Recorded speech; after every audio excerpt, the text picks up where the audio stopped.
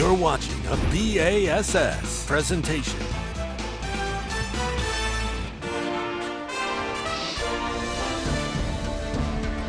Well, here it is. We're ready to go. The Bass Pro Shops Bassmaster Classic, the World Championship of Bass Fishing here on the Tennessee River. Knoxville, Tennessee, the mighty Tennessee River. It's about freezing, the temperature right now. We've got a crowd, though, at Volunteer Landing. We'll show that to you as we get ready to look at this fantastic playing field for the 56th edition of the World Championship Bass Pro Shops Bassmaster Classic, presented by Under Armour. Tommy Sanders here with Davey Height and Mark Zona, and we take a look at our playing field here, guys, and it's not huge, but it's about the right size for this field. It's the perfect size here in Knoxville, Tennessee. Have everything really, really close to takeoff. We saw it was a good crowd for a Friday morning takeoff. First day of the Bassmaster Classic, Mark Zona. We've talked about it. Biggest tournament in bass fishing. Really, not the bass fishing world. The outdoor world is here this week. And the interesting thing about this body of water is a great fan venue, very, very fan friendly. But the biggest consistency in the Bassmaster Classics that we've had here, the lake has been inconsistent, both of those classics. Don't look for that this time around. It is very rare that the anglers that we're covering are like, oh no, I'm on them this time. Yeah, it really is. I can't remember a classic since I've been on this side of the desk, so to speak, where the anglers feel more confident. It's not just one, it's not two. It's hard to find an angler that doesn't feel real good about their chances to win here this week. And we never get that at a classic. Ever. It's always everyone downplaying their chances. This is not the story here. I think that's a good omen as we look at these. Hey, they turn out, it's freezing, they don't care. They come to Volunteer Landing to watch these 58 anglers who've worked so hard, worked their whole lives to make it here, actually get this chance for a once-in-a-lifetime opportunity. And it is a life-changing win. If you could pull it off over 3 days, they will fish 8 hours a day, five biggest fish each day. 15 total is going to be the winner. So, man, oh man, we'll cut the field down to 25 for the final day, Championship Sunday, but that's a long way from now. And it's hard to have 3 days where you don't have a tough day. So you got to keep that in mind. Bear that, make that part of your equation here. Our reigning champion is a young man named Easton Fothergill. Easton Fothergill won on Lake Ray Roberts last year, and only his second classic at only the age of 24. He's an old veteran here at 24. He's with our own Robbie Floyd right now. Let's hear from the defending champ. Well, I can say it, defending champion Easton Fothergill getting ready to go out to the Classic for the first time as the defending champ. How has your life changed since last year? I mean, it's been unbelievable how my life's changed. You know, it's just every time I get greeted on the water, it's "What's up, champ?" And every time someone says that to me, it kind of hits me like, holy moly, like that really happened. But no, it's been a great year. My life completely flip-flopped. You know, it really does make your fishing career. And yeah, I'm looking forward to going to try to defend it today. It's been an awesome week. We're here in Knoxville, Tennessee. You look up there, all it is people. So it's awesome. Idle out in downtown, right by the arena, and I mean, it's goosebumps all around. What about this body of water, though? Totally different than the Classic you won on before. Why are some people saying you're going to be one of the ones to look for? I think it's probably because they're smallmouth. I grew up with smallmouth. You know, you have the option of going to Tellico, which is super clear water, and smallmouth fishing. But I'm going to mix it up. I'm going to do both the smallmouth fishing and a little bit of largemouth. I think that's what it's going to take. There's not many fish down in Tellico, and they're really smart. So I think you have to mix it up in order if you want to win. Any jitters on this first day? Because word has it that the power poles made a little exit from the boat this morning on the boat rep. I heard some scraping, and I heard that was you. That was me.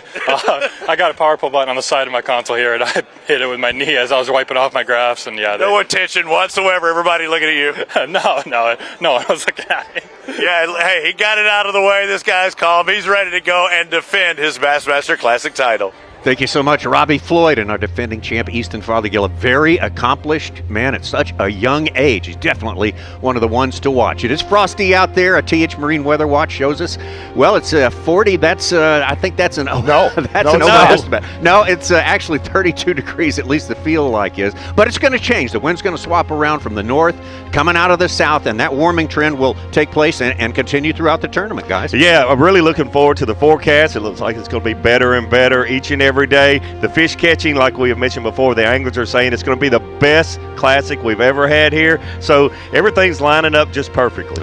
And really looking at the pre-practice, the official practice day that we had on Wednesday before the big rains, look, water temps were getting right. We're talking 55, some anglers finding all the way up to 62-degree water. You know what happens that time of year. A lot of fish start to push shallow. The biggest worry from a lot of our anglers, did some of the areas, some of the key largemouth areas on Loudoun itself, did they get blown out? We're going to find out early this morning with a few anglers that we have on camera. Yeah, and Brandon Lester is one of the anglers that actually said, I want the water to get dirtier. So we're glad we got a camera with Brandon this morning.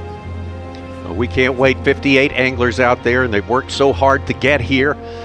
There's a big chance. It's a big, big chance, and you don't want to blow it. And you can't.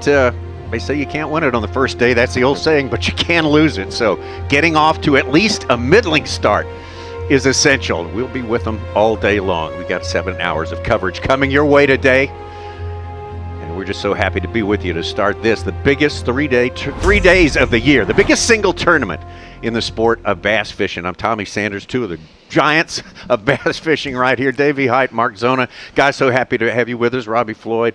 We'll have others. Mike Sukan, Ronnie Moore joining us a little bit later. So glad to have you in the portable edition of our Yokohama Bassmaster studios. And I just can't wait to get it started. And somebody's going to be in a life-changing position at the end of the day on Sunday. Yeah, you're exactly right, Tommy. I mean, it's the Bassmaster Classic, the World Championship of Bass Fishing. We're here in Knoxville, Tennessee. The fishing is good.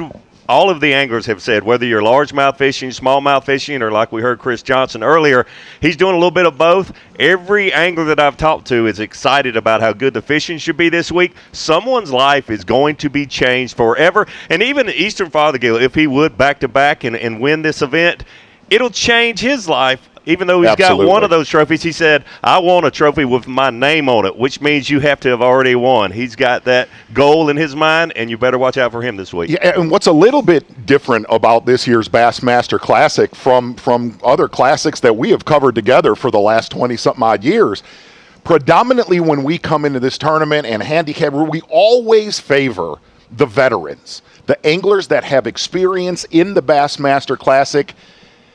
Well, this here's a lot different. Look, the bass fishing world, all of you that are watching this, the bass fishing world really in the last 2 to 3 years has become a young man's game. And you can give reasons. We're going to talk about a bunch of those reasons.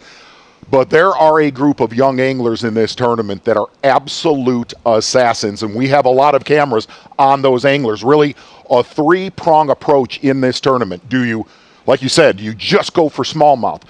Do you just go for largemouth or try to mix it up with a little bit of a mixed bag? I think we're going to see all of those different game plans here on day one. Yeah, it's absolutely incredible to me to hear anglers saying, I'm going to fish 2 feet deep or less in this tournament, win, lose, or draw. That's what I'm going to do. And then you have some anglers that say, I'm fishing 20 to 30 feet deep, primarily for smallmouth. So we're going to see a lot of diversity here this week. Well, just getting the ice knocked off the old equipment here and getting going here, that's a big important thing for these guys, but we promise you they're going to be fishing in just a few minutes right now. We also have Mike Sukan with us today, and Such, you're the guy who makes us these important lists. You connect the dots for us on these tournaments. What are you looking at to give us a better insight into this one, this time around? Well, looking at Knoxville, it's our third time here, so threes are wild, Z, with your 3 tactics. We have 3 previous Classic winners in our field. Of course, we've already mentioned Easton Fothergill last year trying to defend his title. We have Justin Hamner, 2024 winner, and there on the far right, Jordan Lee, back-to-back winner 2017 and 18 are in the field. There's 44 men, Davey Height, including yourself, who have hoisted a Classic trophy. These 3 are going to try to prevent it from becoming 45 this week. The odds are against them, though. We also have a chance to have the youngest ever Classic champion beaten Stanley Mitchell from 1981. Fisher Nye is 20 years old. He just is coming off a Lake Martin win, and Trip Berlinski's our college qualifier there, the purple mustache. And Trey McKinney, we all know about him. He's almost won 2 Angler of the Year titles, and he's got 2 elites under his belt, and the youngest elite winner ever. Nailed it. Threes are wild. We'll be watching that for you. It's going to be good. Well, we got some new anglers to meet during the course of this one. Anglers you've not seen before if you only check out the Bassmaster Classics. So this is going to be a lot of fun, a big journey of discovery for everyone Here's through the course of this day. Here's our three guys fishing their third Classic here in Knoxville. Seth Fider, Brandon Lester, who's had 2 sixth-place finishes, and Brandon Polinick. He's had one really top 10, I think, here. All right, so super experience on here is in short supply. We'll see how everyone adapts to a lake that everyone says is different from the last time anyway, so what's the difference? What do you get experience here or not, right? That's right. And one side note, though, Brandon Lester, not only is this his third Classic in a row here in Knoxville, the previous 2 Classics he had 6th-place finishes, so keep your eye on him this week. Certainly someone who knows the Tennessee River very well. Took his only win with the elites down at the other end of this massive Tennessee River system. Yeah, and really, this is the tale of two faces. If you fish on Fort Loudoun, you got a little bit dingier water. It's a little more like the Tennessee River downstream from here. As you get down towards where we connect to Tellico, and by the way, that run this morning, just to get to Tellico, you're looking at about a 40 to 43 mile run.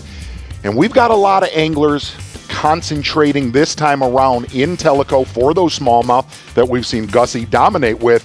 But we're going to see some areas of Tellico, a lot clearer water, a lot deeper water.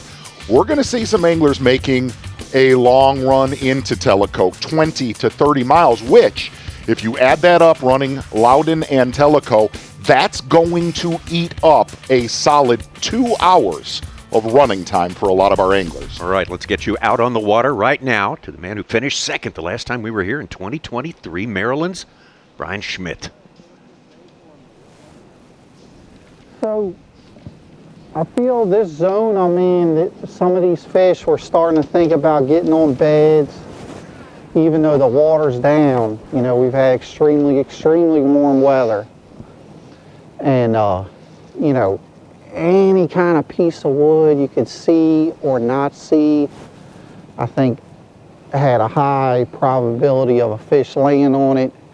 And so, that was all looking really, really good. And then you get 2 inches of rain Wednesday night. And unfortunately, just because this place is so good, I think it's also, it gets blown out so quick. So we have really, really stained water here compared to what it's been. Now, I feel certain that these are river fish. They do not leave. Or like they don't back off, right? I think once they commit, they don't back off, but it gets very difficult to catch them. So here's what we're going to do. We're going to kind of just make a pass through here, just see. And then we're going to hit some other zones close to here that might have a little bit cleaner water, just to, see if that makes a difference, and then fall back on this later on as it warms up. Because just as dirty, this dirty water cools down real quick, but it also warms up quick. And I think the afternoon today is going to be a big, big deal in the zone that I'm choosing to fish. So that's what's going on. We're going to be river fishing 101, and hopefully piece this together. It was looking really, really good prior to this rain, I'm going to tell you that. So just bear with us. Hopefully by the end of the day, we'll look like we know what we're talking about.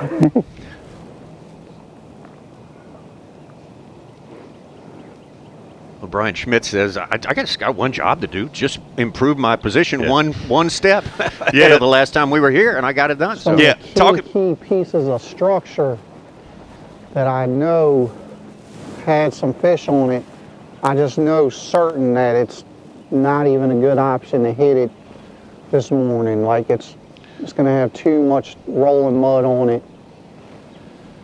So we're kind of just feeling it out. I don't know if you could tell, but like that little stick right there has a little eddy behind it. That's how much current is rolling through here. So that also changes things. Maybe all these fish are stacked behind something because of this current that's coming in here now. That's definitely on my mind. It's going to position them somewhere for us, I believe. Hopefully we'll figure that out.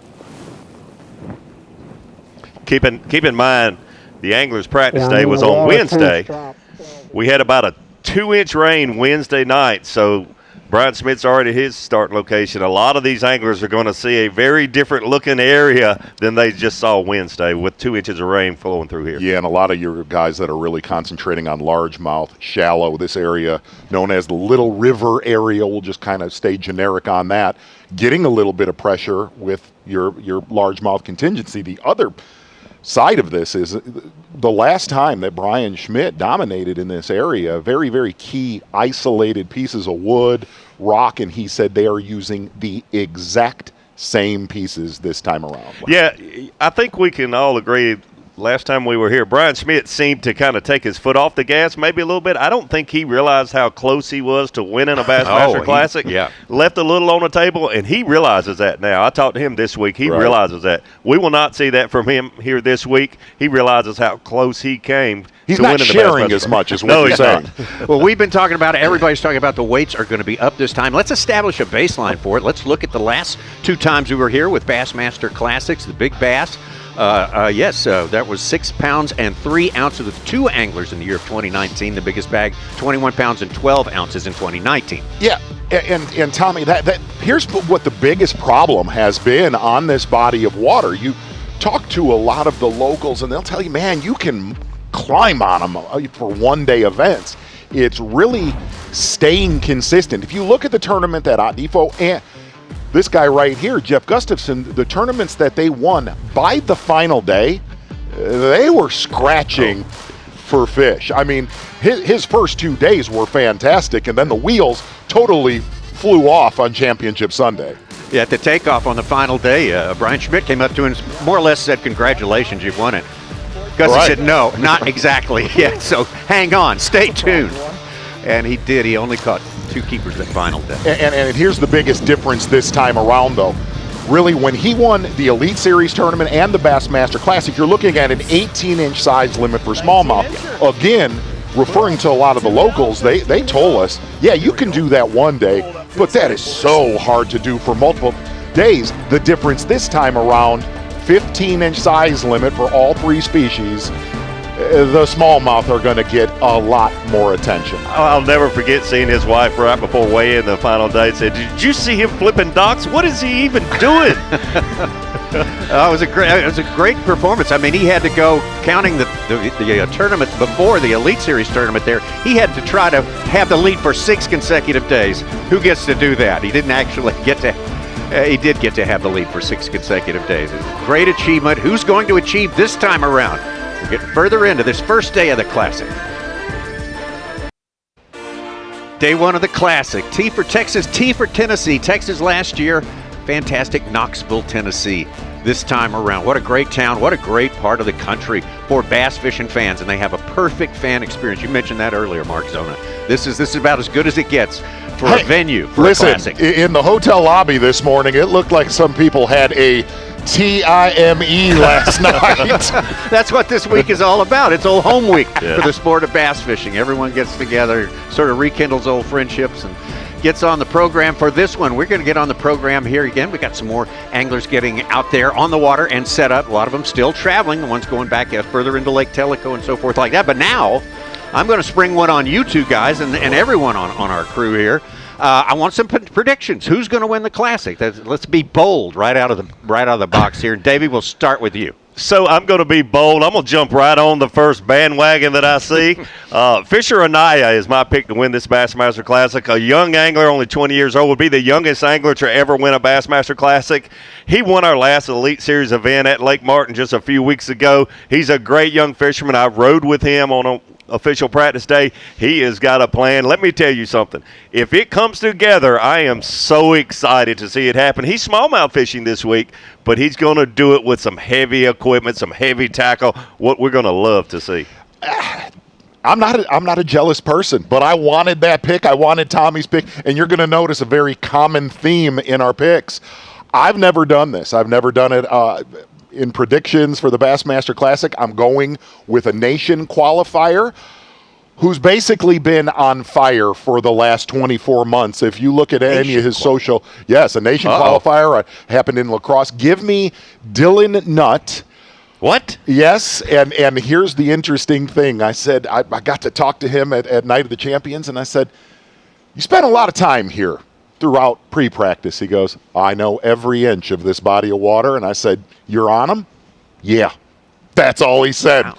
Good enough for me to pick him. Wouldn't that be fantastic? Only the second time ever a nation qualifier would wins a Bassmaster Classic. All right, Such, Mike Sukon, your pick, please. I am going with Trey McKinney, who also could become the youngest ever Classic champion. He's been so close in AOI. He's our youngest Elite Series champ. He's won 2. He's still, really fishing well. Like the other guys, you say Anaya's on a heater, Mr. Dylan Nutt's on a heater, Fothergill. These guys are rolling. We have an average age of about 16 going right now in all of our picks. I can't believe that. I really can't. I'm going to pick a veteran, but he's not going to raise the age up very much. I mean, he's done so much at a young age. We mentioned it before. Our defending champion, Easton Fothergill. And my sort of backwards logic here is that out of the last 9 Classics, 4 of the wins have been part of a back-to-back situation. I got to think, maybe you could believe in confidence gain from a Classic carries over in a more profound way one year to the next. So I'm going with Easton Fothergill. So, Ronnie Moore, let's hop over to the Food City Center. I think that's where Ronnie's at. He's going to be all over the place today. He will be in the Bassmaster Classic Expo as well, but I think Ronnie's over there and set up. He gave us a little pre-show this morning. Oh, he was at the Melon Takeoff earlier. Hey, Ronnie. Hey, before you give us... Go ahead, Tommy. Go ahead. Well, there's... before you give us our picks, tell us where you are and what's going on with you today. We are in the Food City Center. No better place to be, I guess, than a basketball arena and take it over and make it a fishing tournament this week. Going to be an awesome place to be Friday afternoon and evening, Saturday as well, and then crown a champion on Sunday. And, guys, I'm watching your picks, and it makes sense. It is the young wave on the Elite Series and all Bassmaster tournaments. It is the young trend for sure. And in this Classic, 58 anglers, 18 of them are fishing their first Bassmaster Classic. And I've got 5 of the hottest anglers in the sport. All of them have won major titles of some sort. Obviously, Dylan Nutt, Fisher Anaya are guys you've picked. Meanwhile, Trey McKinney, he's fishing his second Classic, and Easton Fothergill, this will be his third Classic. They're still all under the age of 24. But my pick, guys, if it's not a first-timer, one of the young guys, I've got a feeling it could be one of the wily veterans. And the veteran that I'm going with is Lee Livesey. This is his 6th Bassmaster Classic.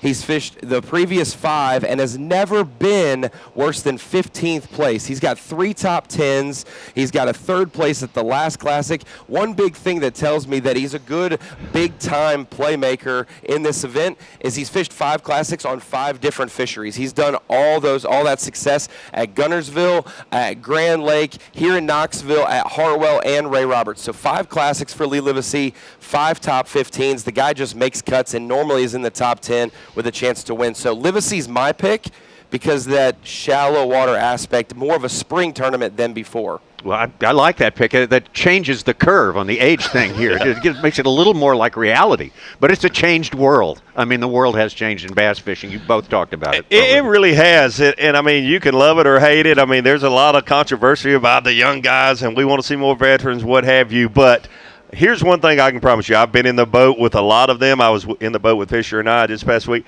They are good at what they do. They are using the tools that are given to them to use, so you can't take that away from them at all. And another thing with Fisher and I, he was very, scary open with how he was catching them throughout practice. And the scary thing that he said, yeah, a grimy day, I'm catching 19 to 20 pounds out there. And I was like, wow, what's the ceiling? And he said, if things go right for me in Tellico, and the other thing is if I'm left alone in Tellico, I can do 24 to 26 pounds. I don't know if he's going to be left alone, though.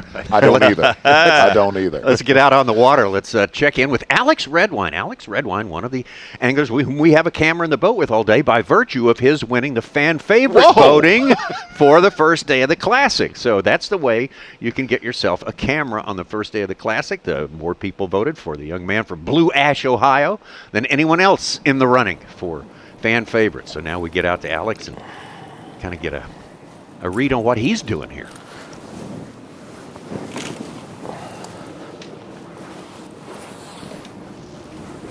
First fish has come across Bass Track. Yui Aoki, an Opens champ with a 2-pounder.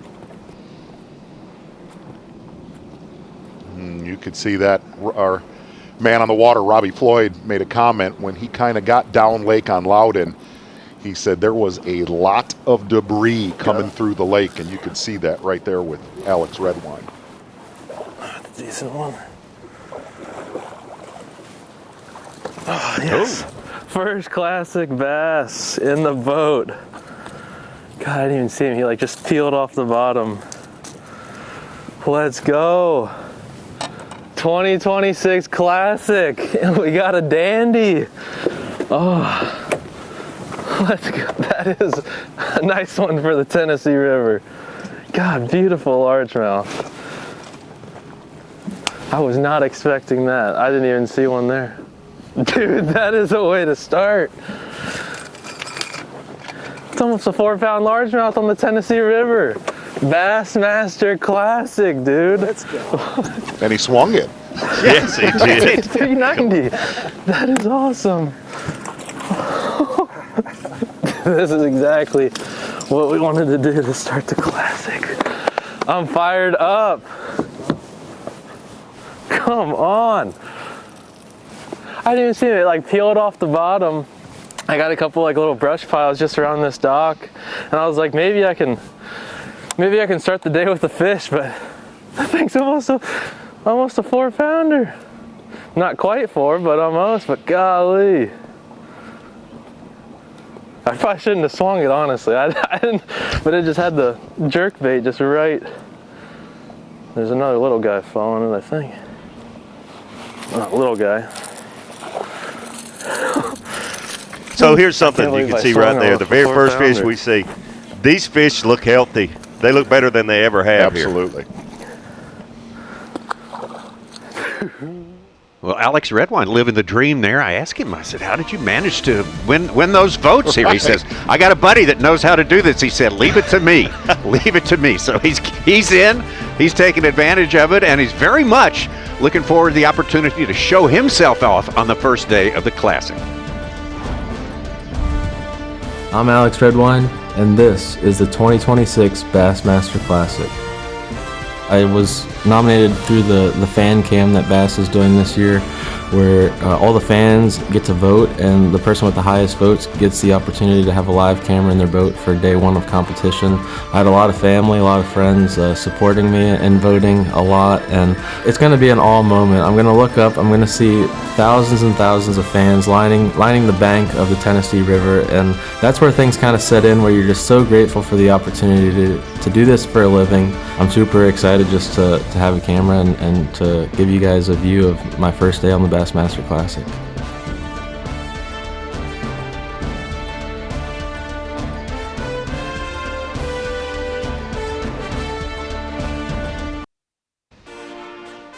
The Bass Pro Shops Bassmaster Classic, presented by Under Armour, is sponsored by Toyota, by Nitro Boats, and by Humminbird. Still in our first hour of fishing, almost our first half hour of fishing. Out here on the first day of the Classic, full field 58. Fish the full field for a couple of days. Let's get out to Tennessee native and Tennessee River experience at play with Brandon Lester.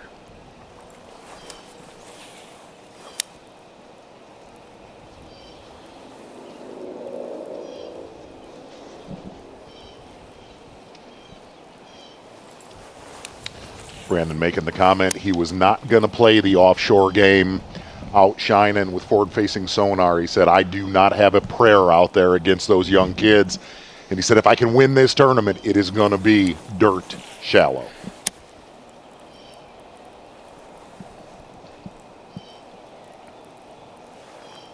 This is his 10th Classic. Best finish was 2 sixth places, both of them here.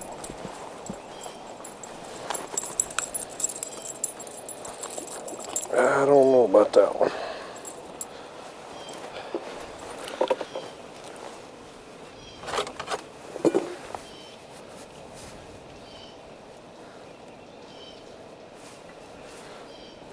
He ain't much, but we got a keeper.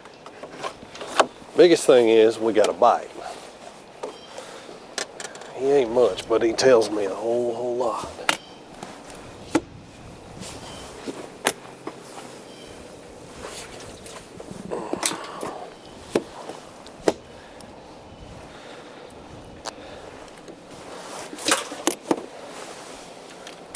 I would be okay with throwing that big spinnerbait all day long.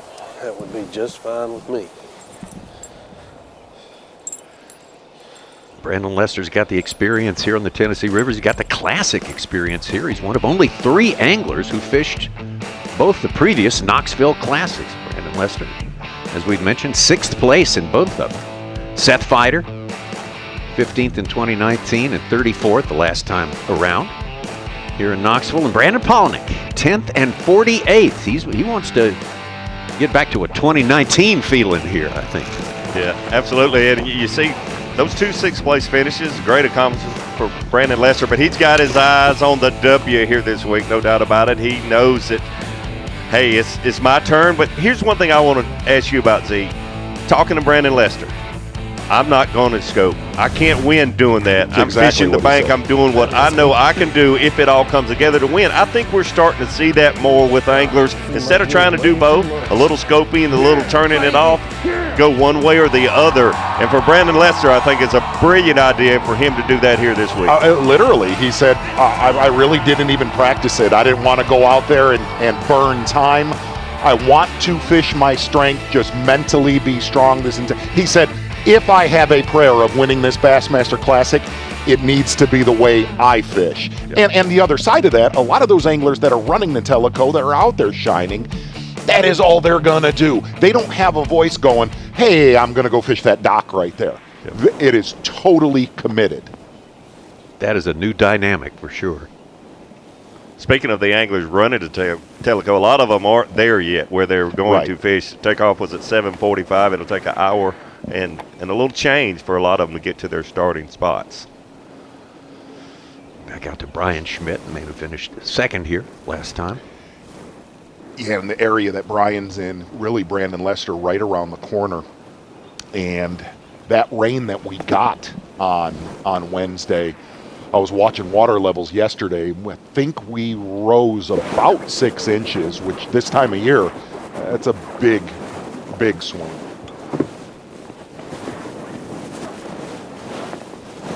It's gonna be all right. Look how white that fish is, dude. Oh yeah. I mean, you can see it. The average size largemouth, it's bigger than it was the last time we were here for a class. Big fish for me. I mean, it's not a giant by any means. It's a good fish, but that's 2 bites off this dock. So he, you know, these fish.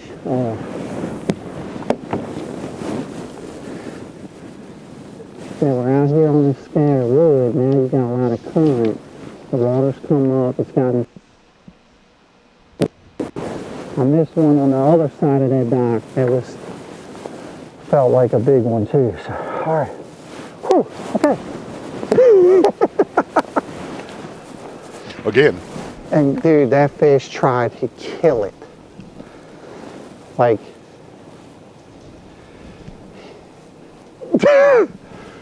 I mean, the water temps dropped 10 degrees. Actually, excuse me, 12. And it's brown. I mean, it's dirty. And that fish said, no, I want that. So look, just bear with us today. I feel like I'm in a zone that has the right fish. Let's just see how the rest of the day goes. We got a lot of ammunition we could fish, like a lot of good spots. Hopefully it'll materialize, but if we could figure out what these fish have done, how they have changed in this zone that we're in, it's going to be all good. So, first fish of the Classic. Good deal. That was very, very good to see how hard he hit that. And I haven't made a good cast here yet. You heard Schmidt say, hey, we're going to be okay. That was his biggest concern in this area, getting blown out on a lot of that isolated cover. That bite showing him everything's going to be fine. Let's get our first look at our defending champion, Easton Fothergill. Down here. Ended up being about a 48-minute run, I believe. I came in this largemouth pocket, had a bunch of fish in practice. I was hoping the water would have some color to it, but it's still crystal clear. Had some really good bites here in practice, so we're just gonna kind of see what's going on in here. And if nothing happens pretty quick, we're gonna go to our smallmouth. So, but yeah, just had to come in here and check this out first before we go elsewhere. But there's some big ones that live in here if we can just locate where they're sitting.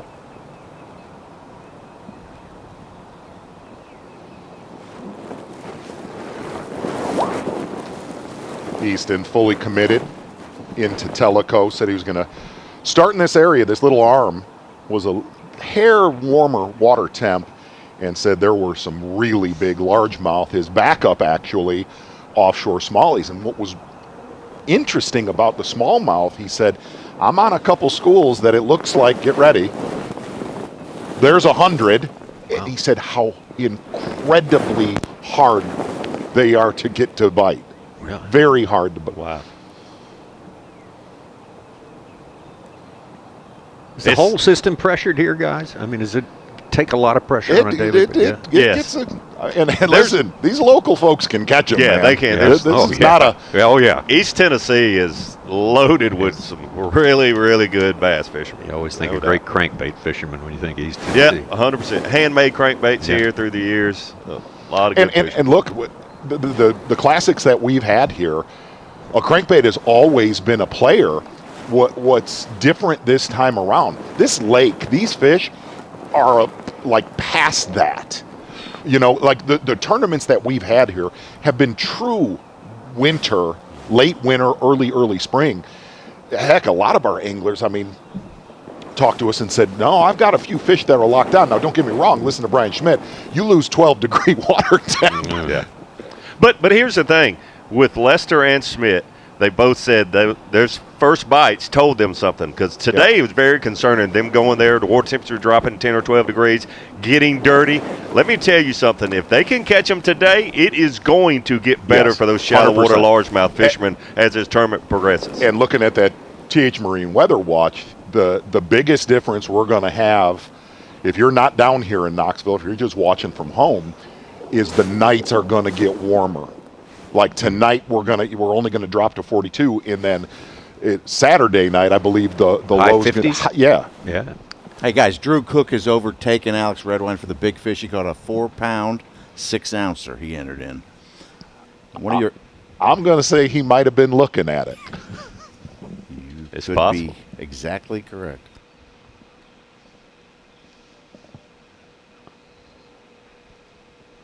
Already I've seen more boat docks than I expected to see. Yeah. A little different from previous trips here. There's been certainly in the mix, but and almost exclusively what we've looked at. Well, we're watching 58 anglers, but eyes first of all on the defending champ, and that's Easton Fothergill. I'm Easton Fothergill. I'm the 2025 Bassmaster Classic champion. Please. Yes! Yes! Let's go! Yes! Let's go! The saying is definitely true. Once you win one, you want another one that much worse. I've never been hungrier. I guess it's hard not to think about that. You see the guys who did do back-to-back. The most recent ones, the Jordan Lee, the Hank Cherries. It's, you've seen where their careers are at now. They're basically, they're the top guys in the sport. Still even a couple years removed. So it is super cool to be in that position where, it's a super rare opportunity to be in, so it's one that I want to capitalize on for another classic win. Been telling myself I want a classic trophy with my name on it now. That's the next goal, so that's what we're shooting for from here on out.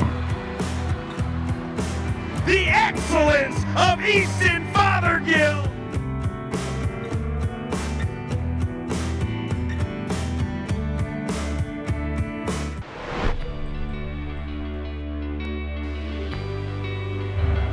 Mega Live 2 and clarity, that's what goes together. The clarity of the Mega Live 2, I think, is super impressive. You can see your bait, you can see the fish, you can distinctly see targets. The fish separate from the target. That's key. The cool thing about it is you can buy an Explorer unit, buy the Mega Live 2, get it out of the box. It's got everything you need. It has the great mounting system where you can go. If you're just wanting to go FFS, you want to go straight forward, Mega Live, you can. You want to go to landscaper mode, you just mash the button, flip the transducer over, and you're right there. It's just that simple. They've really thought it out for you. It's easy to install, and it's easy to understand and read, but the clarity, you're going to love it. You got to try it. Just too smooth, man. It's just too smooth. Even I can do it. Bird Day on the Lake with, you might have recognized him here, the G-Man, Gerald Swindle. Here in Tennessee, showing us how things are being done out there. There's your top 10, unofficially. Per Bass Track and Alex Redwine, a fan favorite on top. Explain, what did you say? How did he win that? He found a I said, how did you do it? He said, well, I know some guys, you know, who kind of convinced me that it could be done. And I said, okay, go ahead and do it. Nah, he didn't give me any details. I want to know who these guys are. Well, we'll ask him. We looks like we might be talking to him this evening for sure. Some guys helping him find some fish. He's our leader so far. Right. Somebody call somebody. Let's get this done. Come on, guys. Redwine was the angler in pre-practice on New Year's Eve day. Caught a 10-7 here. 10-pound, 4.47 pounder here. Hey-yo. All right.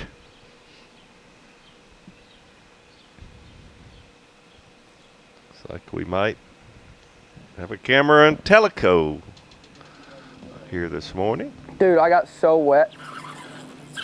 Biggin.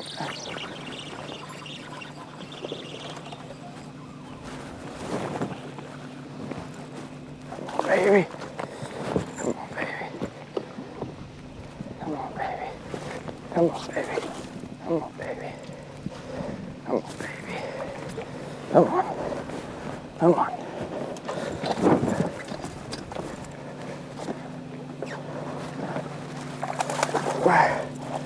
Come on, baby. Come on, baby. Come on, baby. Come on. Woo! That's a way to start, baby. That's a way to start. That's a way to start. Our smallmouth of the freaking tank. Bassmaster Classic. Oh, it's all right. Well, before you guys are gonna watch this, I about lost my mind. Out of the 58 boats we passed, we were 47.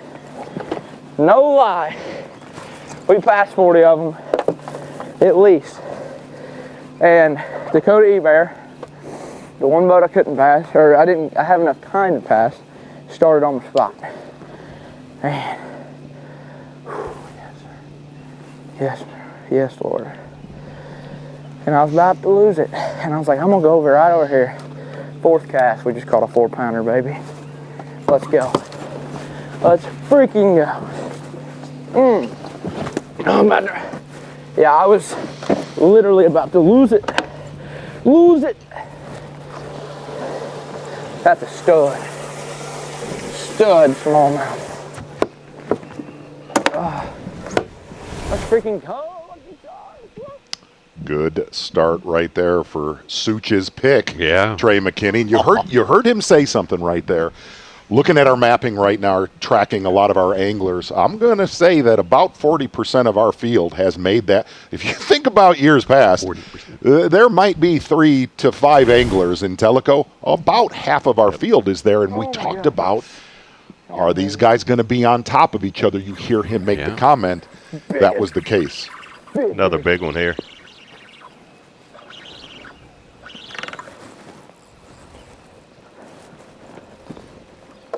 Another 4-pounder. Moving from the 18-inch minimum to 15, I thought would change this tournament. These anglers aren't worried about that. I mean, they're fine with it being 18. These are big smallmouth. A lot of these anglers caught in practice, and what Trey McKinney is doing this morning. Pretty big, though.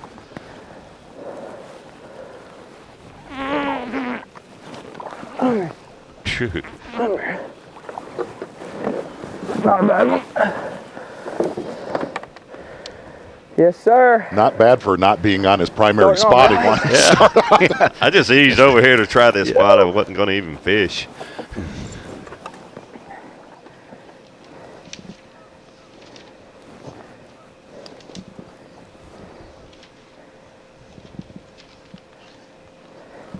Three-pounder.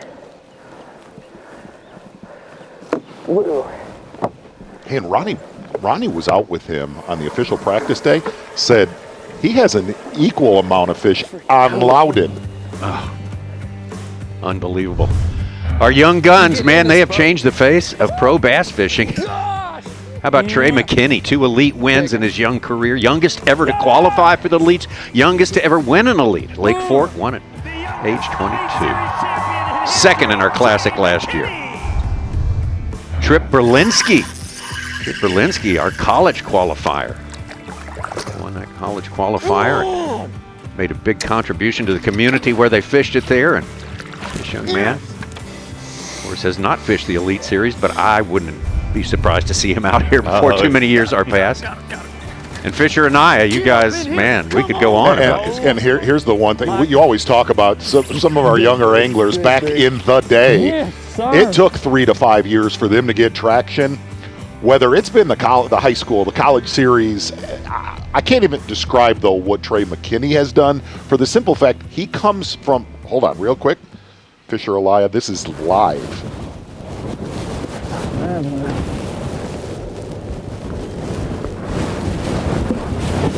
Number 2. That might be a mean mouth, actually. 3-pounder. We'll take him. Number 2. Clean zeroing on the first day of the class.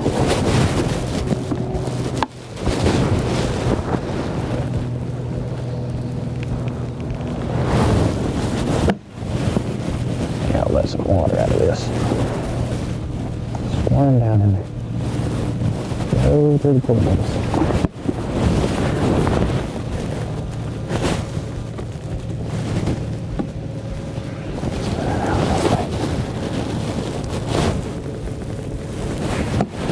Water getting this side.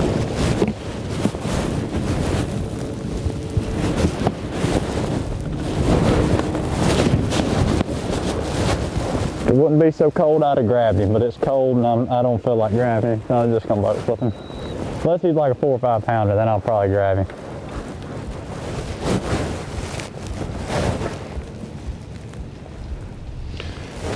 That'll get him in the top 10, and Trey McKinney was in first place till Trip Polinsky caught his 3rd fish and went ahead of him. Hey, and for these smallmouth fishermen that are doing this in Tellico, I'm looking at Gussie actually watching our footage. He's actually here at the set. I've never said this. These dudes that are doing this, they wanted this cold front. They said it was getting too warm where these schools were breaking up. A lot of fish were, them smallmouth were thinking about spawn, and they're like, no, that cold night's going to be really good. Got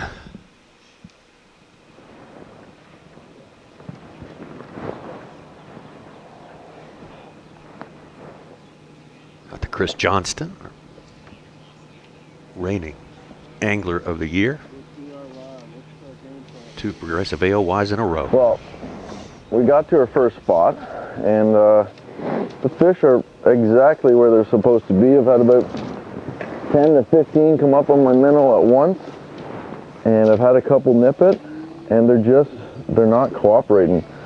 I figured I'd start on this spot just because there's so many numbers and they get competing for it. Like I can see a big wad of them right here. They get competing for it, and usually you can trick a couple, and I thought I could get a couple decent keepers, but obviously has not been the case so far. There's something right here. Come on.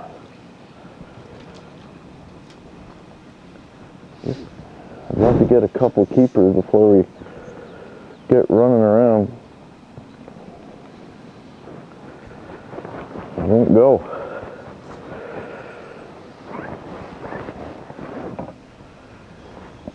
Not good. We made a long run.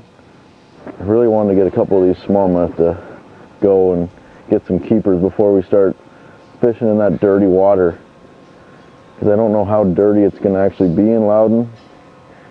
And once I run back there, I'm kind of stuck. I can't come back to these smallmouth.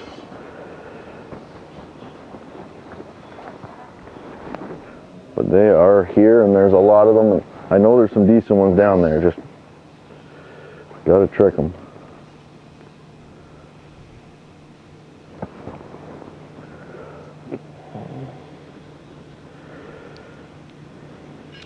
One of the best smallmouth trickers in the business, no doubt about it. But this is what I expected to hear from a lot of the anglers pre-practice for the Classic.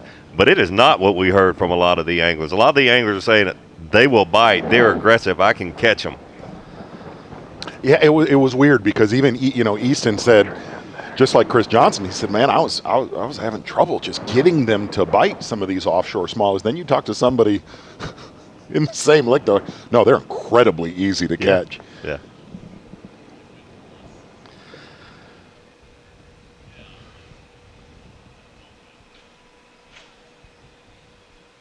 Well, Chris Johnson had a big celebration of his 2025 season this week here. Part of the Bassmaster Classic festivities is Elite Night, where we honor this two-time winner of the Progressive Bassmaster Elite Series AOY Trophy. I'm Chris Johnston, and this is the 2026 Bassmaster Classic.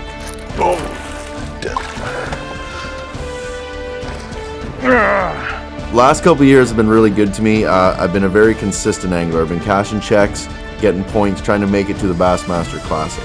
But now that I'm here at the Bassmaster Classic, this is the one I want to win. And I've been semi-close before, but here in Knoxville, the whole family's coming down. I got a bunch of friends. It's not too far for me to get here from home. So I want this one. I want to have a shot at it this year. And in regards to how I changed my strategy, it's the Classic. I don't care about points. So the points got me here. I was very consistent. I throw all that out the window, and I am trying to find a technique, some hole-in-the-wall pattern that other anglers aren't going to figure out. That'll give me that competitive edge, give me a little advantage to have a shot at winning this Bassmaster Classic. I'm not going for fifth. I'm not going for second. I'm going for win, but I also might strike out. But hey, there's no points involved. We're just going for a W.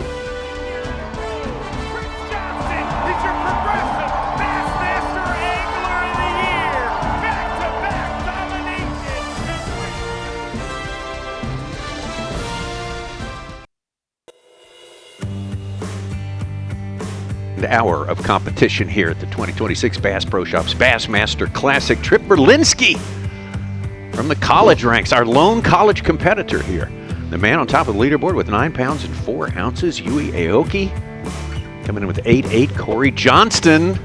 Just saw Chris moments ago, and Corey Johnston having a little more success than his brother early on here. Drew Cook, Trey McKinney. But here's the man with the lead. Trip Berlinski from St. Cloud, Florida, won the 2025 College Classic bracket to make this Classic. Oh, dang. University of North Alabama, and we know that's on the Tennessee River. Oh, my gosh. Yeah, just one of many great young anglers in this Bassmaster Classic. Here's something, though. I've thought about this a lot. It should be no surprise that we have so many great anglers. The middle school, high school, and college teams that Bass really created through the years has created this. These anglers have a lot of experience by the time they're 20 years old. And we got ourselves a college Bassmaster Classic. Big win up there at that Classic bracket, and Trip Berlinski acquitted himself well. This is now Trey McKinney live.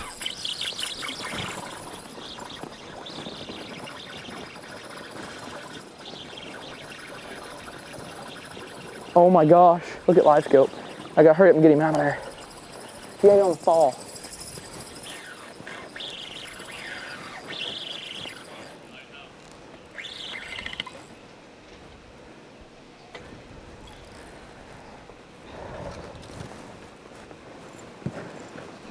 Suits, you're kind of smiling over there, aren't you?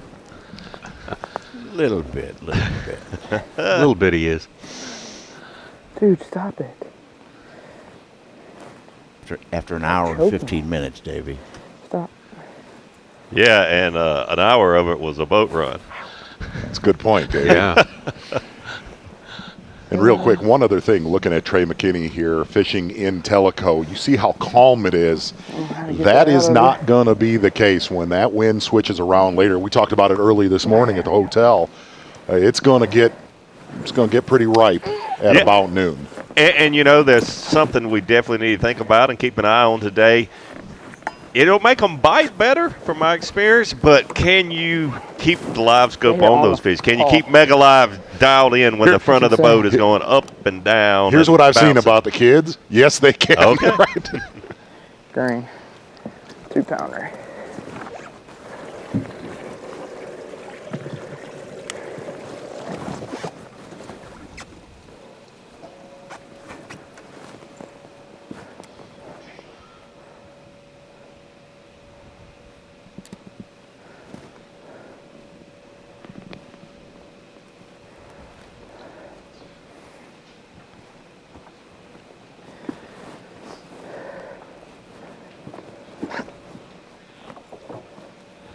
You know, Trey is young, but he's had some big-time second-place finishes already. Absolutely. Angler of the Year, the Classic last year.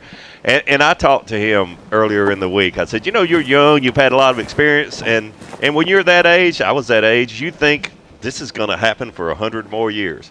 I said, are you starting to realize that no one just has an eternity of chances to win a Bassmaster Classic or a AOY?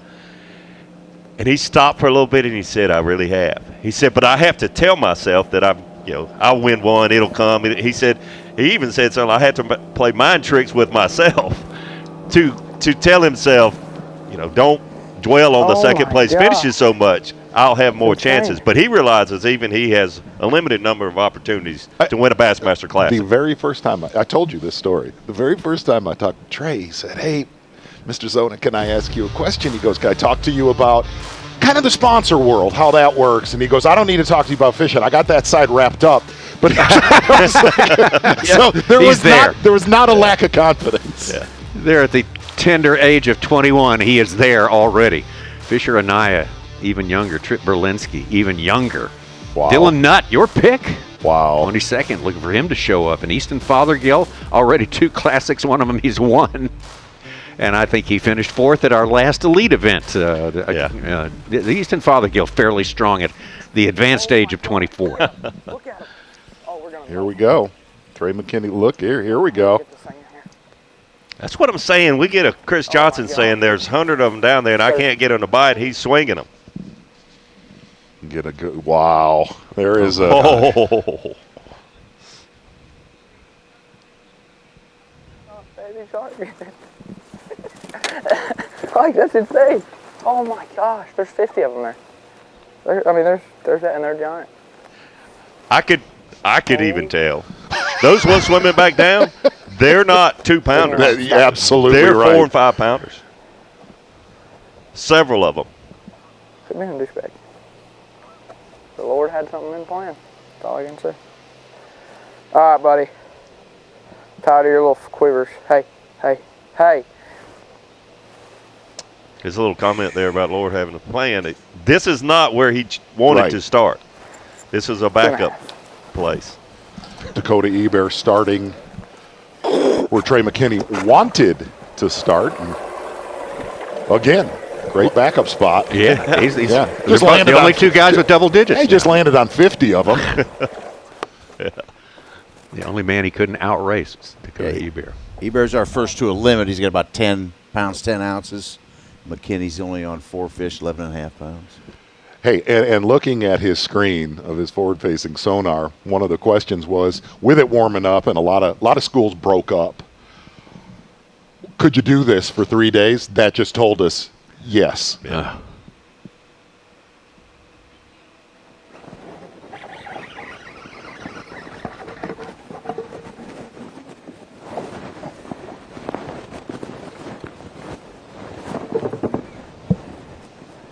I don't know, he might be 15. We'll see. He's kind of skinny, but he's long. Make sure he drift up there. He's long and skinny. He don't weigh much, but it is a 15-incher. number 1. 15-incher, you can weigh in. Classic. Hey, we're not coming in with nothing. That's good. All right. Taking a look at Tucker Smith right here. I made the comment about 30 minutes ago. These fish they're sitting right on the edge of this little rock. About 30 minutes ago, how our field has spread out. There is more than half of our field in Tellico. We have never remotely seen that. No.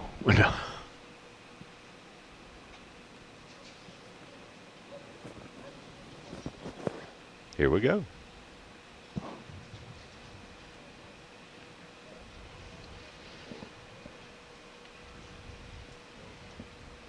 Tucker's had a lot of success at a young age, like several of these other anglers. He said to me Wednesday, side imaging, finding groups of fish is what my strength is, and I have found some good groups of fish. Take note of that.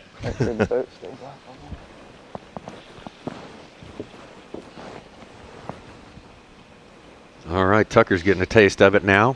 Look out for him. Always look out for Tucker Smith. So accomplished at age 24. Here's an accomplished man himself, our favorite guy on the water, Robbie Floyd, out there. Robbie, tell us where you are and what is happening. I'm going to say upper mid portion of the lake. I'm not in Tellico like I've been watching everything else go down, but I am with Dylan Nutt. I had to go follow him. Mark Zona said this is his guy, so I said, okay, out of the guys that don't have cameras, I need to find him. His first cast of the day didn't catch a fish. His second cast of the day, he did. It's about 1.5 pounds. Third cast, it was a big one, but it broke off. I mean, it didn't just come off, it broke off. I said, what size line you using? 15 pounds. So it really shouldn't have happened, so a little unfortunate there. He said this area that he's in, he said he wanted to get it before the wind started picking up because it might be blown out later on today, that he's going to make a move to a place that he really knows that there are some fish. So we're yet to see where that is. Just a moment ago, he caught his third keeper, about a 3.5 pounder, so now he's getting into that right size. He said there's some big ones here. He's seen them. He's actually lost 2 big ones, but now he's in that right size bite, and he's looking for them, and he knows this is a very active area. Robbie, if you can, kind of just walk us through depth that he's concentrating on. Must be skinny because I was actually able to put my power poles. He was trying to keep me away from the areas. I'm going into his tail race right now. I feel a little confident in that, but he must be targeting a ridge, and I'm 150 yards off of where I see the bank, so this ridge must come out a long ways. And the way that I see him, he's not directional. He's not staying to one side or another. He's working all around. He's on that graph. He's trying to find those big fish moving around, but they've got him chasing a little more than I think he was planning on. This morning, I mean, it was the first 3-4 casts. He had 3 bites, so I think it's a little tougher right now than he thought it'd be. So, Robbie, I'm real curious. Just in your sight there, if you look around a little bit, how many boats do you see in the area that are in the tournament fishing around Dylan? 1 right there, and I just logged into my Bass Track to see who that is just a moment ago. Jacob, my cameraman, might be able to pull that up. There was 1. That's it. It must be somebody good because the drone was up, and I don't think that they were on us, so I'll try and find out who that is in just a minute. But I heard the drone, and I'm like, all right, let's find out who it is, and I'll get you that here in just a moment. But, we're in a flat with a nice ridge running through it that is heavily populated, and these 2 guys have it to themselves. So it's a really good scenario if these bigs start biting. And I thought it might be a largemouth area, but he said there's smallmouth and largemouth in this same spot. All right, Robbie, we've kind of been around the horn here up in the studio, up at the HQ here. Everyone giving their picks on who's going to win this thing. So I put it to you, Robbie Floyd. Who is? Hey, I didn't. Give us your pick. I didn't prepare for this. Doesn't matter. It's got to be the guy with the drone around him. Yeah, maybe it's that dude that's good. No, I'm not going to do that.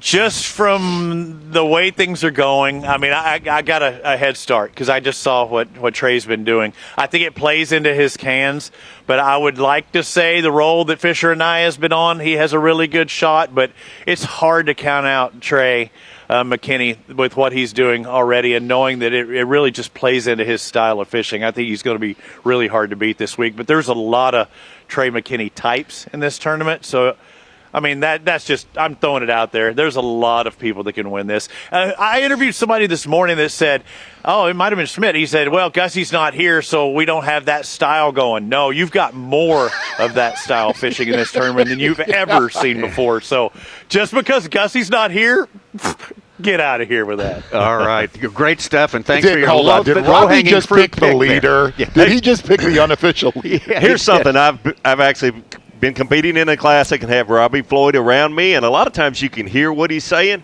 Dylan is absolutely going to break off the next bite he has if he just heard him say, I'm picking Trey McKinney. He's going to set the hook so hard. Yui Aoki was right near Robbie Floyd there. Okay. Oh, you could see the difference in that watercolor with Brandon Lester right there.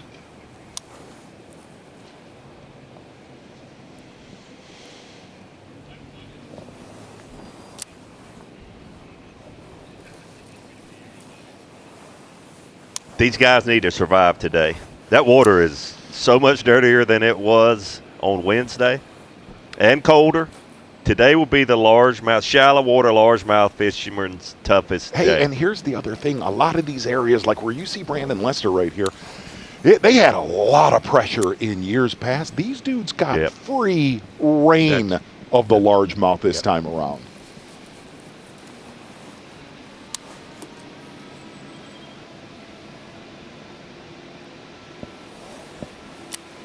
Gussie's standing over there saying, yeah, I really like them saying Gussie's not around this time. He's been so dominant here on this stretch of the Tennessee River, Fort Loudoun and Tellico.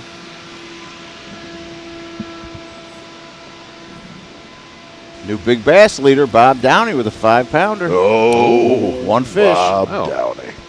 At his parents last night after outside the arena here on the way back. They're real nice. His uncles who got him fishing, they're real proud. His family follows him, and they're all like old Bob. They're all great, likable people. Yeah.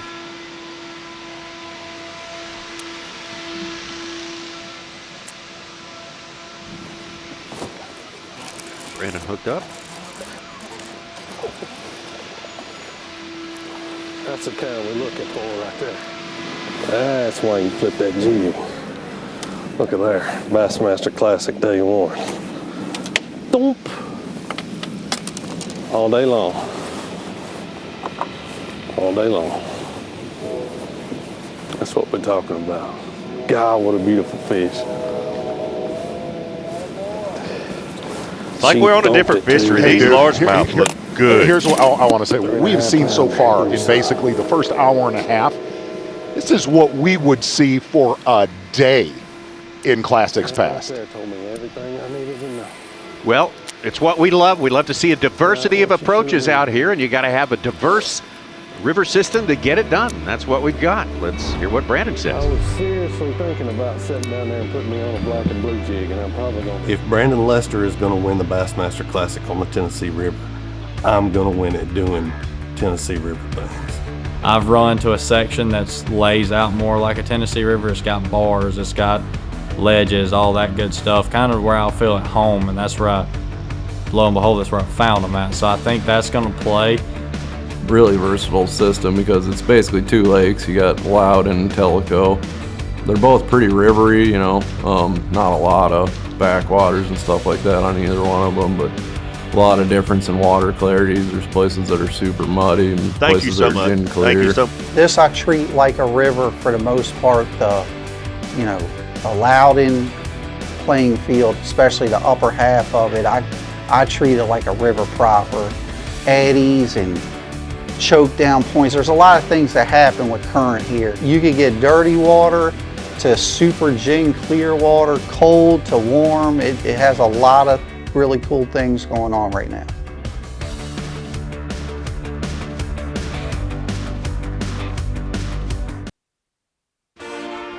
All right, I'm a poor man's Tommy Sanders right now, Davey Height. Here we go. Bassmaster Classic, Knoxville, Tennessee River, Fort Loudoun, and Tellico. And take a look at that leaderboard right there. It has shifted in a big way. There was word that there's some fish starting to lock on the other day. Well, leading your tournament unofficially, Drew Cook, 16 pounds and 4 ounces.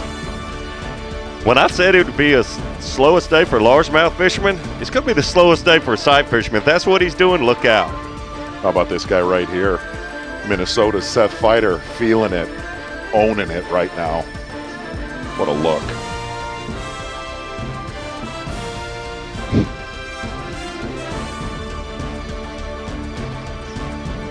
Well, Seth Fighter said he was going to stick to a game plan, wasn't going to go fish against the kids in Tellico. This is a few minutes ago with Seth Fighter concentrating Fort Loudoun.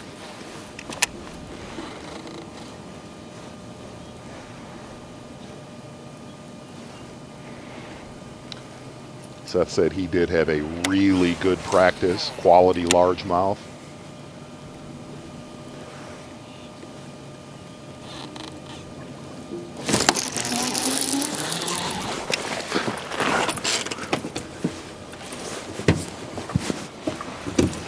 Got a heater going. Keeper. Staying warm today. I believe. It looks long. First bite of the classic. I believe we are on the board. Oh yeah, 16-incher. Little Bassman spinnerbait. I told you, Mitchie. I did. There we go. First fish of the classic. Not a bagging, but a 2-something. It's a start. Get the skunk out the boat. On a little Bassman spinnerbait. That was on a little piece of wood kind of out under the water. Maybe they just slid off the bank just a little bit. Solid first keeper right there for Seth Fighter. First bite of the morning for him. Gussie, we're happy that you're here. We're sad that you're here at the same time. Walk us through, I know you got to see a lot of the footage from earlier this morning, how different it is this time around from really the last 2 classics. Yeah, I mean, it's going to make it a little more exciting seeing those largemouth mixed in for sure. They're catching some nice ones, and I saw you guys make the comment they look chunky and healthy, and we're seeing some smallmouth action too. When you won, we talked about this earlier today, when you won the event, and it got grimy the last day, but for the most part, besides the canal in between the lakes, Loudoun and Tellico did not get a lot of pressure. Right now, 2/3 of the field is in Tellico. Yeah, like I fished, I caught a lot of my fish in that first mile going into Tellico last time, and I mean, I'd see 3 or 4 boats go by maybe. Not very many guys were running up there, so that's a lot different than last time for sure. So I have a big question for you. These smallmouth just didn't appear in this lake. Are these guys just branching out more? Are the electronics even better than they were just a couple of years ago when you caught them here? What's your thoughts on that? Because like Chris Johnson's saying there's 100 of them down there. You were the only one that could consistently catch smallmouth. That's why you won those 2 events here, one of them being the Bassmaster Classic, and now there seems to be a lot more fish, but that can't be the case. How are they seeing them so much better?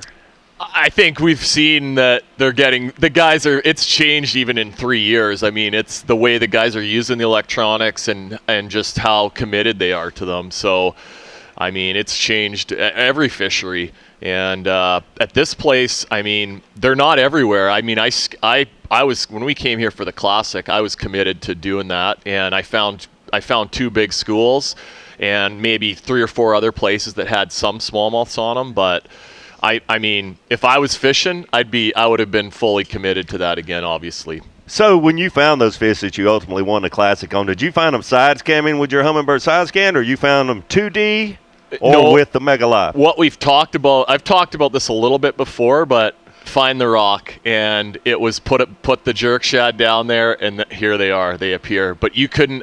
When I found the first big school, I mean, there were probably 100 of them there.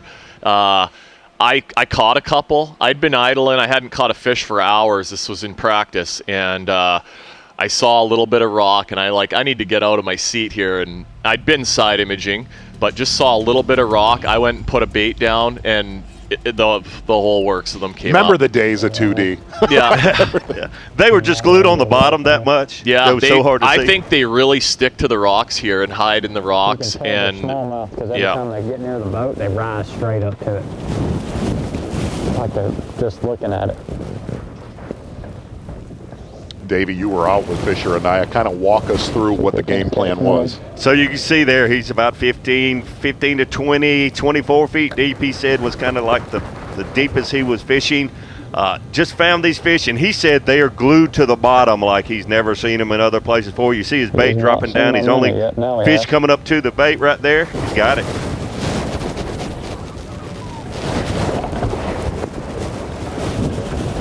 He might be 15 from that. I saw him lay down his bait caster. He told me in pre-fish he caught a lot of his fish on 20-pound tests using the bigger dice-type baits. So you can already see this morning that he's downsized a little bit with his bait, and he was not talking about catching bass this size. He was talking about catching 4 and 5 pounders. Not the right size. They definitely shrunk a little bit, but they're going to take them and not say a word right now. Quit flopping. 1 3/4 pounds. Hey. 1 3/4 pounds. Gussie, something that Davey talked about earlier this morning before we went live. You see a lot of the young anglers, okay, that are very, they're incredible at this. And Davey made a comment, and there's truth in this. A lot of the older dude, not that you're an old dude, but a lot of the older fishermen that try to go out and do it, they're slower at it. Yeah. You know what I mean? Like Davey said, the biggest thing that he noticed, and I've noticed this, is the speed that they can be on a trolling motor and stay on an individual fish.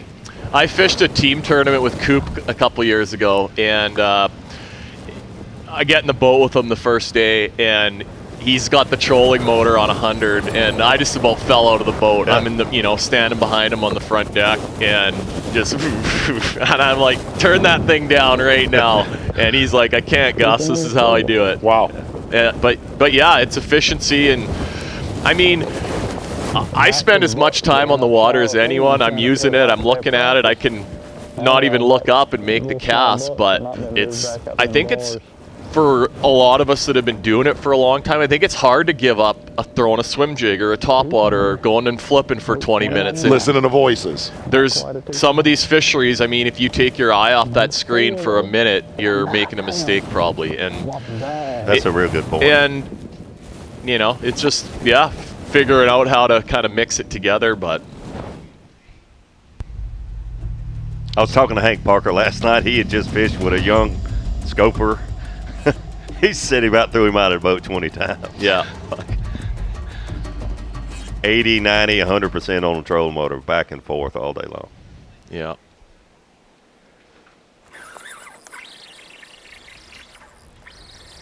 Little bitty guy, I think.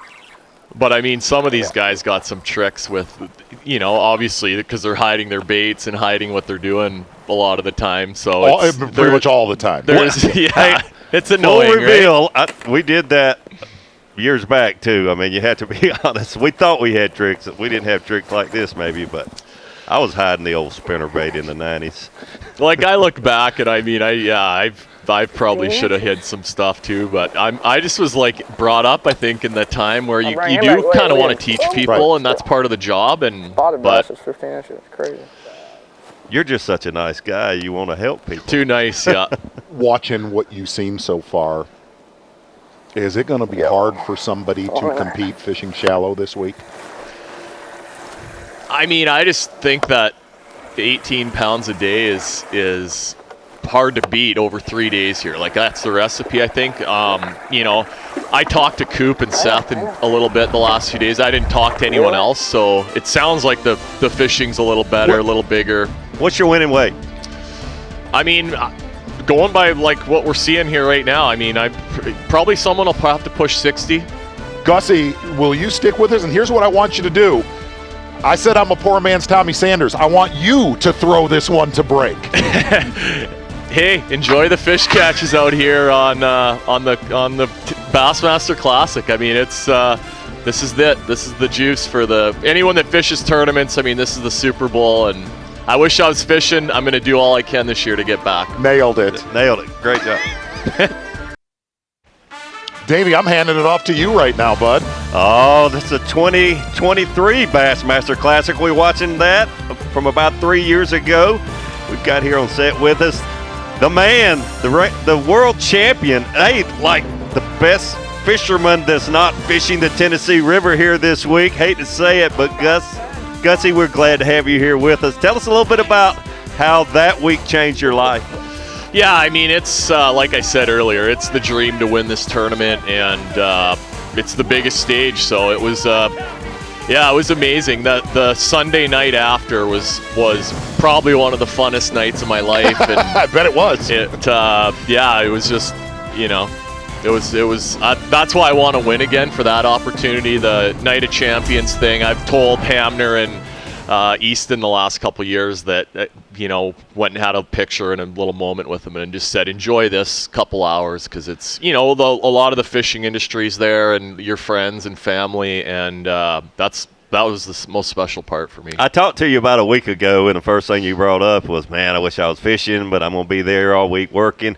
Let me go ahead and warn you, because I had this happen to me where I won the Classic in New Orleans. A few years later, we had a Classic there. I didn't qualify for the Classic. I had like 10 people come ask me, what'd you catch today? They had no idea. They're your fans. They love you, and they have no idea. They really don't even care that you're not fishing. So I had them come up and say, how'd you do out there today? And the first few, I explained the pain and the process that I didn't make it. And then I started just rolling with it like, hey, I caught a good limit early. I want to come in here and work the show the rest of the day. That's the way you need to roll with it. Okay, that's what I'll try. I've gotten, like, in the last 2 days, I think I've gotten probably 10 messages on social media from people, like, wishing me luck. Yep. And you ought to just run with it. Yeah, just run with it. Tell me you weighed in. I had 20. It's only Friday. I got 2 more days. I came on in here to work the show. Yeah, that place is easy. I mean, But no, it's been hard a little bit this week, seeing everybody's social media and wishing I was here. But I'm here. Wouldn't nowhere else I'd rather be. Taking a look at those weights. We talked about it early today. This is a different playing.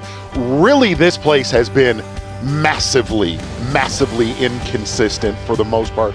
Taking a look at this leaderboard right now, this lake is fishing incredible from years past. Yeah, for sure. I mean, I don't think after day one last time the top 10 looked much different than what it's at right now. We know. We got a long way to go. So, Drew Cook, your unofficial leader right there with 16 pounds and 4 ounces. Will be interesting to see how he caught those today.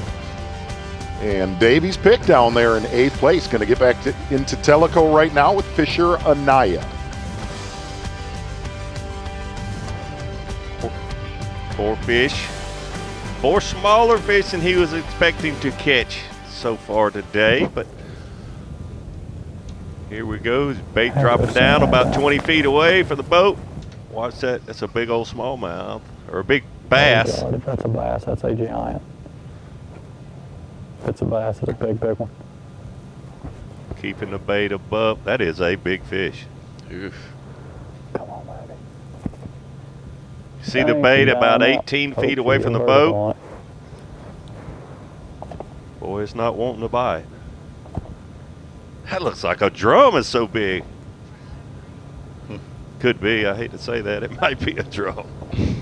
It would have bit already. She's all over it. She's getting faster and faster each twitch. Well, that's it. Got it. Got it. I got it. Big one. Big one. Big one. Really big one.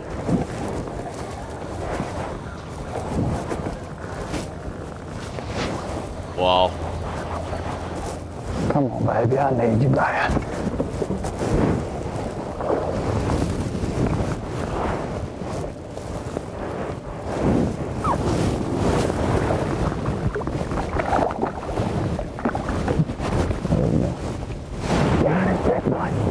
Yes, sir. That's more like it right there. That is more like it. It was a little tricky to get him to want to go on it.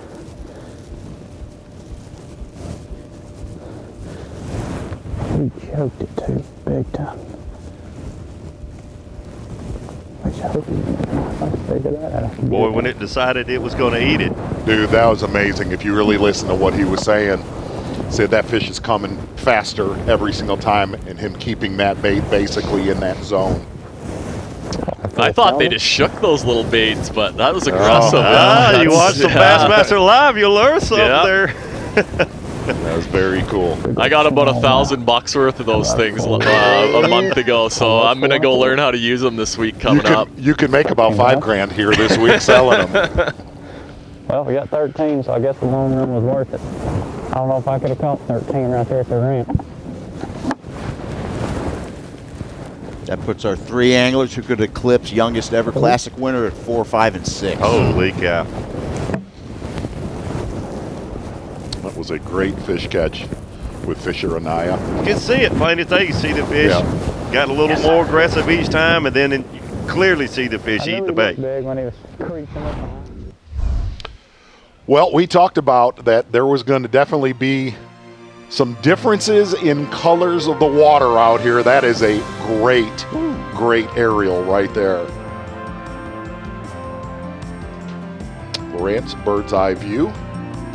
And again, if you have never been on Fort Loudoun and Tellico, and Gussie, you really, for the most part, you have ignored Fort Loudoun. That first Elite Series tournament we had here, the first day of practice, I launched down near Tellico and I caught 2 largemouths all day. The second day I fished on Loudoun, I did not catch a bass all day. I remember that. The third day I went back to Tellico area, and I'm going to expand off these 2 largemouths I caught, and got lucky and dropped a jerk shad down in that canal in the afternoon, and it was a game changer for me. So yeah, my largemouth fishing here has been pretty minimal. I've probably caught about 7. Well, that is one of the cool things here on day one, getting a look at all the different areas. Brian Schmidt fishing in the Little River area, and he definitely was worried about some of that stuff blowing out. It is a different world in there today from 3 days ago. That is chocolate milk.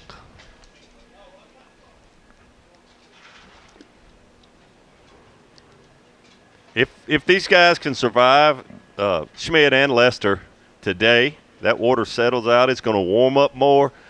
Big things could happen for them in the next 2 days. I just hope they don't fall far behind today. And really, for the largemouth fishermen in this tournament, this is the second day from that front, which is generally on the this time of year, that is the toughest day. Yep.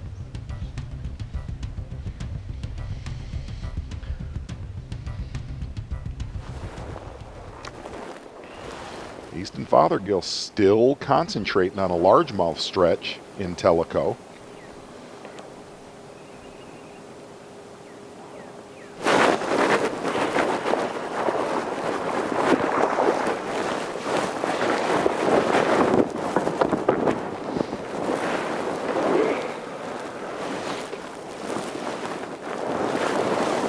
Gosh, he had such a good practice. Such a good practice.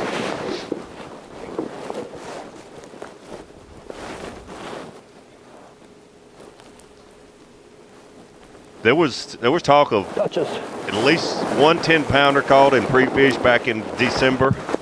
Some other real close to double digit and a 9. I think Easton has a plan that, hey, that'd be a game changer. Get one of those in the boat.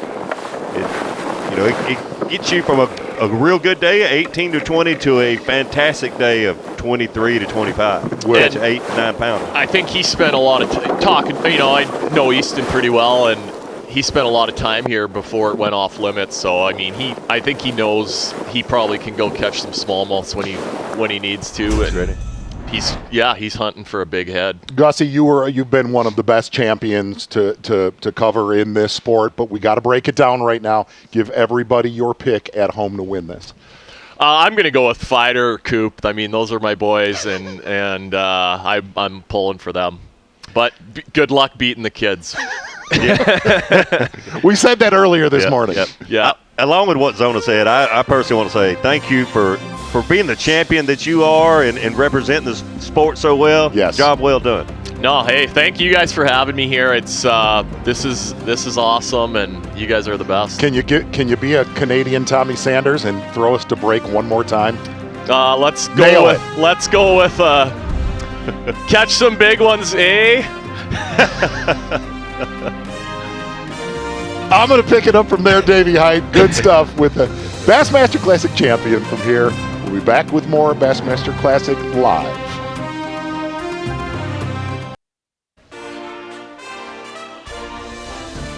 Bass Pro Shop's Bassmaster Classic coming to you from a mighty Tennessee river, the Holston River, the French Broad River, the confluence just north of Knoxville here. And our fellas launched just south of that and take off from Volunteer Landing, and we're in the third hour of fishing already on this day number one. It goes by very fast. The entire classic goes by very, very fast. It seems like it will never get here, but when it does, it goes by real fast. Yui Aoki, our leader, as it stands right now, 15.5 pounds, making a pretty good case that he's gonna make that cut to 25 after day number 2. That's tomorrow. Yeah, and Dylan Nutt. Who picked him? Pretty. Oh, yeah. And here's what Dylan Nutt said to Robbie this morning. He's like, why'd Zona pick me? You're a pretty big target right now in the bass fishing world. And hey, looking at 1 and 2 right there, they're fishing about, Robbie said it, they're fishing about 100 yards from each other. Yeah. All right, guys. Well, what do we see now? I didn't get to hear Gussie when he was up here, but I'm sure he had some great things to say. So when he left, this is a Canadian saying, man, it's really cold up here right now. So believe it or not, even though the forecast says it's 40 degrees this morning, it's pretty chilly. But I'm going to tell you what, the fishing is not showing that. The fishing has been on fire. We expected that here this week. And I guess the biggest concern for me is the largemouth fishermen fishing shallow today, dealing with the super dirty water and the water temperature dropping about 10 degrees. If those guys, I've said it before, but I've got to say it all day today, if they can survive today, they will have a great chance to come back on Saturday and Sunday. And I think it's also interesting, granted they had a little bit more time to fish, the anglers that are in Loudoun, but first and second right now are fishing in Loudoun, then really the majority of the contingency in Tellico fill out the other top 10. Well, Chris Johnson, we were with him earlier today. He had gone all the way to Loudoun going to catch some smallmouth. He says, I'm blocked out. I can't go back up until. Was that a time consideration thing? Yeah. Is that what he was talking Yeah. about? If you go to Tellico and then back to Loudoun and then try to get back to Tellico, you're going to burn way too much. And the other thing is Chris Johnston, he said, really, I've got 2 schools in Tellico. One of them where he started, then the other school's near the canal. But he was one of the fishermen that said they are so hard to get to bite. Okay. It's the river's narrow through this section here at Fort Loudoun and Tellico, but it's a long run down to that lower end of Tellico. And really you're committed from a gas standpoint. If you run to the other end of Tellico, you run back, you're done. You can't run around a whole lot. You've got to find somewhere to get gas, and that's a time issue and all that. We saw that with Gussie when he won here. He had to get gas that final day to be sure what he could make it back. All right. Well, we know that Ronnie Moore is around here somewhere. I don't know whether he's at the Food City Center. He may be inside the expo. Ronnie, where are you right now?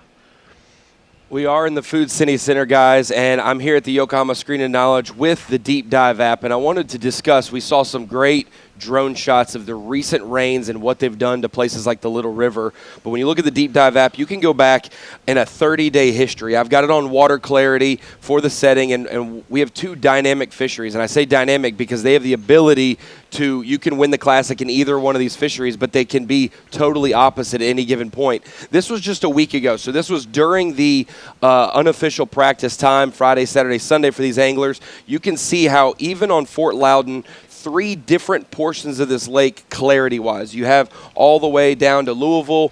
That is what we would consider severely stained. You've got good water clarity here for normal stain, and it starts to get clear. Let me compare and contrast to Tellico. As you click that and you see it is mostly all light blue, a little bit of green, one little creek that's got red. So you can see which one's clear. It's definitely going to be Tellico. Now, what we saw Wednesday, guys, on that final day of practice was a lot more of a consistent watercolor throughout Fort Loudoun. This is much more recent. This is earlier this week. It has not factored in the rains. We should get that readout by tomorrow. But, guys, when you see places that are clarity-wise, Zona, the big deal you also have to look at is the stream inflow. And as I pull in the stream inflow and we can dial in maybe the Little River specifically, all of that flow coming in is why places like this will look like others, but when it rains, it will get severely blown out color-wise. And really looking at that, to dial you in if you've not fished this body of water, looking at that deep dive app, it basically just tells you Fort Loudoun is just a different monster than Tellico is. Tellico, much clearer, much more smallmouth environment. And the great thing is, tomorrow morning, we will have a satellite image from that deep dive app of this afternoon, which is going to show, like that Little River area where you're looking at Brian Schmidt, there was solid water clarity, very stable water in there Wednesday. And then when the Wednesday night rains hit, that's when it's basically turned to chocolate milk. And we'll have that entire satellite image tomorrow morning. All right, Ronnie, appreciate it so much. Good stuff. Yeah, absolutely. From over there at the Food City Center, where the weigh-in will take place later today after we were done with the fishing. And we are a long way from done with the fishing for this first day, this first very important day. 3 days of fishing at the Bass Pro Shops Bassmaster Classic. Let's take it down to Fisher Anaya. Tommy, he caught a big one when you were off the set. Oh, he did? Yes, he really? did. Oh, okay. We were able to see there's another big one. He's fixing to catch another big one. This is the biggest fish on the point right here. All right, there's his. That was her. Like she's 5-6 pounder. She's about just 20 close to feet the boat, away. and I can't see with all this pollen and stuff. There's his Going bait right on going her down. head. Just getting down to it. 25 feet. Ooh, Oh, aggressive. my God. Aggressive. She's aggressive. on it. She's on it. Got it. Got it. I got a big blood. I don't know if I got the big one or the small one. They're all three big. Oh, they're all big.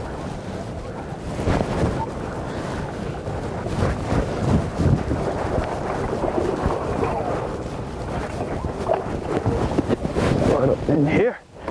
Yeah. Just swing it on in. Make a little run at him now. Come on now. Hey, man, and he's not fishing deep. No. That's like 8 to 10 foot of water. Let me tell you something. We made a long one. Way too long. I did a little peeking at his graph when I was with him at practice, Z. There's one And that's like massive. he found Like some a shallow, school, like found 4 or some 5 deep, found some 3.5. in between. Gets rid of number 3, which is purple. We got 15 pounds.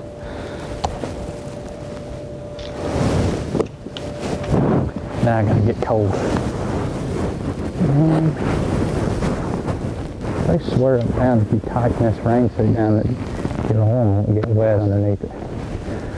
We're about to try it.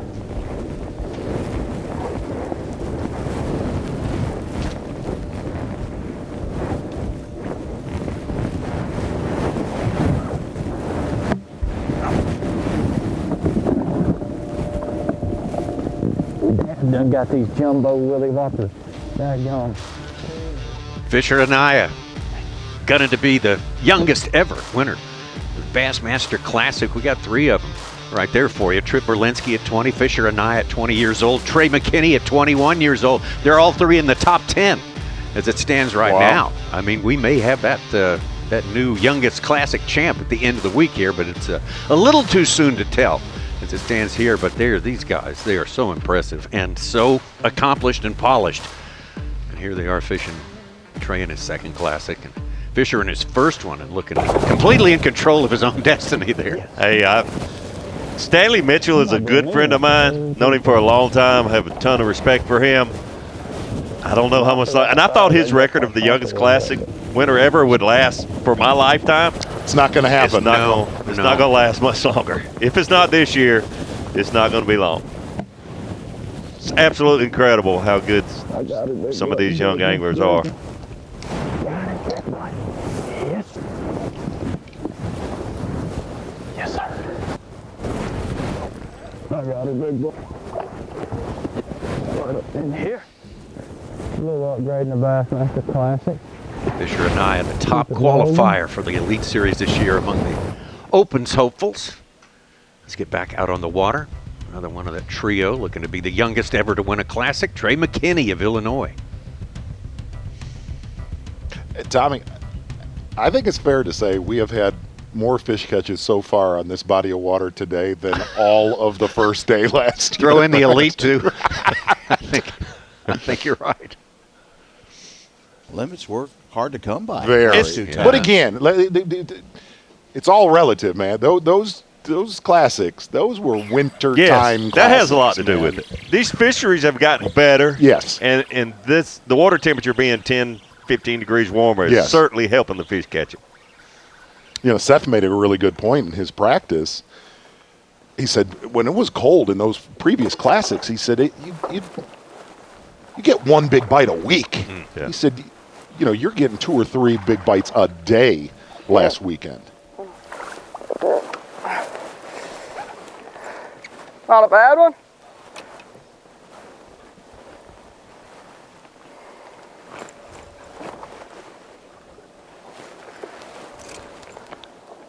Oh, cool, big time. Got to beat 1-8 in order to make the team there. I think that one will definitely help him. Okay. 2.5. Probably a pound. Well, he finished second. Ray Roberts, last year's Classic. So you know, in that year since then, he's been fashioning a plan, some way to get to the top this time around in 26. I definitely have one main pattern that I think I can get a 4+ pound bite doing. Oh, Malcolm, hurry up and get this thing in here. Like, that's insane. Oh my gosh, there's 50 of them. You know, anywhere from 30 foot of water to about 20. They're roaming on mud bottom. I mean, they're on the bottom in 24 foot of water. I mean, literally scraping the bottom. And it is unbelievable on how weird these fish are being. But on another thing, sometimes there'll be 10 of them, sometimes there'll be 15 of them sitting on like a little creektional ledge or something like a depression, something leading back in pockets, somewhere where they're staging to where they know they can go and spawn.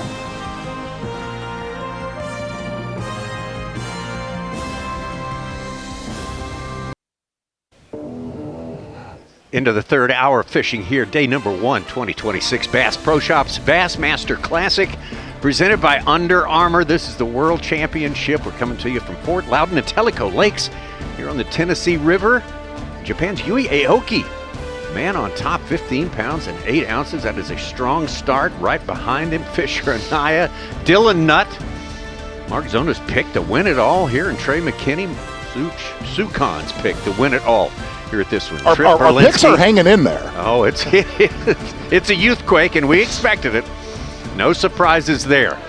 So come on along with us. We're going to take you all the way pretty much till check-in time here. And we got a lot to see. Welcome to the our I guess roaming studio here. We're out of the studio and out in the open here. We're going to have the Maxim Tire tailgate party starting behind us. So when it warms up a little bit, it's still got a little breeze here. So, but now we're starting to be able to put the picture together a little bit. Starting to see what's falling in there, and I see something in your hand over there, Mark. Very, very hard to get right now. Our friend Mike Valster actually just brought this to us, and if you're not living in the bass fishing world, probably the most popular bait in the country right now. It's called a koiki dice. It actually doesn't look like a dice tail, but really, what does it look like?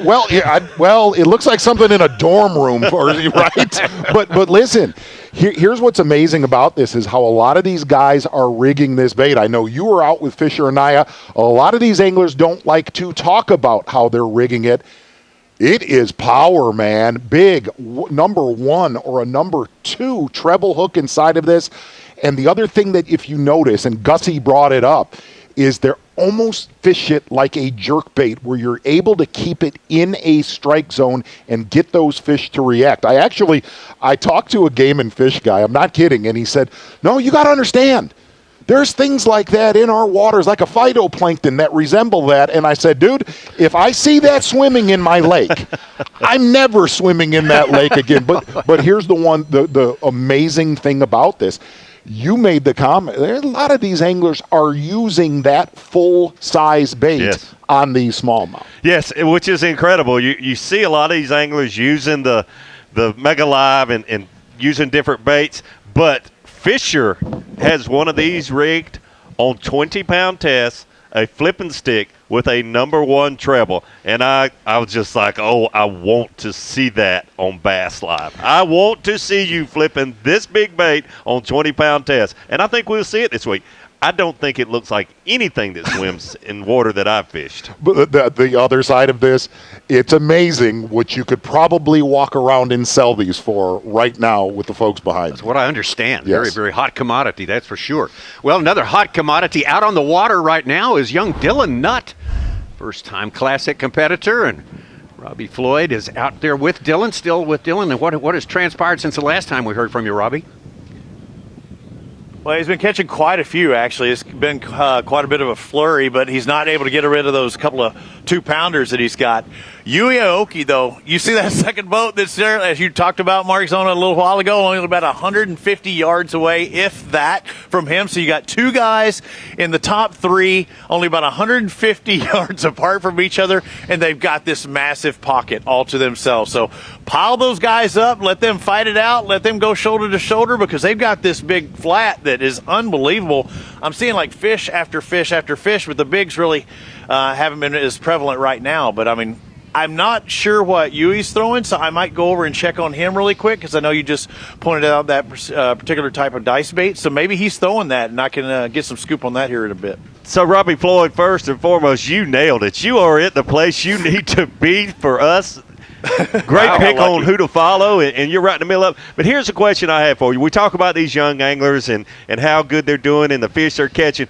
This is the World Championship of Fishing. This is the Bassmaster Classic. Can you see the nerves? You mentioned about Dylan breaking a few fish off.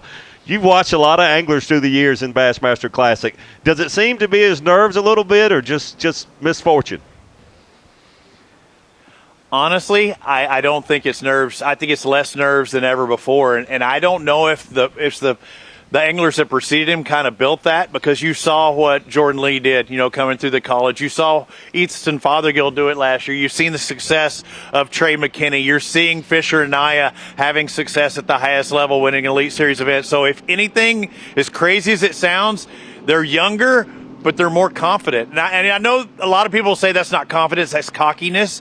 But no, they're confident in their abilities, and they know they can catch one. I kind of don't want to leave Dylan. I want to see what Yui's doing, but I've got a tracker on Dylan. I'll catch up with him in a minute. One thing I forgot to tell you earlier is he says, maybe I'm sandbagging. So that tells me that this was the area he wanted to check out, find out what it's got before it gets blown out with the high winds. But I think his juice is somewhere else. I know he's more confident in another area, but for him to just throw that out there and say, maybe I'm sandbagging right now, that tells me something. Real quick, Robbie, we've covered this with Dylan Nutt. Is it predominantly largemouth that they're catching in that area? He told me it was both large and smallmouth, because I thought that would be the case. I thought it would be largemouth, but he said it was a mixed bag between the two. Got it. All right. Well, Dylan's on his way. I know you want to keep up with him, Robbie. Thank you so much. Good stuff. We do appreciate it. Robbie Floyd. Saving us again. Us again. The spot. He lands on the spot every time. He is uncanny, that man. Let's get back down. I think we're going to try to find Fisher and Naya here. Second place, Fisher and Naya. Casey Scalen, who hasn't fished a Classic since 2013, just caught a 5-pounder. Wow. She's all over it. I mean, all over it. Dang, it's nowhere near as big as I thought it was. Might have been 2 of them, actually. I don't know.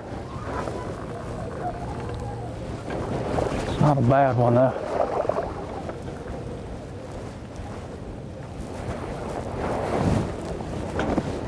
A 3-pounder. Definitely a pound upgrade. Smallest fish, 114.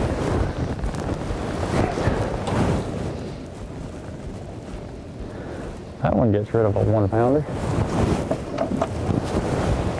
Look how like stubby that little dude is. He built like a ton of bricks. 3, oh, not quite, 2 3/4. Gets rid of number 4. Got almost 16.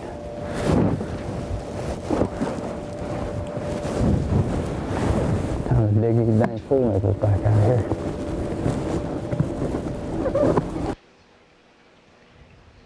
Let's get from Fisher and I get over, try to get to Alex Redwine. It's been a while since we checked in. Alex, he good was, start. Early start, good one in the boat, very early today. One of the big ones right off the bat. Alex, of course, is here by virtue of his winning the vote for the fan cam. Who gets to be on the fan cam? I don't think we one? got all the information yet on that whole thing. Well, we're gonna dig deeper. We're gonna figure it out. Hey, he'd get my vote. He'd keep boat flipping those 4.5 pounders on the jerk. I'm in.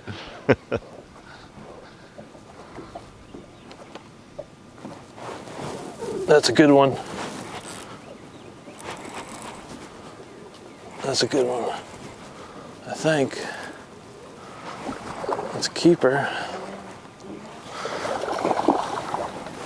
All right. Picking up the pace a little bit. That's a solid one all around, I think. Oh, yeah. That's sweet. We're kind of like, I want to run the Tellico right now, but I just want to pick off a couple fish before I go because Tellico is kind of like an uncertainty where it's like, it's kind of a little risky, but so it's like we'd like to put a couple in the boat before we go there. But, hey, classic fan cam number 3. All Marks is moving up the leaderboard. He's got a 4 pounder and a 3 solid pounder. one. It's over 13 Solid pounds. 2.5. We'll take those.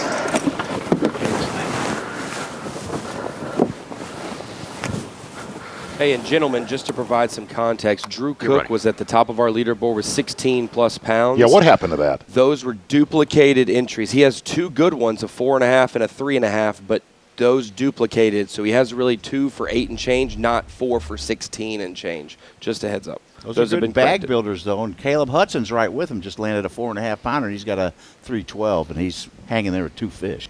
Caleb fishing his first classic. Boy, look at that watercolor.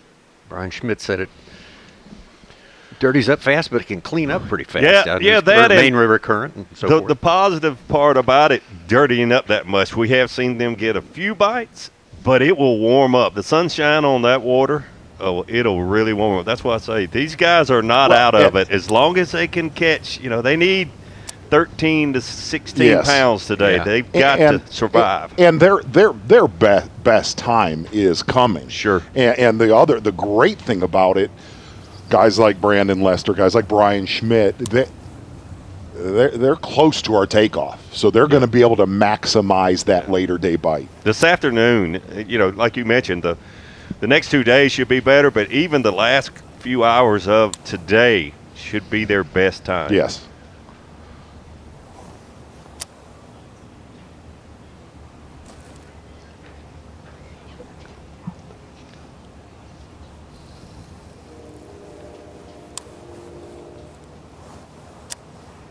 Aside from a couple of our classic qualifiers who have fished the full 20 years of the Bassmaster Elite Series, Brandon's right up behind them. He has been around a long time. He has seen it all. He's been in a lot of classes. I think this is his 10th classic.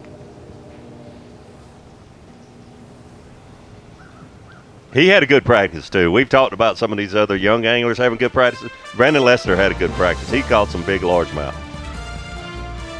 He claims to be more of a middle Tennessee River sort of guy, more so than the upper end here, but he certainly has a great track record here. We'll keep our eyes on him throughout the course of the day. But Yui Aoki Fisher Anaya and Dylan Nutt, that trio at top, having a great day. Trey McKinney just right up there, and Paul Marks, we just saw him move up. Trip Berlinski, Dakota Ebert, Wesley Gore, Patrick Walters, and Will Davis Jr. rounding out our top 10 right now. You got to be in the top 25 at the end of the day tomorrow if you want to go on to Championship Sunday and have a chance at the biggest prize in bass fishing.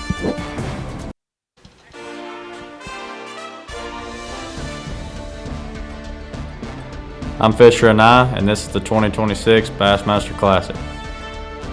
Yeah, it's definitely a momentum booster because it kind of just, in the back of your mind, you're like, all right, so I won with 100 guys, so now I only got 50 to deal with. So it's kind of like, why not? I think I can do it, but we'll see. It's going to be a cool experience, catch them or not. Like, I'm just going to take it all in because you don't really know how many of these you're going to be able to attend and fish.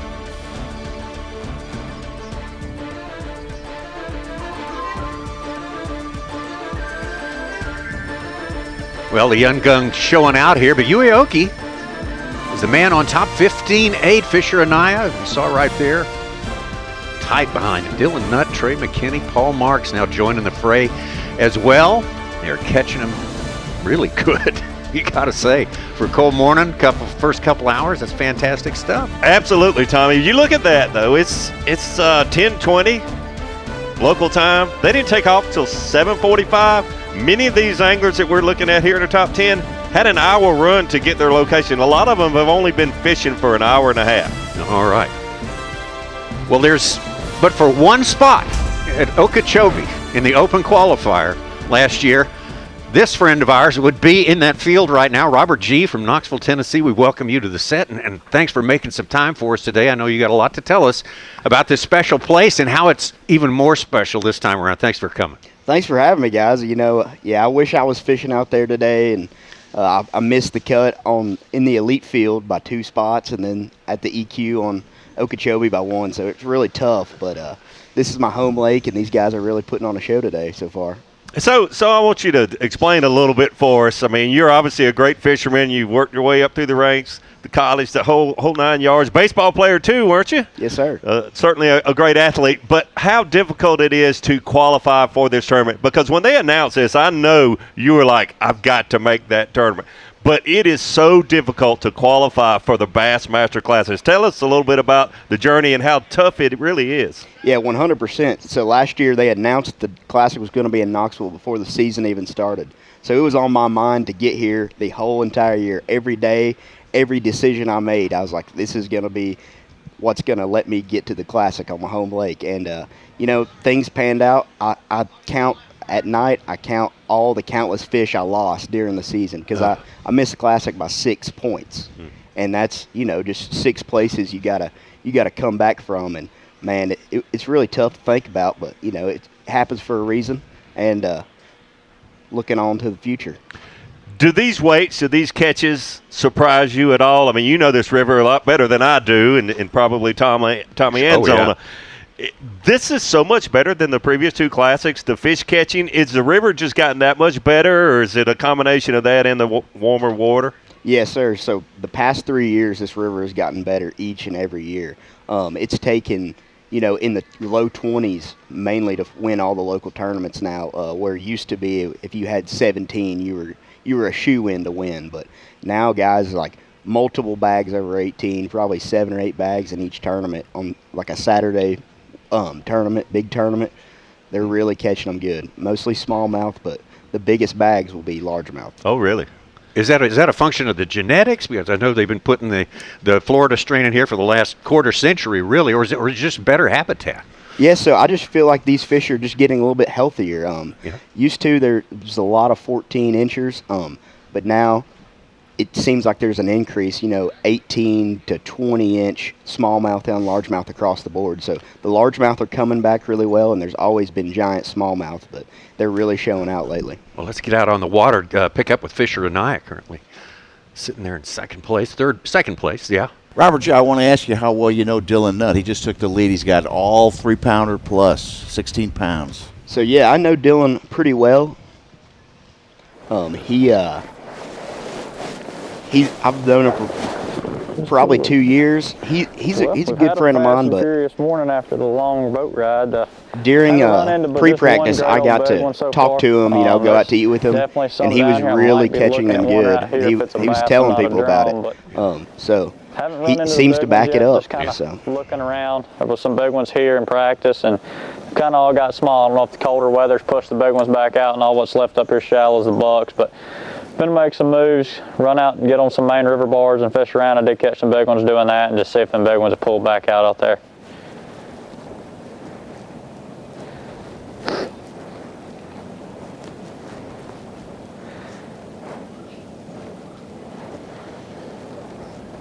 Do you expect to see Tellico pack this well during the course of this tournament? You saw that coming. For sure, I saw that coming. Let's ride down to that other big lake, see what it's about.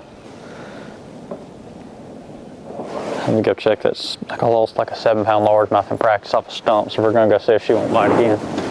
Crazy thing is, I lost her, and she jumped off. I was just messing around, flipped it back on her, and she bit again, and I shook her off. So if she's still there, there's a high chance she bites again. Just gotta hope she's still sitting there.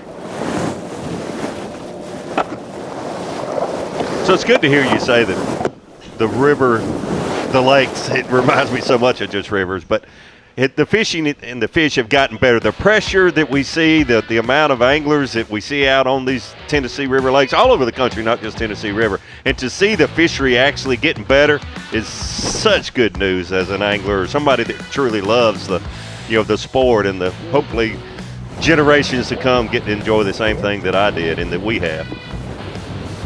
For sure, it's definitely on an upcycle. It's a what if, Robert, but I mean, if you were in this field today, what would you be doing at this point in this morning, day number one? So yeah, my game plan I had in my mind for the past couple months, like the back half of last year, was exactly what these guys are doing, running on the lower end of Loudoun and onto Tellico for the first couple days.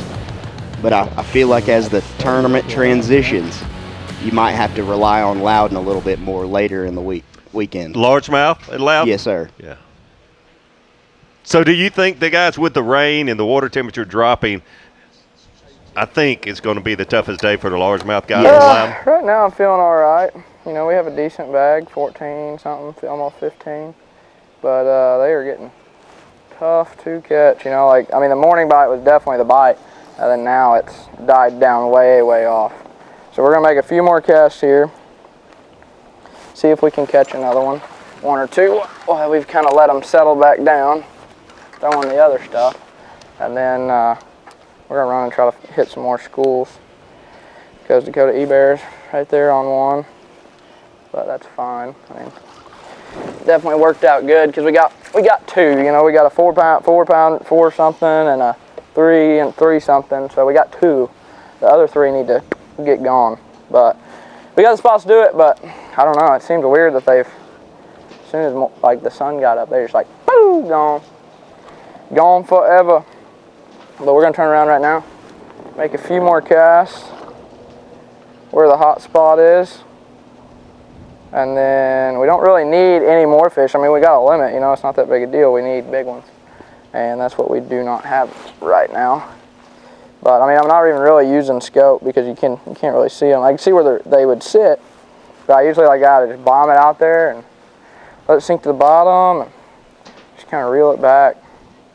Because really you can't see them. The current's actually going more than what you can realize. Look at that buoy. It's not even moving. The buoy's not even tilted, nothing. But there is a lot more current out here than what a lot of people think, because I can feel it with my bait and how they're set up. And I can see on my bait. So when I'm reeling like this, it's coming straight back to the boat, but then it'll also start to veer and start to go way left. So I'm trying to find that perfect cast. We found it earlier in that eddy, a deep eddy, not like a shallow one that comes off the bank, but these smallmouth are just sitting there.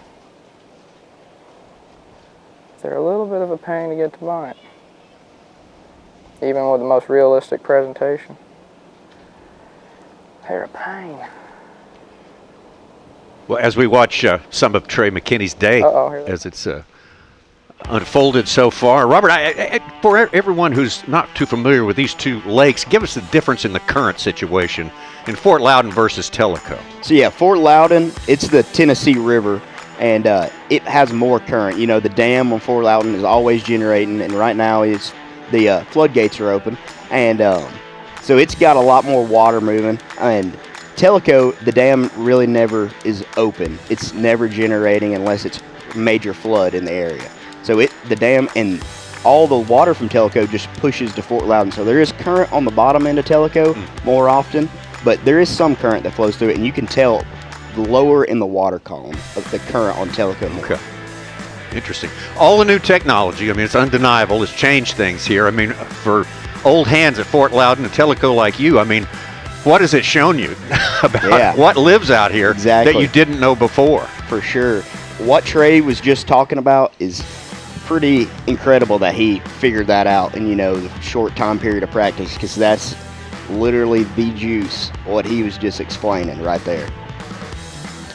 So it also, you mentioned the current lower in the water column, that explains the population of smallmouth in Tellico thriving so well, because they want to live deeper in that deeper current. Yes, sir. And they're really sucked tight to the bottom. You can hardly see them on your forward facing. Back to Easton Fothergill. Hanging just outside the top 20 as it stands right now, unofficially. So I have to ask you, Sunday, what would be a big stringer or largemouth someone could possibly bring the scales from Fort Loudoun? So this time last year, this same week, a guy caught 30 pounds on Fort Loudoun of all largemouth. Really? They had a 10-pounder. Don't you agree that Sunday will be the best largemouth day for this event? 1,000%. Today is a smallmouth day for sure. Cold front. We had a heavy rain, so it kind of blew out some of the largemouth areas for today. And with the cold front coming in, you know, it's pushing them smallmouth back out. So with that, I'm sure you thought about it as you look like, I mean, you had a great chance, barely missed making the Classic. Was that your plan if you'd been here under these conditions, smallmouth fish day 1 and 2 and largemouth on day 3? 100%. It's going to be fun, Tommy. It absolutely. I like hearing that news. So of the 15 fish the winner will have weighed this week, what's going to be the percentage smallmouth versus largemouth? I would say there will be more smallmouth. More smallmouth. Probably 10 to 5, I would say. All right. Robert, wish you were out there, man. We wish too. we were watching here. I know you'd be putting on a show as well. But thank you so much, Robert. Also, I got to say, the only person that I know of in the world, and this may not be right, who has an orange and white checked cable wraps on his bass boat. Are you the only guy? I'm the only one. Rod Warrior custom made that for me. All right. I'm personally jealous because you got a Chick-fil-A logo on your truck. Yeah. For sure, right there. Oh, right there, too. There. All right. That's part of the legend right there. Yes, absolutely. Sir. Robert G. Thank y'all for having me. Good stuff. Thank you, Good Rob. stuff from Robert G. We got plenty more to come. Day number 1 from the Bassmaster Classic here. Dylan Nutt on top. Yui Aoki, Fisher Anaya, Trey McKinney, and Paul Marks. Wow. Trip Berlinski, the college competitor here, Dakota Ebear. 7th place, Wesley Gore, Patrick Walters, and Justin Atkins. A cold morning, 32 degrees. Right at it when they started, but it's going to warm up considerably through the day. It's warmer already. The wind's coming out of the south. Things may start changing a little bit in the minutes to come. We'll be right back in a couple of minutes. 2026 Bass Pro Shops Bassmaster Classic presented by Under Armour, sponsored by Mercury, by Skeeter Boats, and by Bass Pro Shops. Glad you were with us today, still in the first half of our fishing day. What has been very much a productive fishing day for these 58. Not all 58, but for a good number of them. We're in the camera with. We've got a camera boat with 10 of them. Guys, I made the comment earlier that I'm not a jealous human being. When I saw the Chick-fil-A logo on Robert G's shirt, it's the second time today I was jealous. Yeah, it's part of his legend, a whole Chick-fil-A sort of encounter in his freshman year at the Elite Series out on the water. I'm trying to remember where that was. Yeah, I think it was at Smith. Oh, Smith. That's right. Yeah. Yeah, you had a pontoon delivering Chick-fil-A.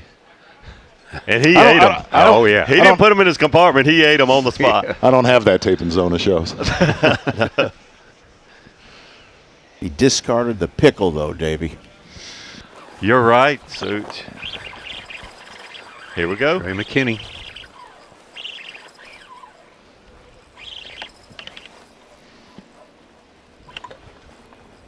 Spotted bass. Big spot.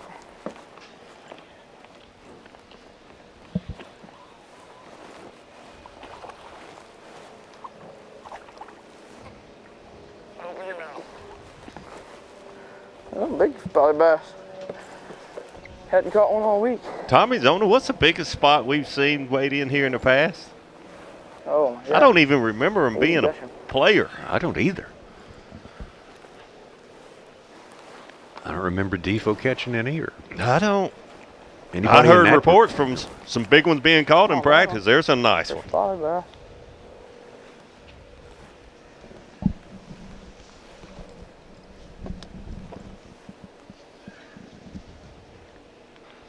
In this classic, we have the most anglers under 30 years old. 23 guys from 20 years old to 29. Our top 6 right now are all in that range. Wow.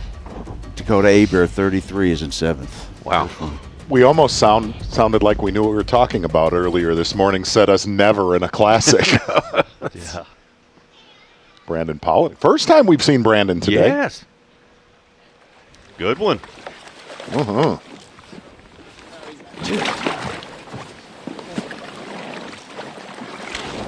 Come here. I got him. They're thick.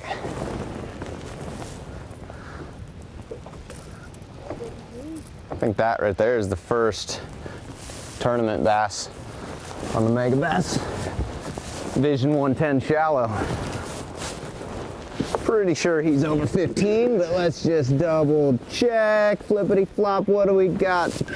By a long shot. Well, Brandon Polinick. Old guys like me still think of him as the young prodigy. That was his nickname. But think about the effect that he has on the young group now. There were generations before me. There are generations after me, and there will be generations after, the current group of anglers that's coming up. And my goal has always been to grow the sport and make it bigger than what it was when I came into it. I know what that's like to be on the other side, because even though it was 16 years ago when I first qualified for the elites and the classic, I remember having those guys. And to be on the flip side of that, to me, it's actually a really big responsibility. I still remember, ways that different guys treated me at my first classic. And I take that to heart and I pass that down to the next group of anglers, and I hope that they do the same.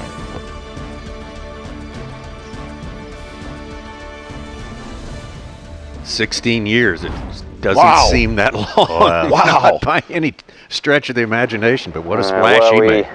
We had to call an audible from how I wanted to really catch him today. But I've learned in my 14 years, which is wild to say, 14 years of fishing the classic, you don't want to just throw it all away on day one, because I've seen too many times where magic happens on the final day. But if you're not there for that magic to happen, then you can't, it can't happen. So we called a bit of an audible on that first stuff to hopefully just get some bites. I lost some time this morning, but I guess the young guys will have it figured out. It's funny to think about the field that we have. I mean, we have 19-year-olds in this field. They were 5 years old when I made my first class. No, they were even younger than that. They were like 3. They were my daughter's age when I made my first classic. Is that not wild? I think that there are kids in this field that their entire life that they have watched bass fishing or, you know, been addicted to the sport, I've been in it. And to me, I guess that's a measure of success. If you've been around long enough to continue to do that. And I don't take it lightly to try to set an example for them, because I think I was talking about this with someone earlier, that like that stuff's generational, you know, and that's, you hear about like generational wealth. Well, it may not be financial, but there's a generational wealth to, like, I don't know, I guess passing on the right things to that generation, just like it was passed down to me. Because guess what? There's going to be another generation after them, and the kids that are 19, 20 in this year's Classic, they will eventually be 30, 40, 50, and there will be another, you know, group of young anglers.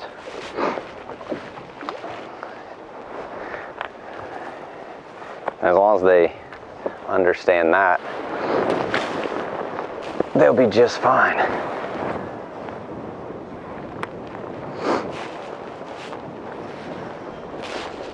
But you never think of that when you're 20. You don't think about that till you start getting to 40. Very true words he just spoke there. And I do. I use him as the example for when I do seminars of what a pro is on and off the water. He is that. That's him. Here comes something big, I think. Can't tell if it's big or small. That might be big. Oh my God. Oh. God. Another 4-pounder. How you come off on a minnow, man? That was, did you see the fish? It's every bit of 4 pounds. No bigger than that. Take a look there to the right of your screen. Right. I mean, that's not normal for him to come off on a minnow. Oh yeah, a big one, man. I doubt he bites again, but I'm gonna try. Don't really know where he went exactly.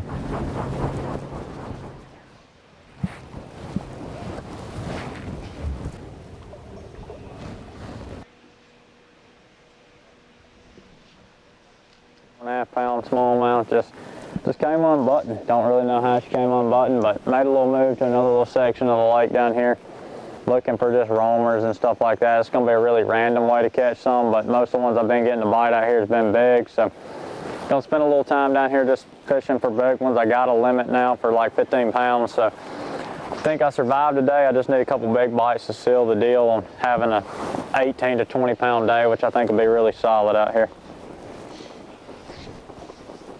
Now, you never went to Tellico with him. No, we never went to Tellico. Oh, you learn something new every day with them. I mean, some good things, some bad things, but yeah, there's always something they can teach you being young in the sport. They've had a lot of experience fishing tournaments like this and all that good stuff. So, yeah, I mean, social media side of things, Polinick's got it down pat, like business, all that good stuff. So if you pay attention to this social media and all that, you can really learn some stuff on how to post, when to post, and what to make videos about, I guess. That kind of blow up, hit the For You page and stuff like that. So you learn all sorts of stuff. It's not necessarily just to do with fishing, but the business side of things is something to learn as well.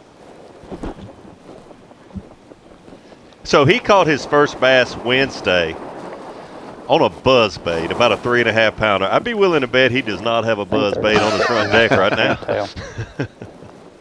I keep missing her somehow. Looks like a fish flickering in there, but she ain't coming out on nothing.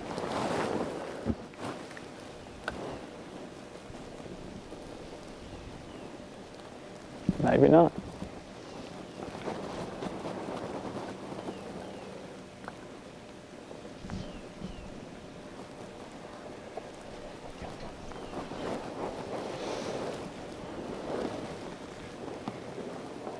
Some jam up brush piles right here. That's got to have one in it. Swapping baits. I don't want to lose another one on that one.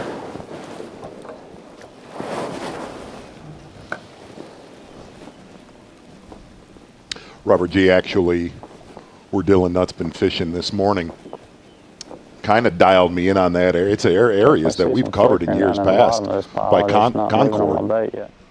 Lots of flats, rock, shallow flats, though very, very shallow. But the biggest thing, he said, there are so many tournaments that go out of basically about 200 yards from there. He just said there is always a big population of fish. Bonus swimming around there. Look at there. Paul Marks making his move. Now he jumps up the top. The Dylan Nutt there. Almost by a pound advantage. Yui Aoki, Fisher Anaya, Trey McKinney, Trip Berlinski, Dakota Ebert, Justin Atkins, Wesley Gore, and Lee Livesey. Lee Livesey, Ronnie Moore's pick appears in the top 10. How about that? Everybody's getting a little taste of it today. Hot apple pie. Oh, there's so much time left. So much time till Championship Sunday. We got plenty more going. We're just wrapping up, getting close to wrapping up the third hour.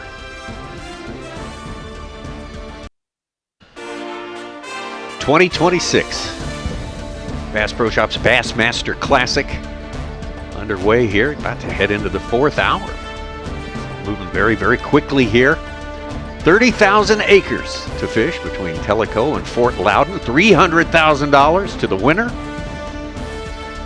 Talked about a bunch of threes with Such earlier today. We're going to revisit that at some point. No, we have to. We got to. We've just got to. But Paul Marks has been about the third leader we've had in the last hour, I would say. Dylan Nutt hanging in there tight. Yui Aoki, Fisher Anaya, Trey McKinney. Always some of the ones that have been pointed out before this thing started are fulfilling that destiny. That is for sure. Let's get back to our defending champion, Easton Fothergill. Doing his best to hang in there in the top 20. And you can see Easton has kind of bailed on that largemouth game that he had, and he had a lot of confidence in that arm that he started in. But it looks like he has transitioned to smallmouth. I think he'll keep that honest the next 2 days. Yeah. Can't say I disagree with him wanting to catch one of those bigger largemouth to go along with the filling the limit with the smallmouth. I mean, he had a dock that he said had 20 to 22 pounds on one dock. Wow.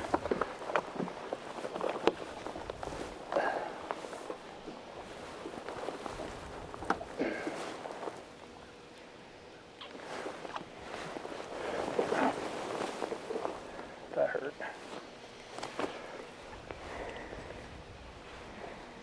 Be number 5. Bass I've caught here.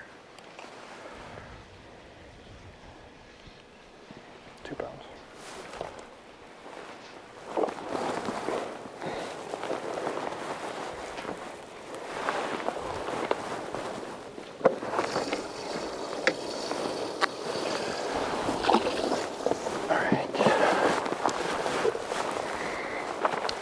That did not feel good. Just barely. Defending champ doesn't have any fish over 2 pounds. Just enough where I could pop it out, and it hurt. You're in 18th place, a couple spots up. Alex Redwine. And seven of our top 12 are in Tellico, 5 in Loudoun.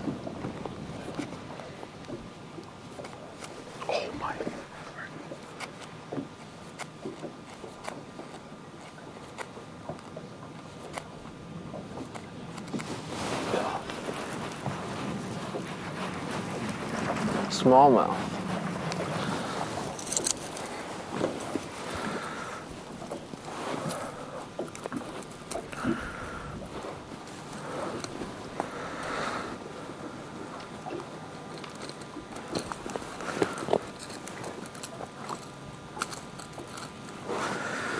See if he goes 15. We made a long run. We came down here to Tellico. Yeah, it's a 15-incher, sweet. Made a long run. We came down here to Tellico. I wanted to get a few in the box on Loudoun of largemouth, but this is the first smallmouth of the day. I kind of got this stretch behind me. It's a good it's a good half-mile long, and this is kind of why I came down here for this one stretch. I'm noticing a lot of pollen in the water, which is kind of making it tough to see things, but we're getting situated. We took a risk, but hopefully it pays out. Like I said, we got a long stretch to go, and that's a good sign so far. It was just a small keeper, smallmouth, but that makes number 4. He mentioned the pollen. Pollen, it is absolutely incredible how pollen will interfere with your live sonar. I think what some of these smallmouth are doing incredibly is they're like bad. almost wanting to spawn. Like that one was on like a super small stump. I mean, the water's like 55, and I think they're wanting to act like they want to spawn. Like they're just kind of crawling up their little gravel banks, but I mean, coming down here is a big risk for sure. I mean, the wind's going to pick up here shortly. The sun's starting to come out, but we're going to have to make the most of it. Well, you think of pollen as something that exists just on the top of the water, but it's got to sink at some point, right? So that's where the trouble is. Huh? I got to tell on myself. I called Pat, the engineer with Humminbird. There is something wrong with my graph. He said it's pollen. I was like, there's no way the pollen could be doing this. It wasn't just my graph. As I learned, this is 2 years ago, but 2 or 3 years ago, whatever. It's consistent across the board. It's like the biggest thing that'll interfere with that technology is pollen in the water. And it's throughout. It almost blows it out, the whole column. Hey, Dakota Ebear. He's in that region. He caught his biggest fish at 313. He's up to 15 pounds. Our 5th angler with over 15 today.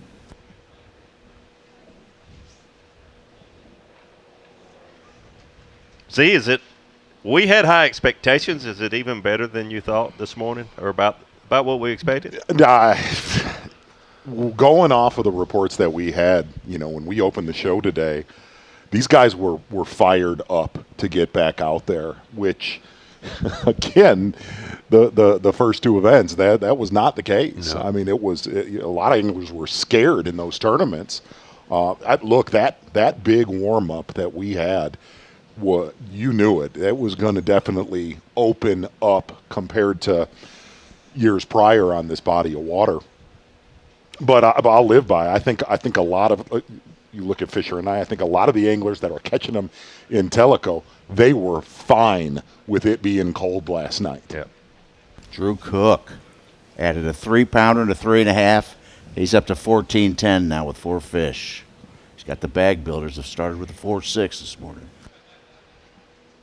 And traditionally, if you go off of what we've seen today so far, this time of year, it is generally the first 2.5 hours, and it's the last 2.5 hours. To have the weights that we have right now, with the best part of the day coming, I'm happy. Yeah.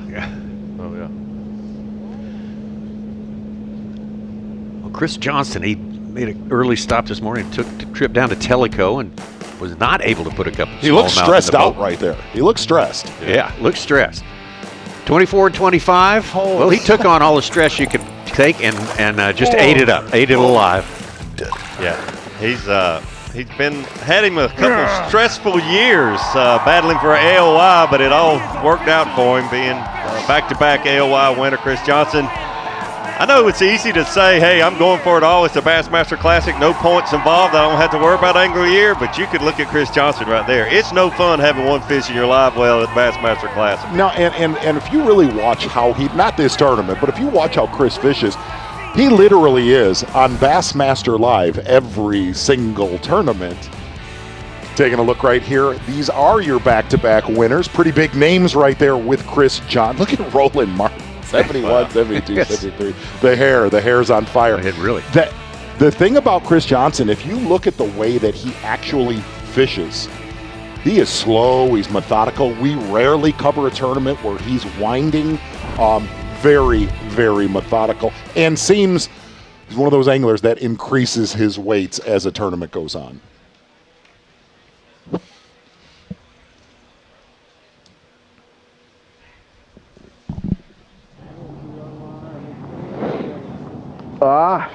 It's not working like I wrote it up. I've had probably 4 or 5 just nipping my minnow. I broke one off somehow.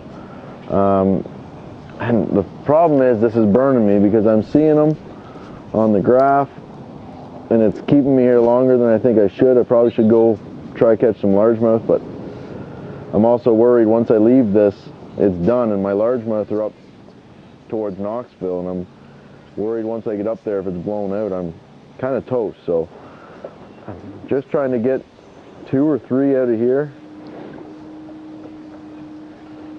out of this Tellico, and then I'll go largemouth fishing, but they are just not biting like they should.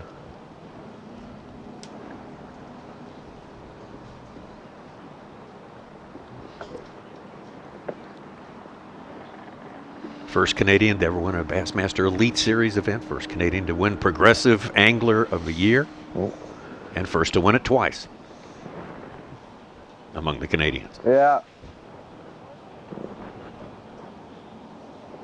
You?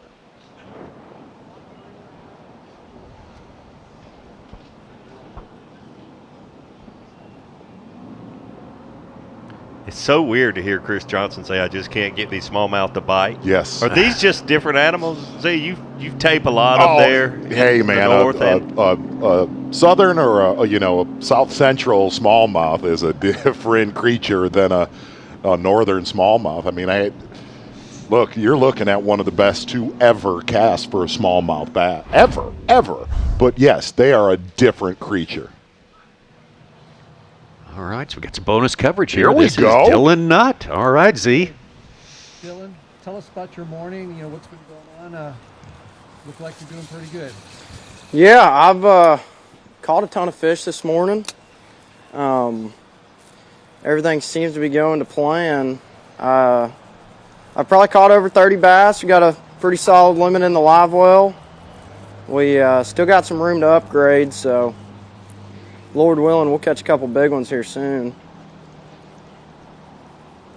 But just fishing a lot of staging areas, and it seems like there's a ton of fish on a lot of these points and whatnot.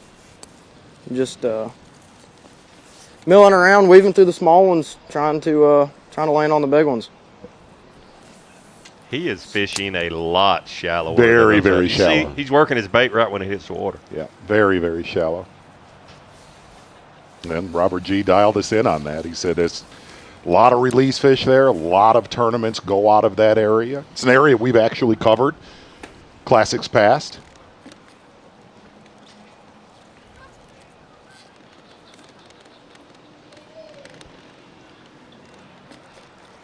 Based in Nashville. It's interesting. You said he spent so much time pre-fishing, like back last year when he could here. Fisher and I never came here until the 3 days of official practice. Nuts. Total different strategies. Some work better for others than Fisher says, I just don't want to know too much. He spent a lot of time here. That's great. Yes. Well, that's going to wrap up our first 3 hours of fishing for you here. Still plenty more of day number 1 yet to come. There's the leaderboard as it stands right now. Georgia's Paul Marks, 3rd year Elite Series angler. On top, Dylan Nutt, UAOP, Fisher Anaya, Dakota Ebear, Cook, McKinney, Trip Berlinski, Wesley Gore, and Justin Atkins, another Tennessee River guy, hanging in there in the 10th place. Well, we will be back in about an hour's time to continue from our vantage point here, but right now we turn it over to Kyle Jesse, Dave Mercer for our live crew.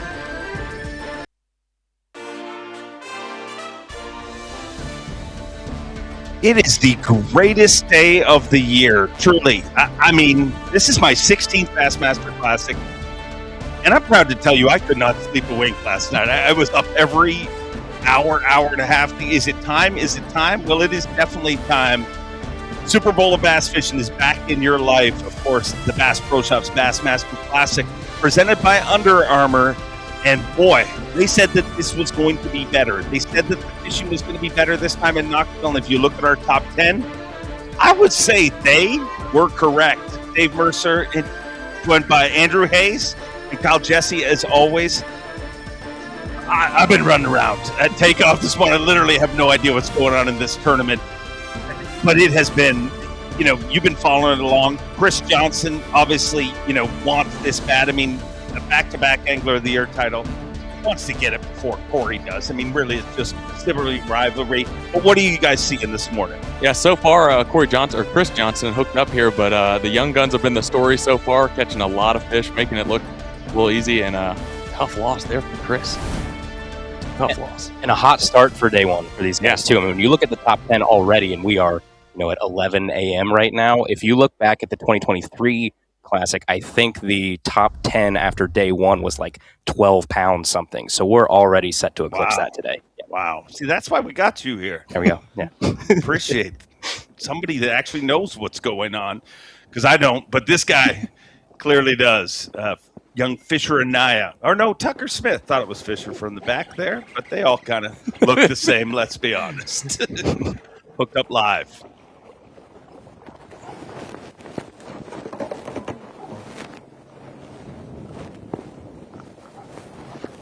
You got one.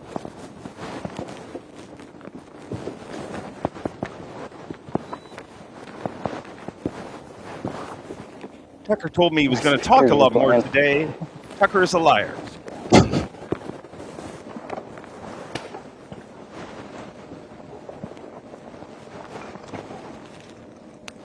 There's a little school of them down there. Not a big one, but number 3. I'm just using that spike bait and throwing it down there, and they were getting aggressive on it. And finally one came off the bottom and ate it. But they're pretty pressured. Very smart fish.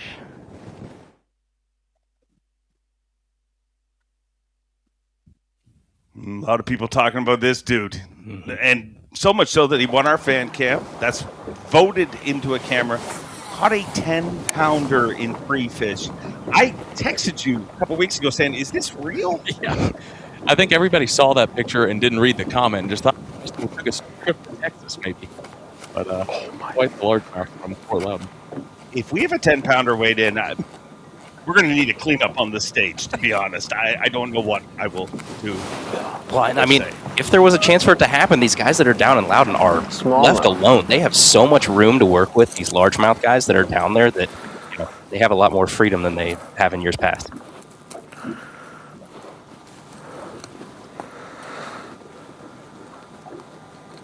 The second Bassmaster Classic. Kind of feels like he's got the wheels under him. No doubt. First couple of years, 15. had some highs and lows, but it definitely feels like his career. We came down here to Tellico. Where he should be. Okay. Yeah, it's 15 incher. Sweet. Made a long run. We came down here to Tellico. I wanted to get a few in the box on Loudoun of largemouth, but this is the first smallmouth of the day. I kind of got this stretch behind me. It's a good half mile long, and this is kind of why I came down here for this one stretch. I'm noticing a lot of pollen in the water, which is kind of making it tough to see things, but we're getting situated. We took a risk, but hopefully it pays out. Like I said, we got a long stretch to go, and that's a good sign so far. It was just a small keeper, smallmouth, but that makes number 4.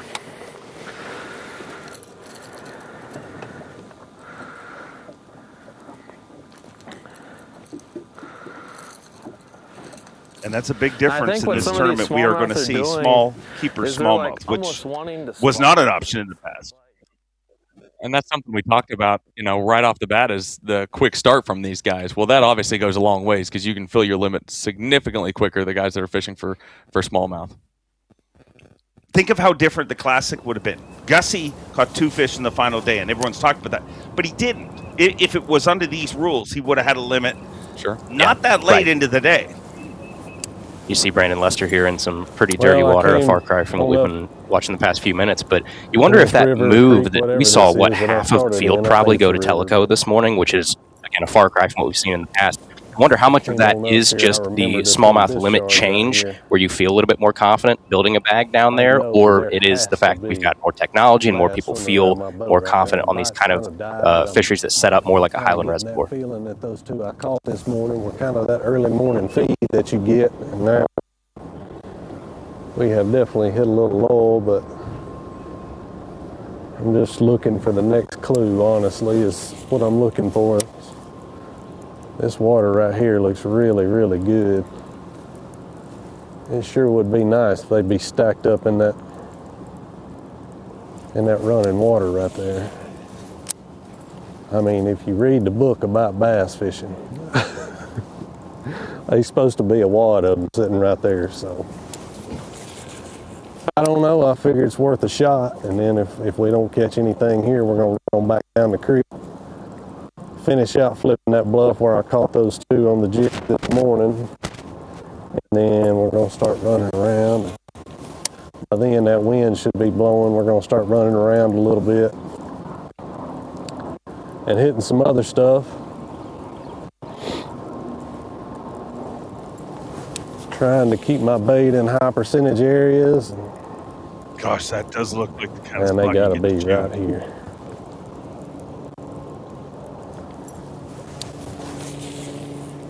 Makes you nervous to make the cast because you don't want to be let down. You're like, they're up there, but Either I hit a rock or one smacked it.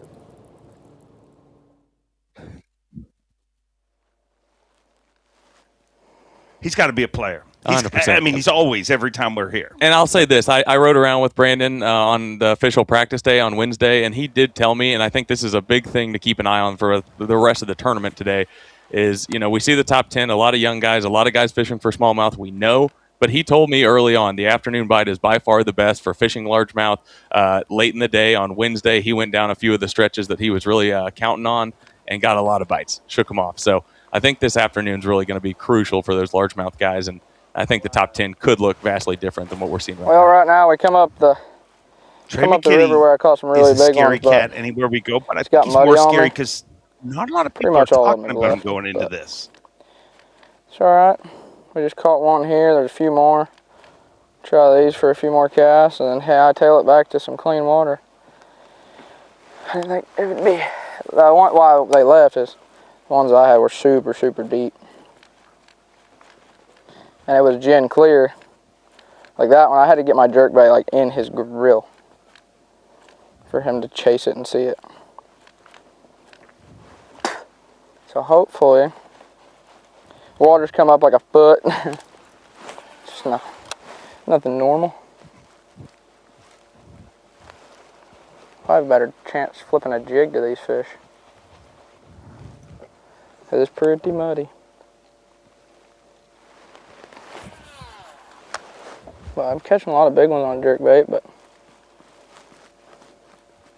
need some wind. And that's one thing that the weatherman said we were going to have today. I have not seen. I was very curious to see what he was going to do today because Ronnie Moore rode around with him on official practice day, and he told him that his plan was to go down to Tellico, fish the clean water, which we saw him do this morning. But on the official practice day, he spent all of his day in Fort Loudoun and had like 18 to 19 pounds fishing stuff. He wasn't even planning on fishing. So I asked him at media day, which one is plan A and which one's plan B now? And he was very unsure at that point, but obviously made the right call. Off to a great start this morning. Johnson hooked up live.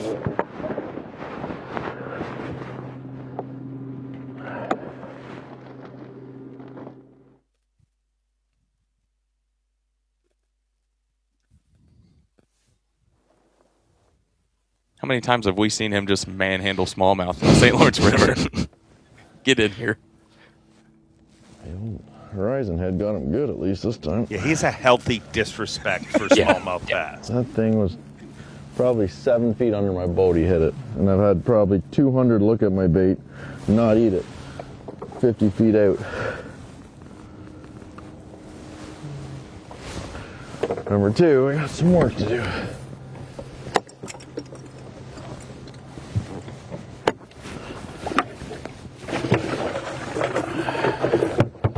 Two little ones.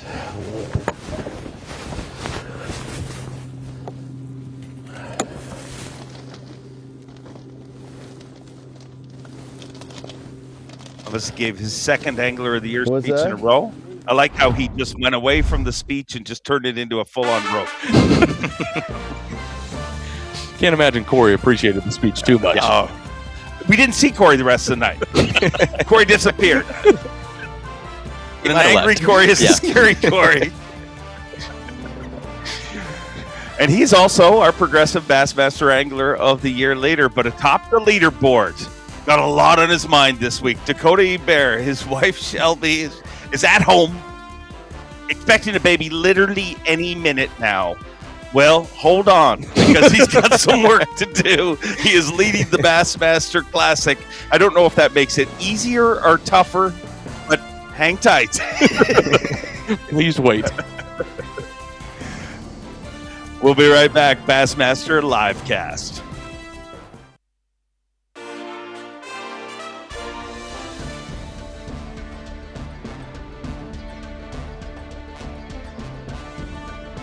Of the Super Bowl of bass fishing, the Bass Pro Shops of Bassmaster Classic, presented by Under Armour. And our hosts continue to roll out. Andrew Hayes going to be back with us in a little bit, but joined by Randy Howell, of course. A different role for you, a former Classic champion. It's your soccer dad this week. You're cheering on your son. I'm Bassmaster dad this week, man. That's like the same thing, but it is amazing. Just the different feeling. I'm so nervous today. I'm never nervous when I fish, but it's a different feeling. More nerve-wracking. More nerve-wracking by far, yeah. Especially with all this live, man. Lakers live. You can click in there and watch him on Bassmaster.com, and he's like, oh my gosh, I can't. I'm glad I'm going to be busy working this show today. Y'all come out and see me at the show to keep my mind off the Lakers, all right? It is an evil game to sit on the sidelines and watch, but hey, it's also a blessing to sit on the sidelines and watch. But let's have a look at our Mercury move of the day. There he is right there. Dakota Bear came over to the Elite Series for one reason, literally risked everything to make the Elite Series because of this very event. Well, guess what? We're a few hours into his first day of Classic competition, and he is leading this tournament while Shelby is sitting, trying to hold on and not have a baby here in the next few days. The baby pattern clearly is real. Hey, I was right there. We were right there with Laker in 2001 in New Orleans. Same deal. I was at that Classic, and Robin was right there on the edge of labor. Laker was born the day after the Classic. Well, that, see? Worked out. Always a professional, Robin. Yeah, Robin did it right. Well, let's catch up with everything that's been happening here today with our Toyota Midday Report. And let's see what's been happening on this incredible body of water where the Classic visits for the third time. And might as well kick it off with our reigning and defending world champion, Easton Fothergill. Yeah, Easton was super confident coming into this week. Told me that he was on the winning fish, but just incredibly hard to bite. Has a smallmouth pattern. We've yet to see him run to, but this morning started on the largemouth. I think he's going to make the move to the smallmouth later on this afternoon, and be interesting to see, but obviously going to be a player here at the Tennessee River.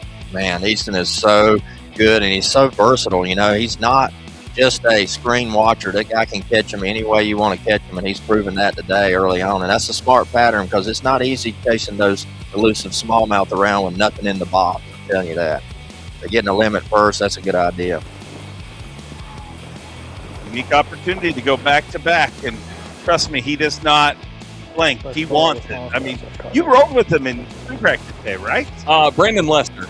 Chase Sansom rode around with Easton Fothergill and said that he checked a lot of secondary stuff as well. Wasn't the greatest practice day of all time, but still had that quiet confidence about him.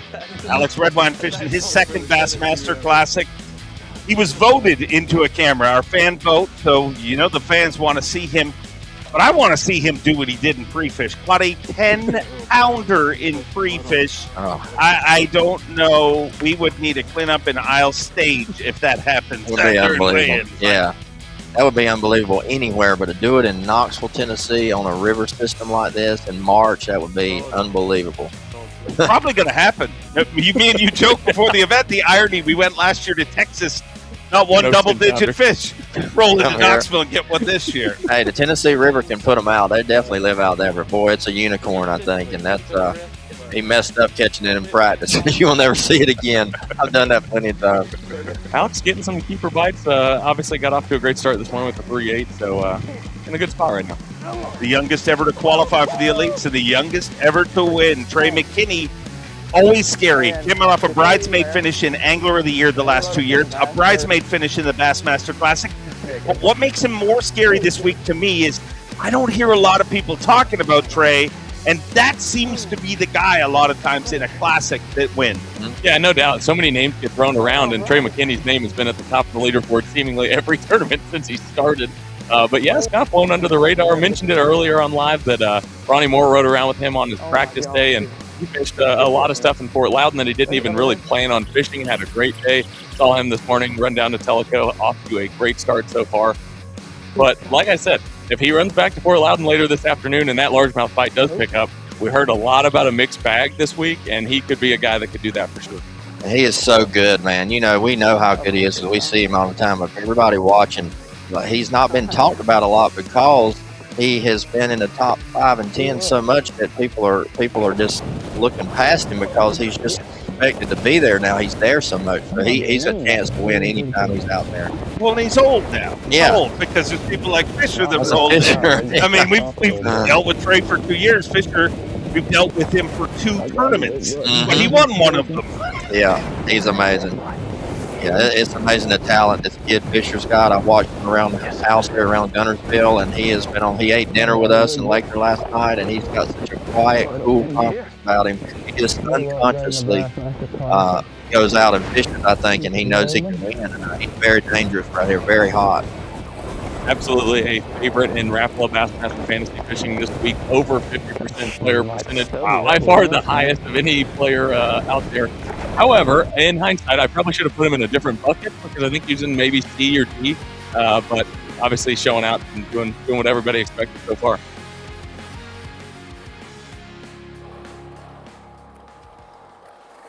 You know, Alex Redwine caught a 10-pounder, so we might as well look at him again. Yeah. Live right now on the water with him, currently in 15th place. You think he's fishing where he caught that 10-pounder? Think he's throwing around there right now, maybe? You never know. I'd bet he's checked it. Oh, he's hooked up. He's got a 10. Wouldn't that be amazing? That happened right while we were watching, too. It wouldn't happen on this show. Brown dog. See, it's peeing. Normally they do that when they're about to spawn.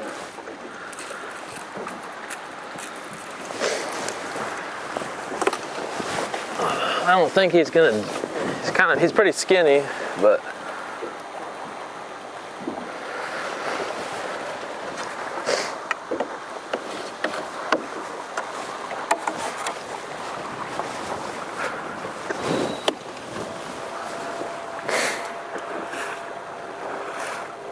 Wind's starting to blow where he's at. How's that going to affect things? I think it's going to help the bite. Obviously, catching fish like he is right now, he definitely needs some breeze. That lower end of Tellico, where Laker is at, and some of the other guys, it's slick, calm, and I think that's a little bit tougher. So some breeze definitely will help the bite everywhere in March for sure. It's always a good late day bite in March, and in the Pro-Am we did yesterday on Douglas Lake nearby, it was wide open from about 12:30 till we came in at 3 o'clock. Chris Johnson was the first one to leave the dock this morning. Just 2 fish in the box so far. come on, I need you. Another one that's so versatile. He'll be on the bank in an hour. He'll be out in the middle of the lake in the next hour. You never know what he's going to be doing. That's why he's so good and so dangerous. That's a decent one, but not a giant. But we need him.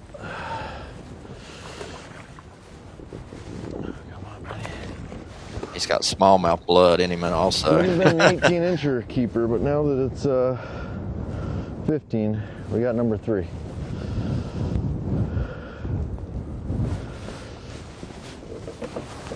The wind is picking up now.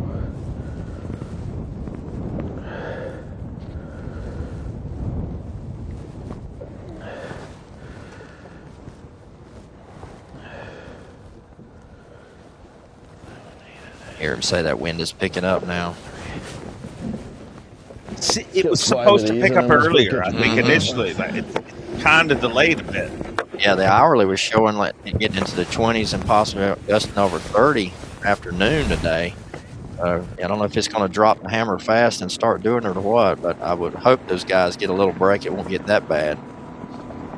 can definitely tell it has the possibility to happen fast. We were looking at Dakota E-Bear's catches just a minute ago, and in a span of about 15 minutes, he caught 3 of his better fish.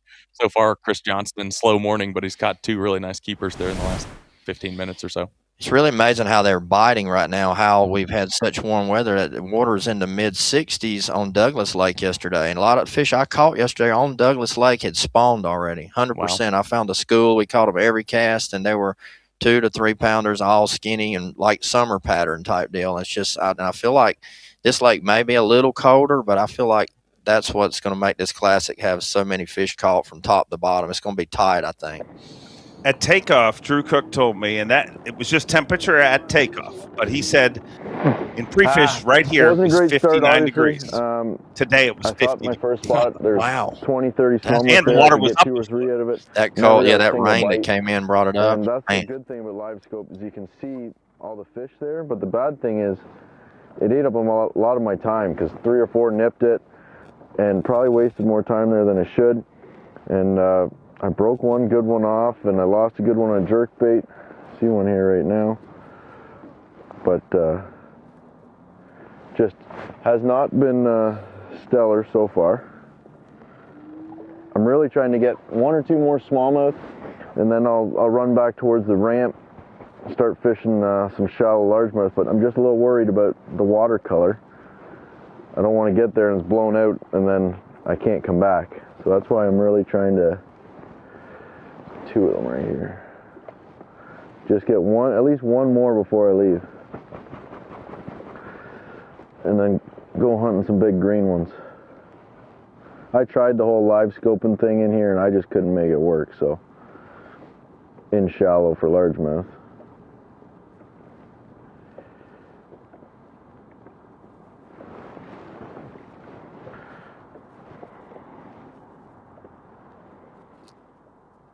You can see a lot of the young guys that are dominating this morning with the scope and forward facing sonar. I feel like we're going to see some of the shallow guys and some of the veterans, some of the guys that may be chasing the largemouth, see them come on strong here late in the day. I guess my prediction. One thing Davey Height mentioned not too long ago on the live show was the fact that dirtier water warms up much quicker as well. It'd be colder right there on the main river, like you said this morning, but that water warms up this afternoon, could really heat up for those largemouth guys. Yeah, I think so too. That same way Douglas was yesterday, I believe it'll be that way today. You hear that music? Reminds you it's a special day. Yeah, it does. It is the Bassmaster. It's the best sound on earth. I said at the beginning of this segment, I couldn't sleep last night. And I'm not even part of this tournament. I'm just a loudmouth. Me too. Do you still feel that way? Yeah, I mean, being Lakers' dad and not being in it is so different, like I said before. But I had butterflies late. I woke up in the middle of the night, couldn't go back to sleep when I went to the bathroom. I laid there. I'm like, come on, Randy, you don't even have to fish tomorrow. Give me a break. It's the classic.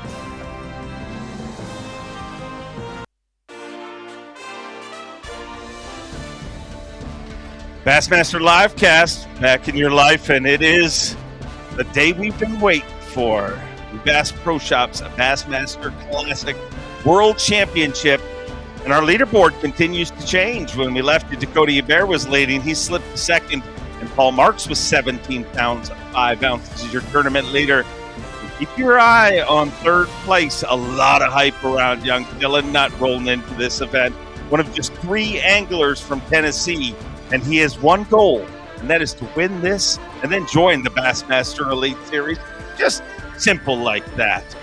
Well, one guy that made this seem simple, this body of water, literally dominated this body of water every day of competition that he's ever been able to compete, and the only way they could keep him out of that competition is, unfortunately, he's not part of this tournament this time around, but he is our guest, and we are the benefactor of that. Jeff Gustafson. Oh, I guess that kind of sucks. Hey, I mean, I promise you, I want to be out there more than anybody, for sure. But it's, had a tough season last year, and it's a bit of a heartbreaker for sure. But it's still awesome to be here and to see the whole spectacle, and it's exciting to watch, and be part of it however you are. But yeah, I wish I was fishing for sure. And it's been a little bit tougher this week seeing everybody's social media posts that are fishing, and you're a little bit I don't know what the best word is, but yeah, it's a little annoying. Yeah. Almost as annoying as watching people put 16 and 17-inch smallmouth in their live well, and you thinking about the mental anguish you went through. You would have had a limit if it was that third day, when I only brought in 2 fish. Yeah, I think I caught 6 over 17 inches that were like 3-pounders that day. So it wasn't like I didn't catch any fish, but at the same time, it probably helped me in the long run because it deterred guys from fully committing to fishing for smallmouths. Maybe, but yeah, it's right now I'm just looking at and you look at the leaderboard. That's weird. There's just a bunch of young guys on there that are dominating, and I don't know that I'd be able to beat those guys at this game now, anyways. But I think I timed I think I timed that one right. Speaking of young guys out in the water right now with Trey McKinney, the youngest ever to qualify for the elites, the youngest ever to win. Get it out of here. I saw a few. I saw a few of his catches this morning, and he for sure has more weight than 14 pounds. His catches this morning were shallower than maybe we expected. Well, hooked up here. I'll finish the question. That's a big one. Oh gosh. Yeah, he knows how to catch a bass. Oh gosh.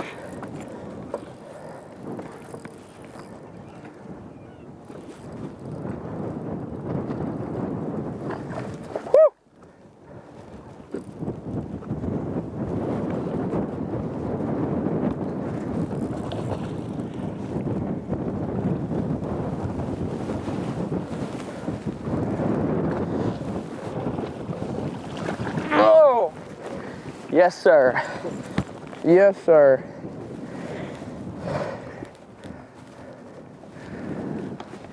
Yes, sir.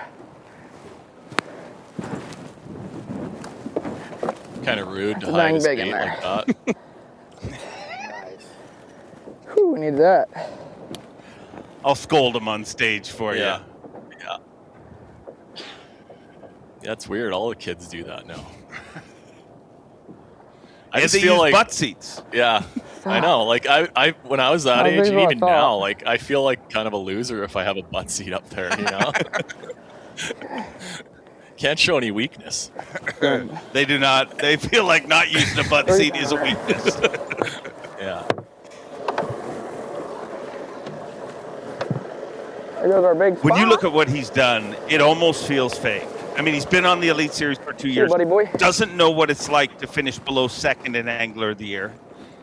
This is his second Bassmaster Classic. In his first one, he finished second in that.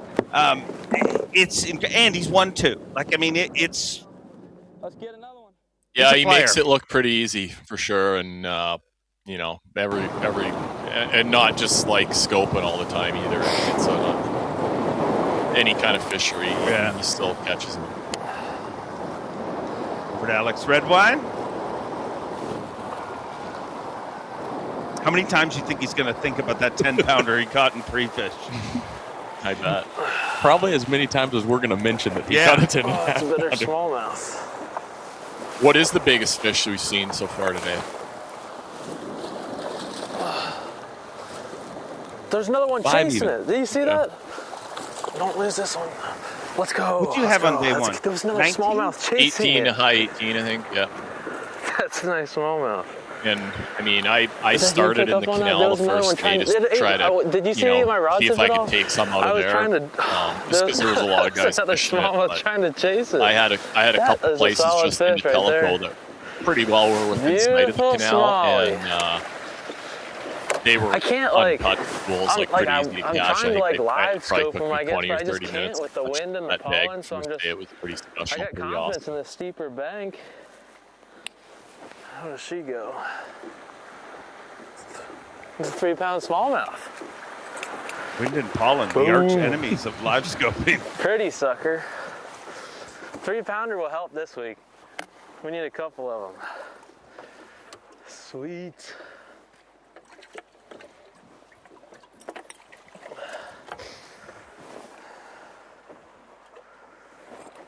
Yeah, there's like a 2.5 with it. It was the same that other fish that I caught too. There's another one with it. What's going on? I don't know. This one's a 160, but I want to check this one. Green's a 160.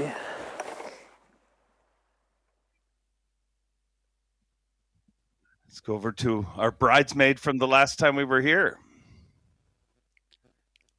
Brian Schmidt.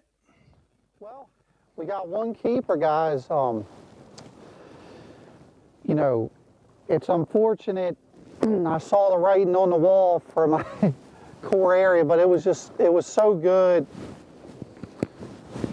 Like literally, I was like, I can't give up on it, right? So we're lucky to get a bite or a keeper out of there and had another bite.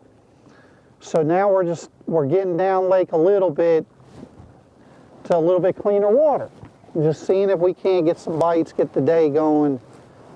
You know, we need to turn it around. So that's where we're at. I had some bites in here on Wednesday, the final 8-hour practice day. Up here on this sand flat, just scatter pieces of wood. So I know there's fish in this area, so I'm just gonna take my time and fish through this whole zone real slow. Hopefully get some bites. So that's where we're at right now. Depending on how this goes, we'll probably revisit, you know, where we started.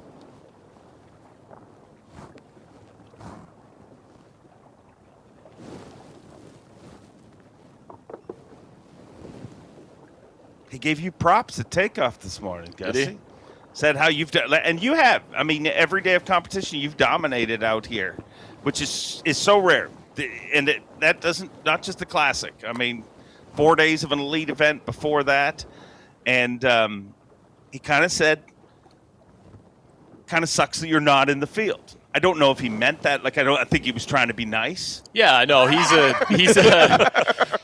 a top-notch guy, and no, that's cool, but You know, way up there in that back of that little cove. yeah, the mud's hurting some of these guys. Yeah, I know. You know, I didn't really. Coop and Seth are the two guys that are fishing that I'm closest with. I just shot them a text a couple days ago and said good luck and fish for the winners and that sort of thing. And you know, Seth sounded like he had a pretty good practice, and it looked like the mud kind of is hurting him. But hopefully he can. The sun maybe is going to get things warmed up, and maybe they'll have a good afternoon. Temperature too, like it's insane. I mean, everybody was in shorts and t-shirts like for the first time this season, literally.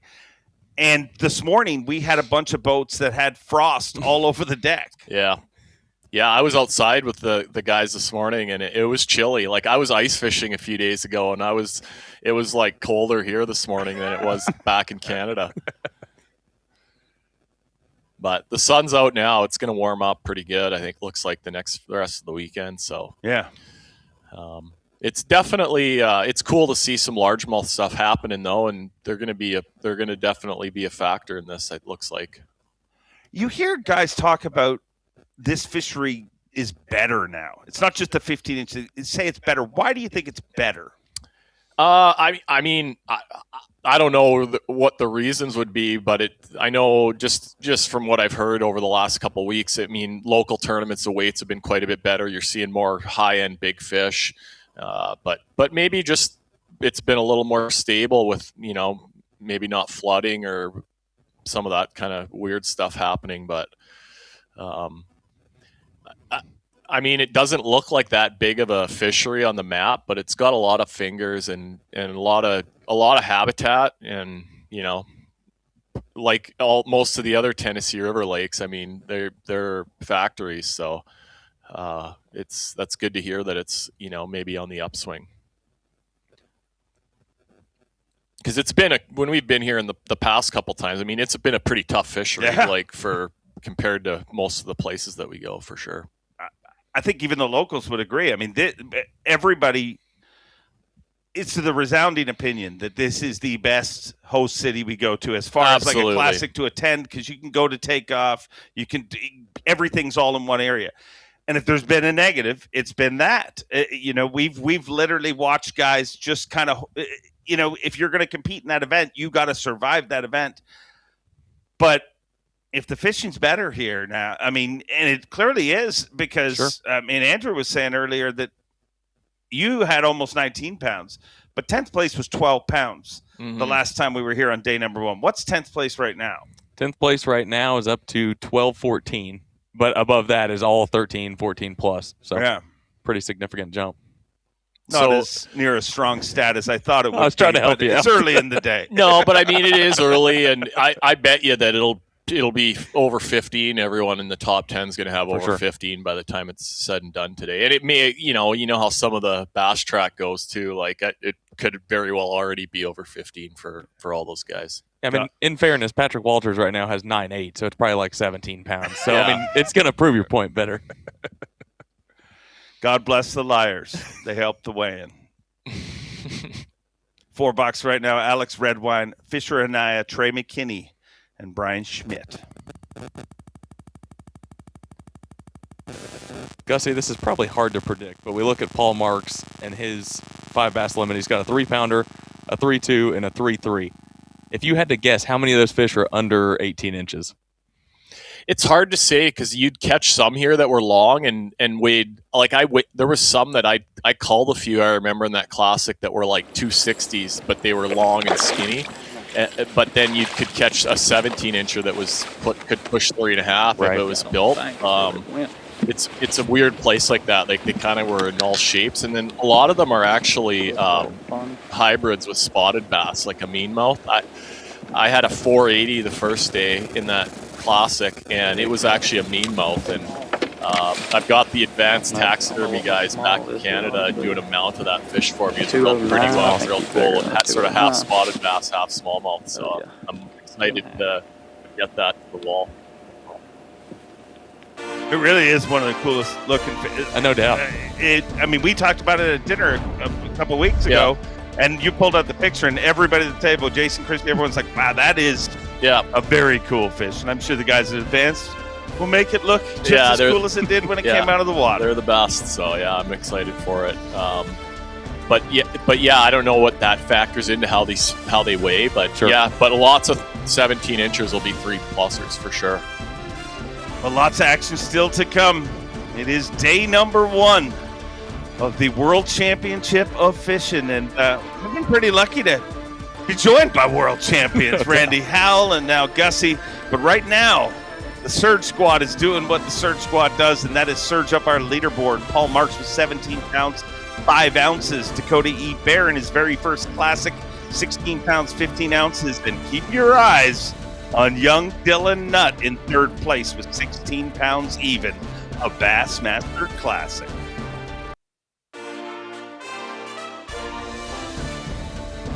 Bassmaster Livecast. Biggest event there is in the sport, the Bassmaster Classic, and this is kickoff day. 58 anglers battling it out.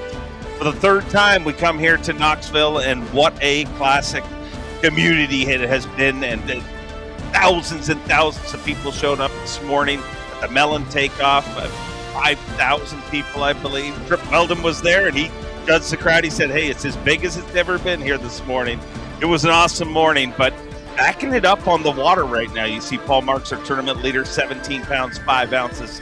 Dakota E. Bear, proving the baby pattern is real. Shelby at home waiting to have a baby any minute now. And Dakota said, hey, my phone is on loud. I will leave if I have to, but I hope I'm not in contention. So all I got to say is, hold on, Shelby, because Dakota is either making it easier on you or tougher on you. But this fishery is seemingly better this time around. The goal to get inside the top 25 and move into Championship Sunday. Gussie, what does the first morning of the Classic feel like? I mean, I don't care how many you fished or who you are, you're going to have some jitters. It's exciting. And I mean, I've fished the last 6 of them, and that takeoff at Knoxville is the best as far as like the crowds. And I mean, we had all the Aussies last time. They were they livened things up a little extra special too. But no, man, it's for anyone that fishes tournaments. I mean, this event is the Super Bowl, and it's the dream just to be part of it. And then, you know,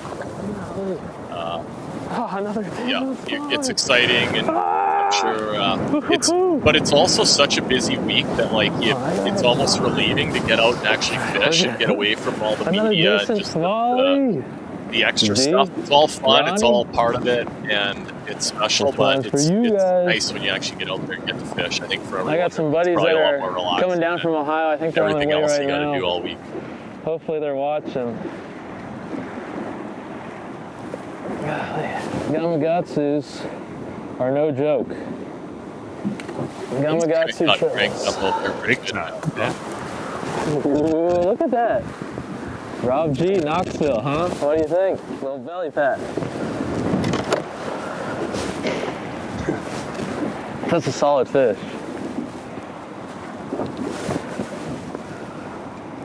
Don't be sleeping on us. We got a little work to do the rest of the day. Well, he definitely has some buddies. Those buddies voted him into having a camera.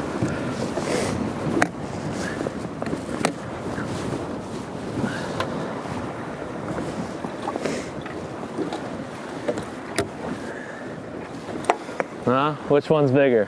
You tell me. Currently in 13th place.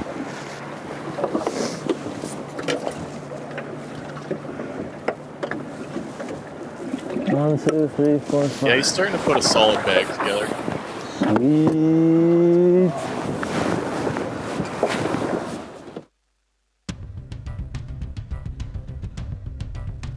Culling out a 1.5. Let's roll on over to our bridesmaid from the last time we were here, Brian Schmidt.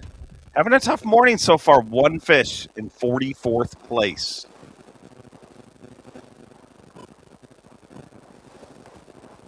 If there's a guy that's going to figure it out with changing conditions, though, on a river system, it seems like Brian Schmidt's the guy that's going to figure it out. Doesn't take long. All the way up to 32nd now with 2 fish. Looks like we're going to see a big one here, maybe.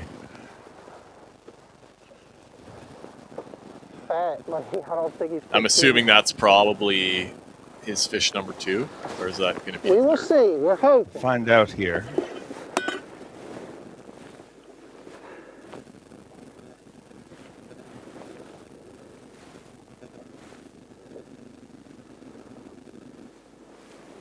That's his second one. What makes Schmidt so good? Because he really, I mean, he's a threat everywhere. And pretty versatile. I think he's a pretty good scoper, and then he's also as good as anyone like at fishing with the hardware, you know, casting and really, and especially river situations. I mean, he's around grass. there. Yeah, but then you go to Champlain and he smashes them there all the time too. He's versatile. He's been around for a long time and, you know, been successful for a long time. Like, I'd like to get rid of him. There was a bite, huh? There's a line burner there. Those are no There fun. might be a few fish in the zone. Does watching someone measure a fish, does that give you like a little post-traumatic stress from Sunday? I mean, like, luckily for me, it all worked out. Yeah. But you know, like we talked about earlier, just a tough fishery. But yeah, if I like had a blow in that one, which I assumed that I did, you know, that day, yeah, I would definitely be having some PTSD on that. Yeah, no, that was a crazy day. Because you know, someone's always the hero on the last day of the classic, and I had to do that 45-minute run back and with 2 fish, and I got back with like maybe 4 minutes to check in, so I just pulled over to the bank and started whipping a chatterbait, and like, you know, like I knew if I got like 3 or 4, I had a chance because I had a pretty good lead, but like That's a big you know, I didn't think I even had a chance. And then I make about 2 casts, and this boat pulls up beside me, and Robbie Floyd jumps in my boat, and like I am not in the mood for that right now. And I should have known. I mean, if he's getting in my boat, it's probably good, but also like this guy just wants to get my reaction to sucking today. And he's like, "Oh, don't mind me." He goes, "I'm just going to do a quick interview with you when we cross the check-in line." So I'm like, all right. And so we check in, and he asks, you know, "How do you feel?" And I'm like, I just want to let out a barrage of F-bombs, and you know, I give my answer. Come back. I drop him back off on the dock, and Brian Evie is my camera guy, and we knew each other a little bit, but he was with me all 3 days, and we've got to be really good friends. And he said, "You're not going to believe this, but it's going to be close, and I think you got enough." And I just couldn't believe it. I looked at Bass Track and like, yeah, it's close. And then it was probably 3 hours before I finally weighed in from when I checked in. So it was a long, agonizing wait, that's for sure. But number 3. Well, it may make it a little more evil on the anglers, but I don't think you're allowed to do that this year. I think. Oh, you finally got your way? Oh, I mean, it took me 16 years, but I'll let you know Sunday if I got my way. But right now, I do not believe that they'll know. And that, to me, that 3 hours, that was mental anguish to you. But that's also what made the moment on stage so special. Yeah, for sure. And you know, you knew it was going to be close. And but like, yeah, it's hard. I get where you're coming from. You want everyone to be surprised, and but I mean, if Bass Track's just right there and it's 2 clicks away, I mean, it's impossible not to go and like, you know, see how it looks. Yeah. But don't look, but you would. Yeah. I mean, I don't blame you. But yeah, if it was a rule that you couldn't, then that's fine. Then you can't do it. But Gusty, I'm going to put you on the spot. We're about to end this whole thing. Who's winning this Bassmaster Classic? I mean, I'm pulling pretty hard for Fighter and Coop. Those are my, you know, the 2 guys I'm probably closest with that are fishing. But good luck beating the young guys. I mean, it's pretty impressive. There's a bunch of them that are just world class, and they're hard to beat. Any truth to the rumor that some of the veteran anglers are going to get a whole bunch of bars of soap, put them in pillowcases, and actually physically beat the young guys? I mean, it would be cooler if it was just like a fifth plate, probably. I think we'd still do all right. Easton's a big kid, but I mean, other than that. It's all coming together. The event of the year. As thousands of fans and the greatest anglers in the world gather to find a new world champion here on the Tennessee River. Yeah! 3 days. That's a giant. 3 days of all-out competition. Oh my gosh, dude! My God. 3 days that can change your life. Yeah. 3 days that you've worked a lifetime just for the chance to be here. Raining, boy. So block out the distractions. Oh my God, and concentrate on the goal. Dude! Be the winner. Look at that beast. Because this might be the year that you get a chance to put your hands on the trophy that makes you one of the greats in the sport. Angler of the year! And in the end, we will celebrate the one who took on the best in the world. He is your champion, ladies and gentlemen! 3 days later, stands as the classic champion. Let's go. The Bassmaster Classic Champion!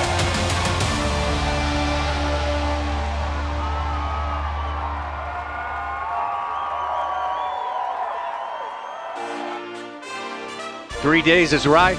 Actually, 2.5, technically, if you count what we've seen so far today, and that's been a lot. At the Bass Pro Shop's Bassmaster Classic, presented by Under Armour, coming to you from this fantastic host city, Knoxville, Tennessee. On the mighty Tennessee River, we're at the upper end of it. The Tennessee River, from its origin, the confluence of the Holston and the French Broad Rivers. We're going to take in Fort Loudoun Lake and Lake Tellico Lake, I should say, on the Little Tennessee River. That's our playing field here. Tommy Sanders here with Davey Height and Mark Zona, and I think these guys have acquitted themselves pretty well so far today compared to previous classics here in Knoxville. Absolutely. I mean, it was phenomenal this morning so far. So good. We're seeing more fish. bigger fish, more variety of largemouth and smallmouth than we've seen in the 2 previous classics. Here's the thing, though. Things are changing here very much. The wind just switched around, coming out of the south now at about 20 miles an hour. We are glad that you are with us today for Bassmaster Live. Yeah, here we are. Here we are standing back at the side of the what will become the tailgate party, the Maxim Tire tailgate party throughout the weekend here. And we are getting ready to move into the last 3 hours and 45 minutes of fishing that these anglers have on this day number 2. And wow, it was dramatic. That was a little extra dash of drama there for you. But we have no huge drama today, but we've seen some solid performances. One thing I've seen recently, they just opened the doors to the public. It was packed. There's nobody behind us right now. Yeah, they were waiting to go in there. No, they were an incredible line. Really what we've got to see so far today, at least out on the water, it's basically been Tellico versus Loudoun. We've got 5 of our top 12 anglers that are in Loudoun, 7 fishing in Tellico, and for the most part, it's happening on Loudoun in one general area. Areas in years past, like the Little River, it does appear that colored, off-colored water, it definitely, we looked on the deep dive app, it got a rise overnight. It looks like that area probably has been affected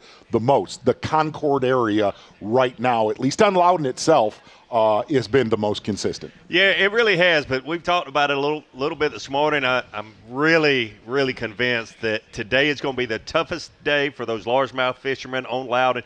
The water color changed dramatically. That will get better as time progresses, and the water temperature dropped about 10 or 11 degrees since Wednesday, the last day those guys were out there. If they can survive today, look for big things from those largemouth fishermen. A lot of our veteran anglers are doing that. If they can survive today, look for bigger things from them in the next 2 days. All right. Mike Such-Sukon with us as well. Such, what are you tracking so far today? Well, there's only 4 anglers who don't have a fish on Bass Track. Unfortunately, they're all on my fantasy team. No. He's having a time over there, isn't he? 25 guys have limits, and most everybody's caught a fish. And watch out for Drew Cook. He's got almost 15 pounds on 4 fish. And these are real 4 fish now. He had 4 fish earlier. That there was a double entry. Okay, all right. Well, good for him.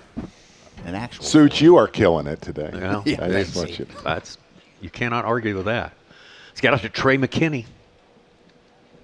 McKinney sitting in 6th place as it stands right now. 14.5. You know, the main thing that we have seen since our midday break, it was dead calm this morning, and really in the last probably hour, it is cranked up to about 15 miles per hour.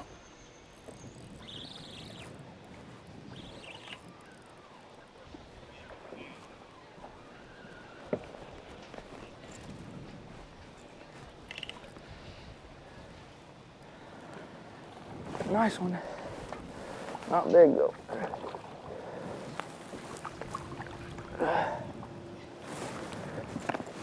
Not gonna help.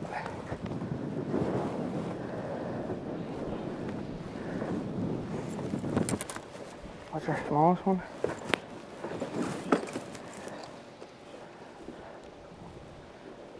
His 2 smalls are both 2.5 pounds. I don't think he's gonna do that.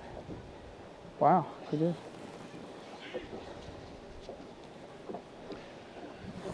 No. Twin of them.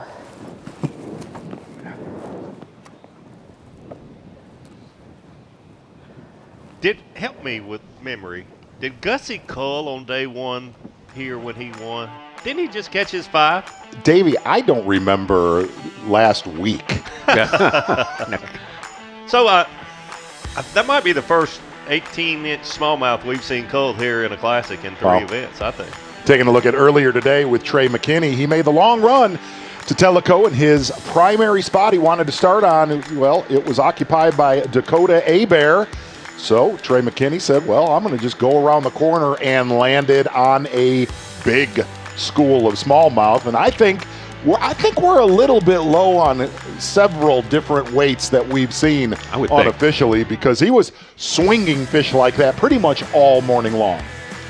Yeah, here's the thing that he did mention, though, is early morning was key for these smallmouth that he's been catching. expected to catch today. Things would slow down. What can he do with these last 3 hours of his fishing day? See what Trey McKinney, if he can cull again, or if it truly is going to be a morning bite for the whole tournament for him. And hey, really the other side of Trey McKinney is Ron Moore got to ride with him on the official practice day where Trey McKinney did not go into Tellico. Trey's got a lot of other stuff in Loudoun to hit on the way back possibly today.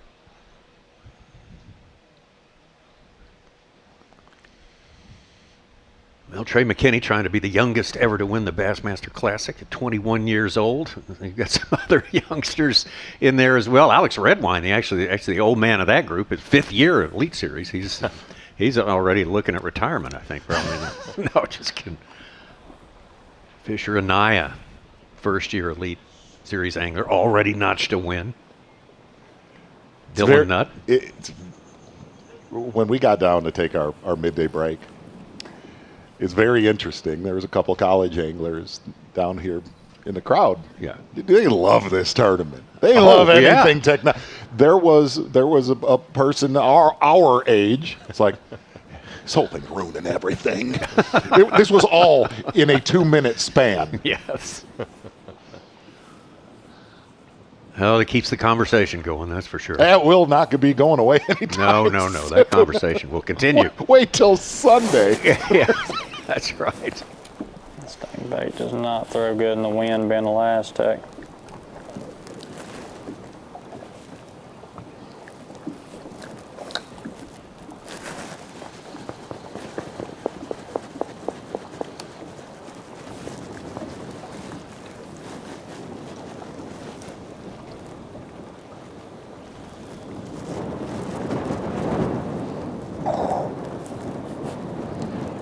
You know, we'll say one more thing to that point, and I'm not going to, we can't talk about that for the next 3 days, but the one record that comes to mind that may never be broken is the oldest Classic winner. Won't be broken this week. I mean, you just think about that. Do you think all of a sudden there's going to be 50 and 60-year-old dudes winning Classics from now on?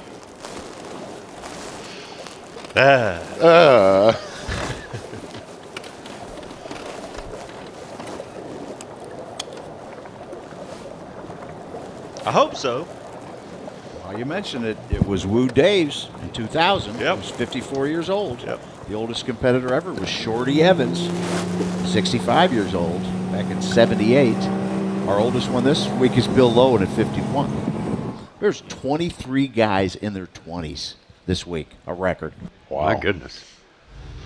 All right. Wow. There's your age figures right there. Yeah, so of the youngest and oldest winners there, which one of those you think will be broken sooner? Yeah. Well, you nailed it earlier. Stanley Mitchell's record is going to be beaten. Could be beaten multiple times in the next few years. Aaron Yavorski at 18. That was in Tulsa in 2024. High schooler competing in the Classic. I don't know, man. It might be like a running back in the NFL. When you hit 30, you're over the hill. I mean, that's just it's back to life. Most sports are like that. Maybe not 30, but you don't see 40-plus-year-old guys excelling in any other sport that I know of. Things are changing in ours, but they're really kind of moving more like other sports. Yes. But you can still, one of the greatest things that will not change about our sport, you can continue to do that for a very long time in your life. You might not be the best in the world at it, but you can do it and enjoy it. That's right. I got a couple stats. The average age of the elites has gone down 1 year for the past 5 years. In 2022, the average age of all 100 elites was 40 years old. It is now 36. You think of that when you multiply by 100, that's 100 years, so that's replacing 5 45-year-olds with 5 25. Give me some sort of reaction, please. Each year.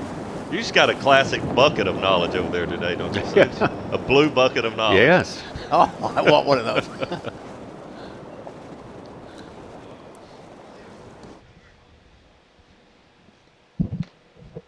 All right, here's your field age right there, your average field age.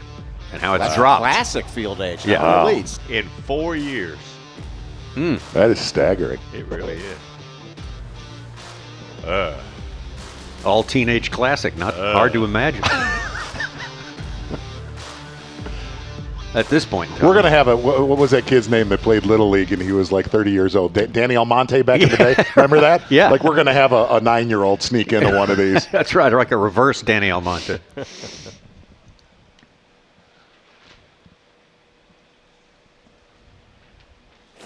You know, that last one a little bit deeper, 2022, we had 8 anglers, 18 to 29, and 3 who were 50 plus. This year there's only 1 50 plus, and there's 23 guys under 30 years old.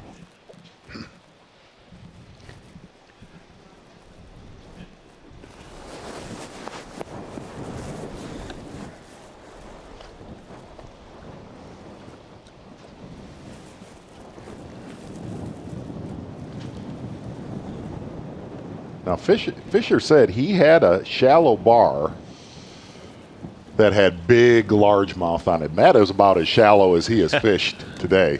Yeah. Said he caught one on largemouth on one of those bars on Tellico that was between 7 and 8 in practice.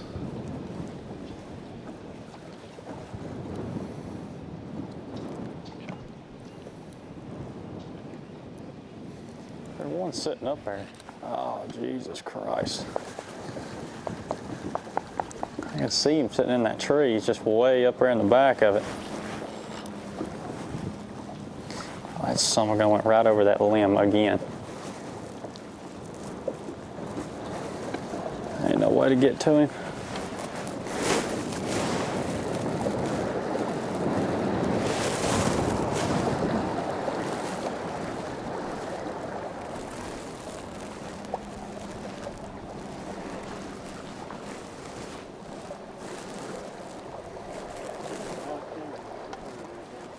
That's what I was looking at. I don't like that mud. Fisher and I kind of comfortably settled in there in 4th place with 15 1/4 pounds. Here on day number 1. Still got a lot of the day left to fish.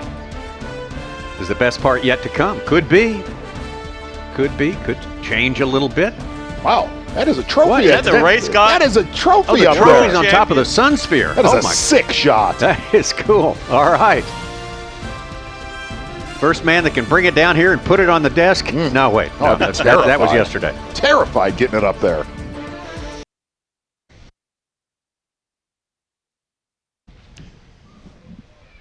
Welcome back, Bass Pro Shops Bassmaster Classic, the city of Knoxville. What a fantastic place. University town, big-time sports town, especially college sports and professional sports this weekend. That is for sure the World Championship. Bass Pro Shops Bassmaster Classic. We got 58 anglers out there, qualified from the Bassmaster Elite Series, qualified from the Opens, qualified from the Bass Nation college ranks, even one qualifier from the team championship. But it's an elite on top. Hallmarks, followed by Elite Dakota E-Bear, followed by Federation Nation Championship Performer in 2025. I think he was 2nd place up there at the Upper Mississippi River. Dylan Nutt, who's from Tennessee, just downriver, and Nashville, Tennessee. Yui Aoki, who won one of our Opens, who just moved up from 4th to 3rd right there. Yui Aoki qualified by you win an Open, you're in to the Bass Pro Shops Bassmaster Classic, and that's the way the field is shaping up. You just saw right there, we are moving up and down. While we have a little bit of lull, which is kind of typical this time of year, anywhere in the spring. You go in the spring, early, late bite. There is a bet right now with executive producer Mike McKinnis with this World Championship right here. We're gonna dip. I gave him 56 pounds and under. I've got 56 pounds over.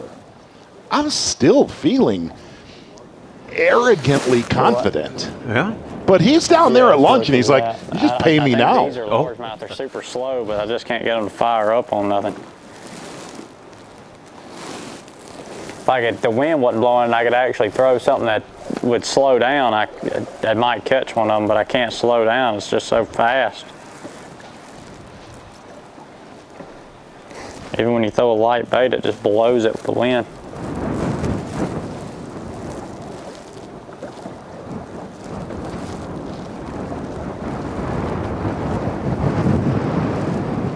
Well, these over/under bets, these proposition bets, you know, Yeah. you can have a side strategy, which is to declare it null and void because you say this the winner had a chance to affect the outcome, right? So start putting together a little chart that shows how Mike could affect the outcome. Well, Tommy, the truth is you predominantly win every classic side bet in the history of betting. Not far from. Going to get back out to Easton Fothergill, having a slow, grimy day. Starting on largemouth in Tellico, gave him a long run too this morning. But looks like he has made that transition to smallmouth. Defending champion, Easton Fothergill. Starting to feel it, Such.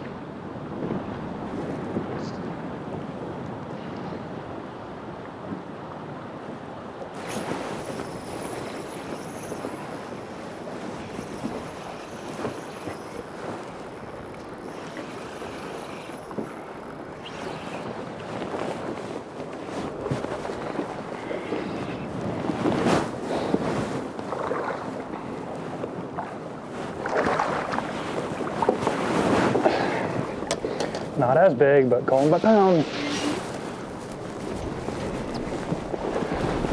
I just figured out how they want it, I think. And there is a wad of them there. Come on. Speaking of Tommy winning every bet that we have, who's your pick for the winner of this event? Fellas, you just said there's a big wad of them right there. That's what I thought. That was that guy. 4. A big wad of them right there. He's right exactly on track for where he was at this time last year. I have no idea if that's true or not. I'll just throw it out. Could become our third angler on camera in the top 10. Wow.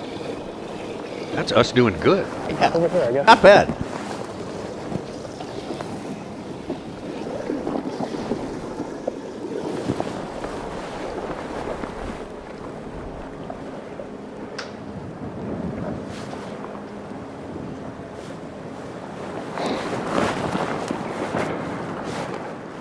This is bad.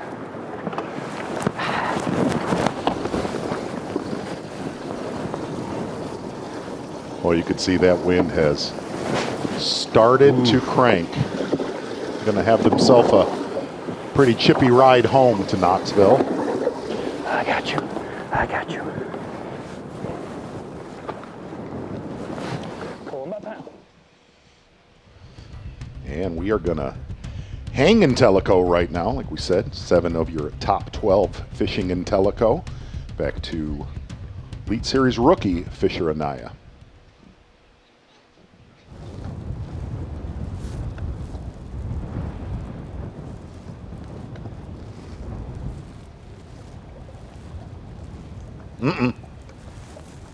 Yeah. Drop. I can't tell if these are bass or drum. They're picking up like bass. They're super hot. There's 2 of them sitting down there. There's his bait right on him at 40. I doubt I ever get them to see it in this mud and wind combination. Have to be right on their head. There's some sitting up here on the shallow point.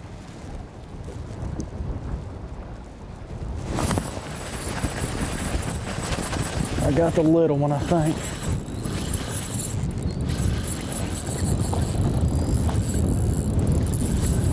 That's not little though, it's pretty big. There's one down there way bigger than her. Oh, don't come off, I need you, little girl. Okay. No, come here. Open your mouth. I got her, big butt. Yes, sir. That's the little one. Can't get the dang minnow out of there. Spot bottles. There's a couple down there like her. That's more like it.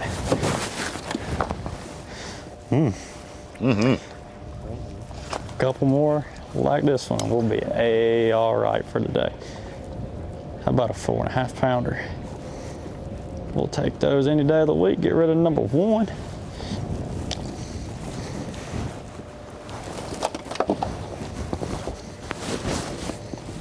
Gosh, them are long fish, man. They really are. And that's the other thing, talking to quite a few anglers. The largemouth have really just bulked up. Yeah. The smallmouth haven't. They look like they have in the past, but they're he's the one I just just getting lost. longer. He's alive and well and mad at the world.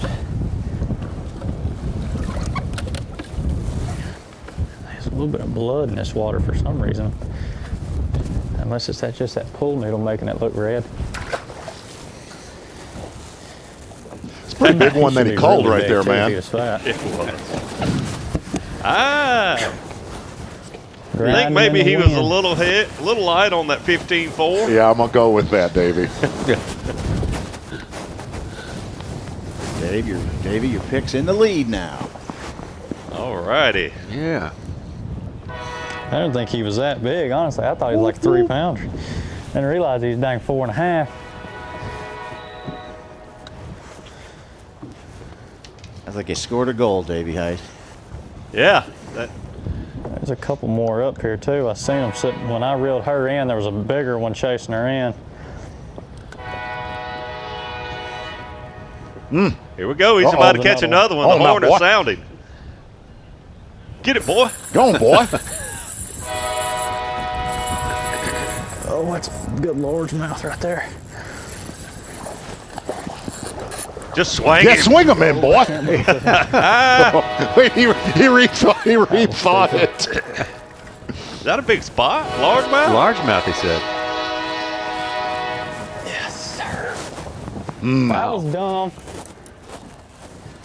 It's all right to be dumb when you land them, though. Yes. You like it when your drag slips when you're trying to swing them in. That's the green one I've caught all week. That's a big turning point in this tournament right 3.5 now. pound greenfish. That just shows you Really 5 nice minutes float. in the middle of the day how 19 the pounds. tournament just changed for Yeah. him. Wow. Foes, the one to go. That's a big moment. How big's that fish, Z? It's a heavy 3. My goal was not to embarrass myself. Right? walking Yeah, across I'd say the all stage. three. And Yeah. Surely to God, 19 pounds don't get you embarrassed on this place. Now you're in good shape, dog. Too much That 58's looking better every day, isn't it, too? Oh, Z? boy. Yeah. Every minute.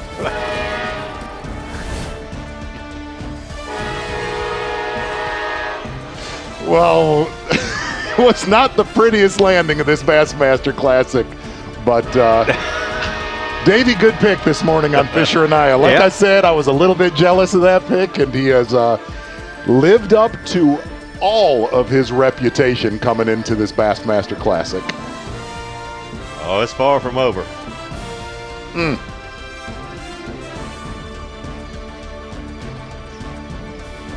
I think it's going to be one of the best finishes.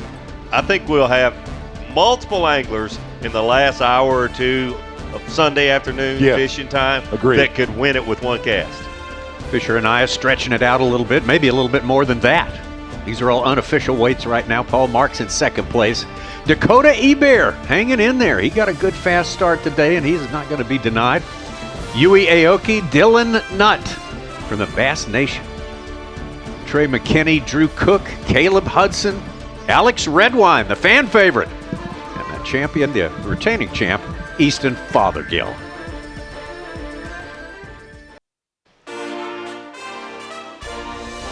Getting well into the afternoon here. Day number 1, 2026 Bass Pro Shops Bassmaster Classic presented by Under Armour. Fisher Anaya, the top qualifier from the Opens last year. The Nitro EQs is on top in the Classic as it stands right now. He's already notched out a win on the Bassmaster Elite Series this year. Paul Marks, Dakota Ebert, Yui Aoki, Dylan Nutt, Trey McKinney, Drew Cook, Caleb Hudson, Alex Redwine, and Easton Fothergill. And yes, Fisher and I.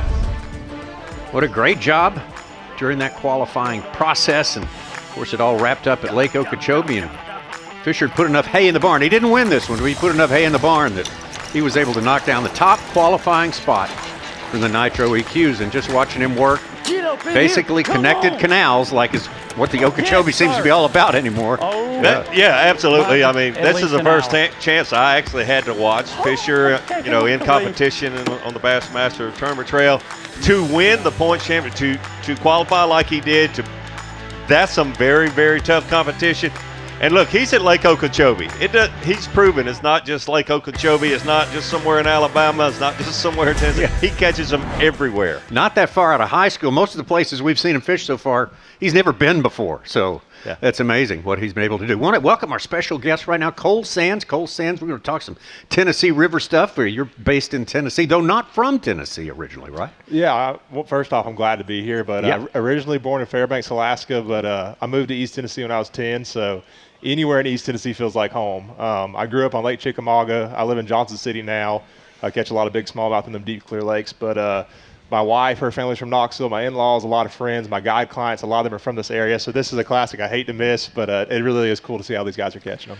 So you've got a good bit of experience here. From what you've seen so far, the anglers that are catching them, who do you think is going to be the one to beat come Sunday afternoon from what we've seen so far? Yeah, I think there's two people who are really dangerous right now. I mean, Fisher and I is obviously the kind of the front runner. I think he's dangerous because what he's doing, he's fishing shallow, scoping shallow. It's that time of year. The big females, they want to be set up on structure. I don't know if you noticed when the smallmouth he caught earlier had orange eyes and black spots in the belly. That means it's time. They want to be up there. So he's going to be really deadly, and he is as good as they get at shallow scoping. We saw him at Martin dominate. That's going to be a really prevalent pattern here. And then Dylan Nutt, same deal. He's very good at that shallow scoping deal. Those are my front runners, but don't put somebody like Brandon Lester or like somebody like that out of the equation. It's been 80 degrees here. The big largemouth, they're moving up there too. And you could see one of the big largemouth bags get caught and surprise some people, maybe two 16-pound bags and then just one giant largemouth. Do you think it's leading up to tomorrow and Sunday will be better for the largemouth fishermen? I think so, because that mud's going to stabilize. That mud really came in fast last night. So I think it will, but I also think it's going to actually help the smallmouth shallow fishermen too. Now, people like Trey fishing deeper, that 30-foot range, I think it's going to hurt them.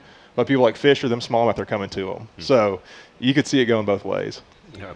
Let's take a look back at Fisher, Naya's day here so far. It's been really impressive. Of course, that stands to reason, given that he's the leader so far. But just everywhere he lands, he seems to be able to take to it and figure it out in record time. Yeah, there's a couple things that I noticed this morning. I was able to fish with him or be in the boat with him on Wednesday, and he told me what he planned to do. We didn't do any of that on Wednesday. He wanted to stay away from it. But I think these fish moved a little bit, and he figured it out pretty quick. He got off to a little slower start than I anticipated. I'm sure that he anticipated. But then he moved shallower, and he's been really catching them good since then. I think just what you described, Cole, he figured out pretty early, because he told me he had a lot of fish in that 20 to 25-foot depth range also. So it's really impressive what he's been able to do so far on the Bassmaster Elite Series. He's got a win out of his only two events, 2 tries on the Bassmaster Elite Series, but it's going to be pretty tough to deal with the rest of this week, no doubt. Cole, you're in your 4th year now. You're an old hand now compared to this new class that's coming up here. What do they have? What is that special something that they have that makes them so adept with this technology that has sort of come to the forefront? Yeah, man, I think it's a few things. I mean, one, they're just so confident at a young age. I mean, they've been fishing since they could walk, pretty much. And I think that's a big thing. I mean, they grew up with the technology, and here he comes. Just the confidence level and just the experience at his age is crazy. I mean, don't want to be 20 years old. I think he's looking at a big largemouth. It's not fast enough to be a smallmouth. I mean, he just snaked up behind it, turned off of it. But found some big ones on a wind-blown road bed. If I can get them to bite, it'd be great. But getting them to bite's been the issue. So gonna grind them out for a little bit, see if we can't catch 1 or 2 more of them, then make that long run coming back in, because it's about an hour to get in. I'm pretty sure I'm gonna need some gas. So leave us a bunch of time to get in, see if we can't maybe upgrade 1 or 2 more times. I don't know where he went. I don't know how he disappeared so quick. I mean, he vanished. That might be him right there. He done seen the boat, if that is him, though. It's coming back at us. That's definitely him. Barely see him sitting on the bottom. It's going to be about dang near impossible to get this down there. But I feel like if I do get it on him, he's going to bite it. Where'd you go, buddy? Where did you go? No clue.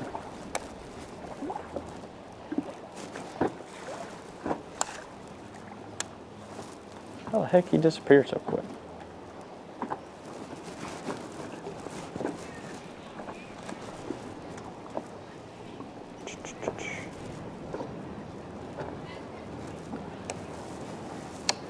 Don't know if it's possible to get this down there with that wind blowing like this. If the wind wasn't blowing, it'd be very easy, but a little breeze makes it impossible. I'll slide it through your legs. You're good. Appreciate it.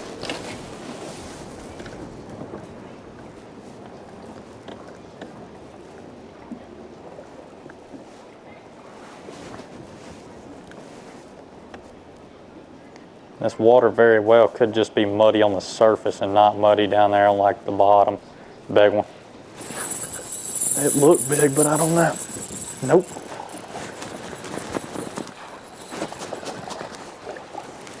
Found us some largemouth though. One right here to our right too.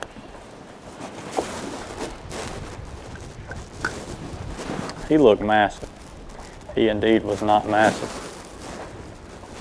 Massively small. Got a feeling it's just muddy on the surface because they're still seeing it from 2 foot away from them pretty easily.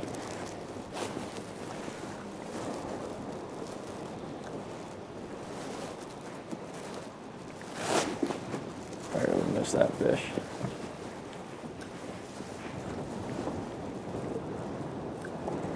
Keeps going right. He should see it maybe. Nope, got right of me again. Or left of me, not right of me.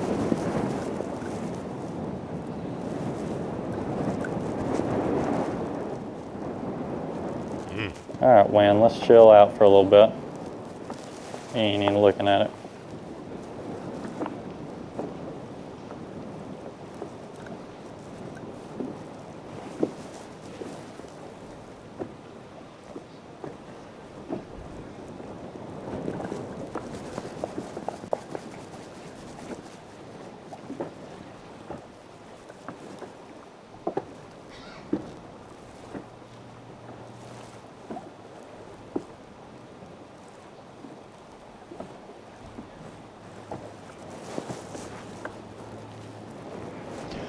Cole, what's the timeline look like here? Is it going to get better every day? Or you think it's going to fall off? Or? Yeah, I definitely think today's going to be the toughest day. I mean, it's kind of the first day after a cold front. We've had really pretty weather, and I fully expect somebody to bring in one of those 22 to 25 pound bags this week. I know I talked to a couple anglers in practice. Dylan Nutt was one of them who had 25 plus pounds, I think the second day of practice. So I think you're going to see one of the game-changing bags, and it might be the last day like we've seen in classics of years past. So I have a question for you on the point, Tommy's question earlier, and you were saying that these young anglers are just free and they just go fishing. Debating on making a run back up and going and checking the school of smallmouth before I go in. Trying to debate on how much time I need. It took me about an hour to get down here, but I think I'm gonna need gas. So, I don't know. Yeah. I think so, maybe the pumps work. That's all I need to, I know where it's at, it just gotta work. Good grief. I agree with what you're saying. And Fisher is definitely that guy, that kind of guy. He just goes and you know, says if I get a gut feeling to go check something out, I go check it out. So we leave out here, try to catch one more of them if we can. As a tournament angler, how do you do that when you've got experience? That's just so hard to do, to not trust your knowledge and experience. I think one of the biggest things is with live scope is an instant feedback. He knows right away if that spot looks right or not. You know, some places, I mean, as soon as he puts the trolling motor down, within 30 seconds he knows. And he has that confidence in what he's seeing. At least one of the days. Yeah. You're a 3 or 4 time qualifier for the college national championship and 1-time champion. Correct. Of that. I mean, that was 4 or 5 years ago. I mean, how much has it changed just since then? This pipeline to the Elite Series. Man, it's incredible just to see the talent that's come out of the college field, and very thankful for Bassmaster for that platform. You know, that's the big reason I'm here now was being able to travel and fish those different lakes, gain that experience. And I mean, you look at, Easton was another hammer in college. I mean, like all these guys. Now Fisher skipped college. He was good enough, unlike some of us. Yeah. But it's incredible, and just to see it grow, it's awesome. Man, they live here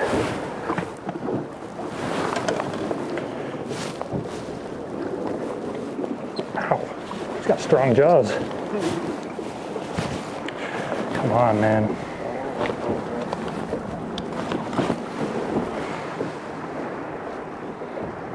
$2.14. It's a pound. Number 5.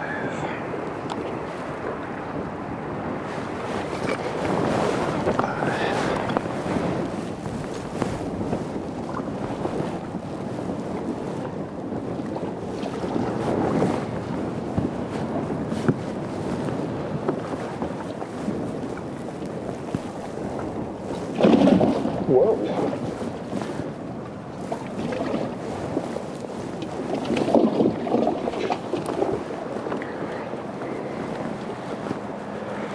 Puts Easton back in the top 10. Yeah. And he missed out on his window for the largemouth this morning. He spent quite a bit of time this morning trying to catch that big largemouth. I personally hope he does that tomorrow and Sunday because, you know, he lands with a 6-8 pounder. It's going to change everything for Easton. Yeah, I expect Easton to, you know, put up a fight. He likes the large moments. He likes the big moments. Fisher and Aya, though, the man on top, Paul Marks, Dakota Ebear. He's been hanging tough all day. Yui Aoki, Dylan Nutt, Trey McKinney, Drew Cook coming in there. And there's Easton, Caleb Hudson, and Alex Redwine. Cold Sands, I'm not going to ask you to pick a winner. I'm going to ask you can someone win this thing wire to wire? Is it going to be that variable from day to day? I think they can. It's going to be hard with it being March in the Tennessee River, but I think they can. All right. Well, good stuff. We thank you, Cole Sands, 4th year Bassmaster Elite Series angler, and we'll be right back.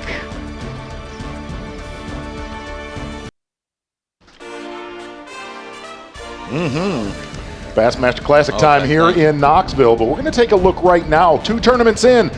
Bassmaster Elite Series, Corey Johnston in the lead right now, having 2 big events so far.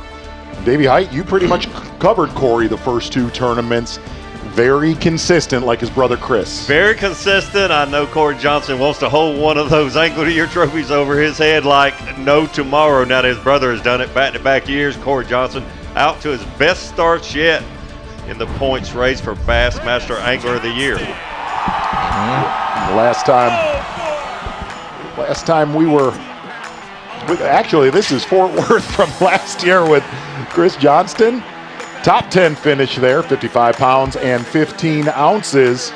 And you kind of were watching his brother as well at that tournament down in Texas. Corey Johnston with a 5th place finish. So both Johnstons in the top 10 at last year's Bassmaster Classic. If you remember, Corey made a hard run late in that tournament. I really think if he'd had another day, he could have been holding the Brown Trophy while his brother was holding the AOY Trophy all in the same year. Totally agree, but little bit slow for Chris Johnston today. He did say, I did not have the best practice ever. Started on smallmouth this morning, could not get that school to fire. Going to get out with him in the canal dividing Loudoun and Tellico with Chris Johnston live.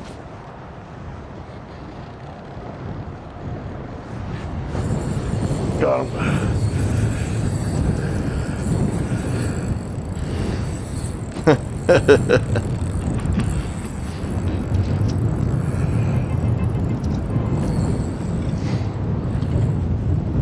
I didn't know if I could talk to you or not. I don't think it's a giant, but it'll help. I think.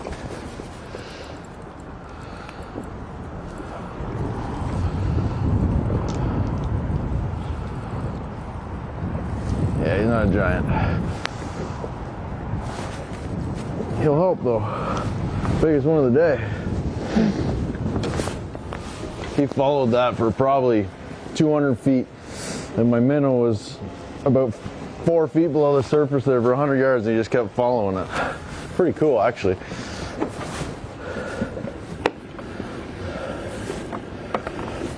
It's a decent one. I'm gonna get under your foot there.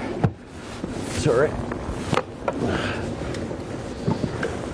Solid fish right there for Chris Johnston. Very, very needed as this day one of this classic starts to get old. And Davey Guy, you being a classic champion, we've got another one here, Randy Howell. And Randy, I've been watching you the last 2 hours. Are you more nervous fishing in a classic or your son being on the water in a classic? Oh, absolutely. Watching is worse. I tell you what, it's nothing. I actually, right now, I'm just sitting here thinking to myself, it feels like I got an ulcer starting in my stomach. It's weird. It hurts, man. I'm like, I don't know why, but it is unbelievable, the difference. Even at takeoff this morning, I'd never been to a takeoff that I wasn't fishing in. You know, and all the times I've been there, I was always amazed at the fans. But being there this morning and being a fan like that this morning with my son there it was just indescribable. It's amazing. So as an angler competing in the classic, you have an ulcer in your stomach feeling. Is it on a different side of the stomach when it's your son, or is it the same feeling? Man, we all have done this so long. I never get butterflies. I sleep good. I never get really nervous about even in classics. I was kind of okay. You know, I slept good, but I woke up at 3 o'clock this morning, couldn't hardly go back to sleep thinking about it, and it's because you don't have any control over it, can't have anything to do with it, and then just wanting to see him, you know, being thankful that he's here, and I'm excited for him to be here, a dream come true, but wanting to see him do good, just like any dad would, you know, little league dad wants to see their kid do good, you know. Kind of walk through looking at, this is how we open Bassmaster Live today in this classic. We said it's a different world, man. It is a different world with technology. And then when you look at that top 10, I mean, I hate to say this, you are not supposed to be young and come to your first classic. And if you look at that top 10, pretty much all young dudes. Yeah, that's what the electronic world has done to the sport. I mean, and there's nothing wrong with it. It's just simply the truth is the truth. You know, you see it. The guys, they show up. They don't worry about patterns, knowledge, experience. None of that matters. If they're so good with that screen and that technology that they're just going to chase those fish around. If they see 100 of them, they're going to throw them, and they catch 10% of them, they're going to catch them, you know. So your son's pretty good at doing that. Yeah. Like, do you get some love from him? Oh, yeah. Yeah, he's taught me a lot. I'm a lot better with my Lowrance active target than I ever was. And but I think it's still just like me and Hackney talked about it, Christy, a lot of us, when we're the 50 over club, we have so much other knowledge that pulls us away from it, and then they pull us back to it, and then I try to do their game last year, and before you know it, I'm sucked in, and they're better than me at it still, and then I don't do good. That's the thing that I was going to say. You know, you learn and you get better at it as older guys like we all are, all three of us. But look where you're sitting. I know. Your son made you better. Yeah. I mean, how do you go away from so much knowledge, past classic champion? It's kind of what I asked Cole here. We see their recipe. We see that they're carefree. They trust the screen. That's what they do. But, dude, it's so hard It's just so go hard do that. to put that information, put that knowledge of all the years of experience. Like if I start running around out there looking at my scope, and 30, 45 minutes goes by like I saw with Laker this morning, not catching a bass for an hour, I see that dock over there, and that dock hollers, Randy, come skip a jig. 100%. Come here, boy. You know, and I hear that voice in my head, and it's so hard. You got to go all in. That's why Loudoun proved this year, and Loudoun's one of the only guys that is older. None of us over 50 made the Classic this year. Loudoun was like 47, 48 or whatever, and John Cox, they fished their strengths all year, and they didn't get sucked in by the technology, and they're in the Classic. So I don't know what I need to do. I know I want to get better at it, but I also want to make the Classic. So really looking at the show that Fisher and I put on, one other characteristic, besides the true word of these young dudes that go out and do this, they're committed. What you said, they're not flipping a lay down, they're not skipping a boat dock, they're not doing traditional bass fishing things. That's right. The other thing you notice in a big way, and we've seen this throughout the years, a lot of them, and talk about Fisher, they're flatliners, man. They are so incredibly calm. Stone cold. Fisher and I ate dinner with us in Laker last night, and I sat across from him and talked with him and and asked him questions, and he's so cool, so calm. You wouldn't even know he was fishing the Classic today, and he was like so confident. And it's like they don't worry about their fish leaving. They don't worry about it getting too muddy on this bank because, the wind's blowing into this bank, because their fish are out there and they know they're going to find them with that screen before the day is over with. That's the confidence they have, Yeah. There again, you're spot on. You know what? You know that's exactly what they are doing and how they're doing it. But to go do it, seems so easy, but it's so difficult. It is. Do you know? Whoa.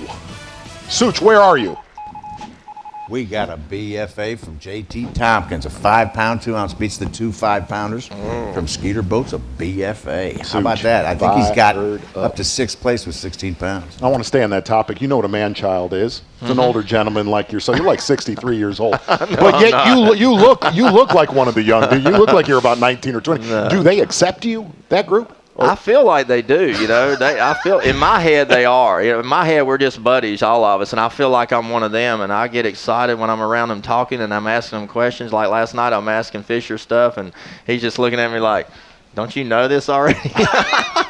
It's a trip, and I love it. That's what's so cool about this sport, and it's the only sport you can be like that. You can't be a football player at 52 and still be learning and knowing that we can still compete. But we can in bass fishing, and I'm going to. All right, so you got to tell me, what's one of the things you asked Fisher? I asked Fisher, I'm like, how many fish do you have to throw at, you think, to catch them right now in this environment, the way they're doing or whatever? And he was like, well, I keep bugging them till they bite. He just said it like that. I keep bugging them till they bite. Same kind of answer you would give. Not really an answer. Yeah, not really an answer. Yeah, that's right. They know their stuff, and they can't explain it just like we can't explain our stuff sometimes. So he told me Wednesday that goofy-looking dice-type bait, that he thinks he tickles them enough in the nose that it's like they almost sneeze and just inhale it accidentally. Hey, listen, he caught one this morning.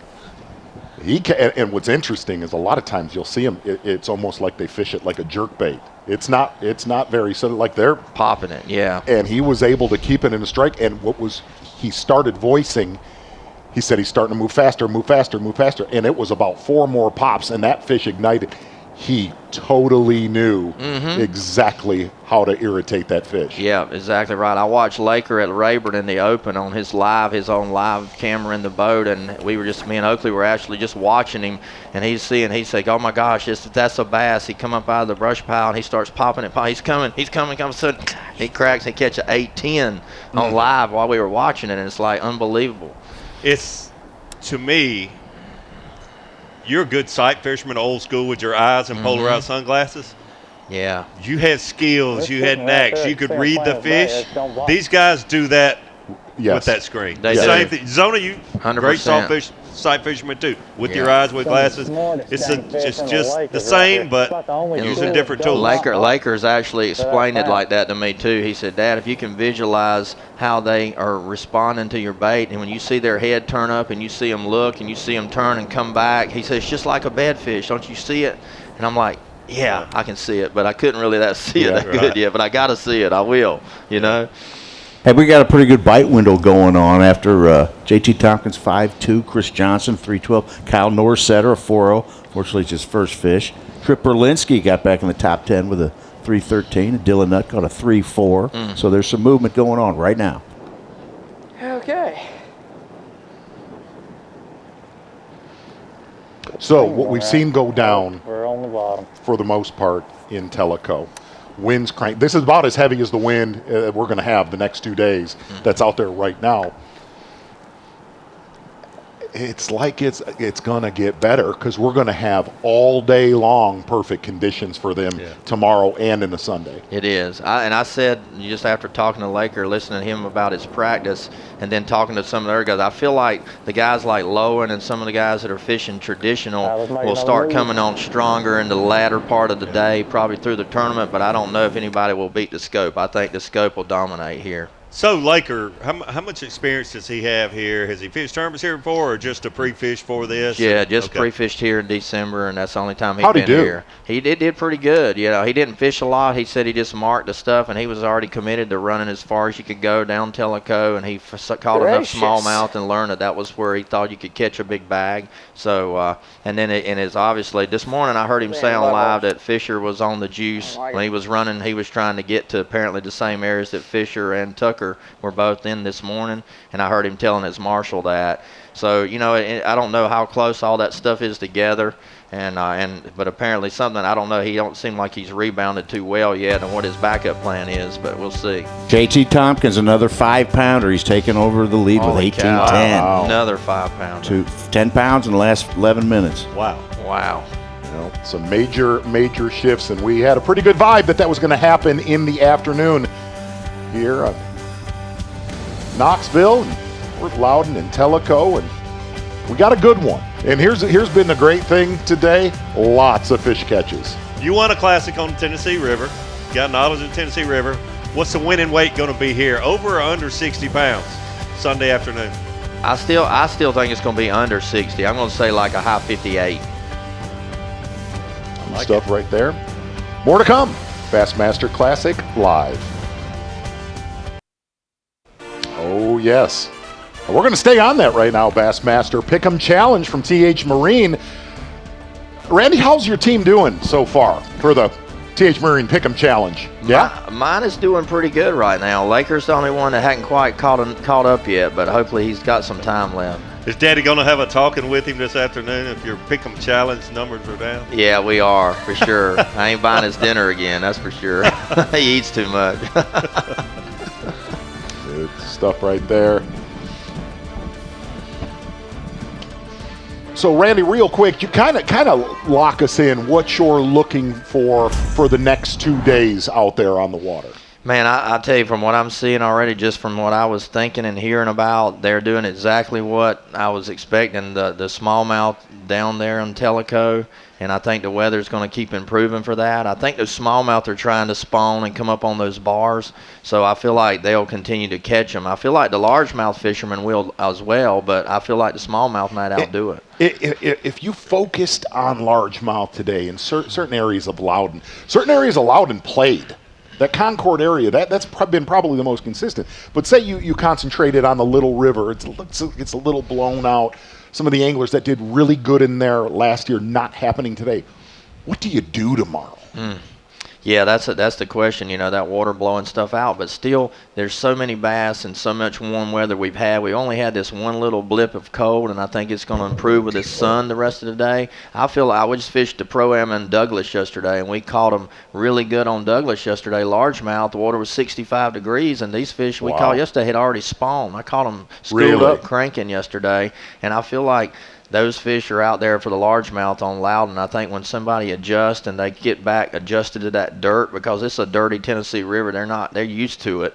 I feel like guys could come back and catch them. And maybe them 5-pounders that JT Tompkins called might be largemouth. I don't know, but he is in a largemouth area. Yeah, so it definitely could happen. My bet is still 3 days on the smallmouth, but it could be mixed bag too. You never know. I'm gonna switch gears just a little bit. You held that trophy over your head. This is the Bassmaster Classic World Championship. Tell us a little bit about how it's been a few years ago. Yeah, 12. Wow. But yeah. How did winning the Bassmaster Classic World Championship of Fishing change your life? I think you started like the year after I did. We started about the same time. I think maybe you and Robin were just dating. We were like we got married when we were 18, so we were like 19. So you had fished for quite a while Yeah. before you won the Classic.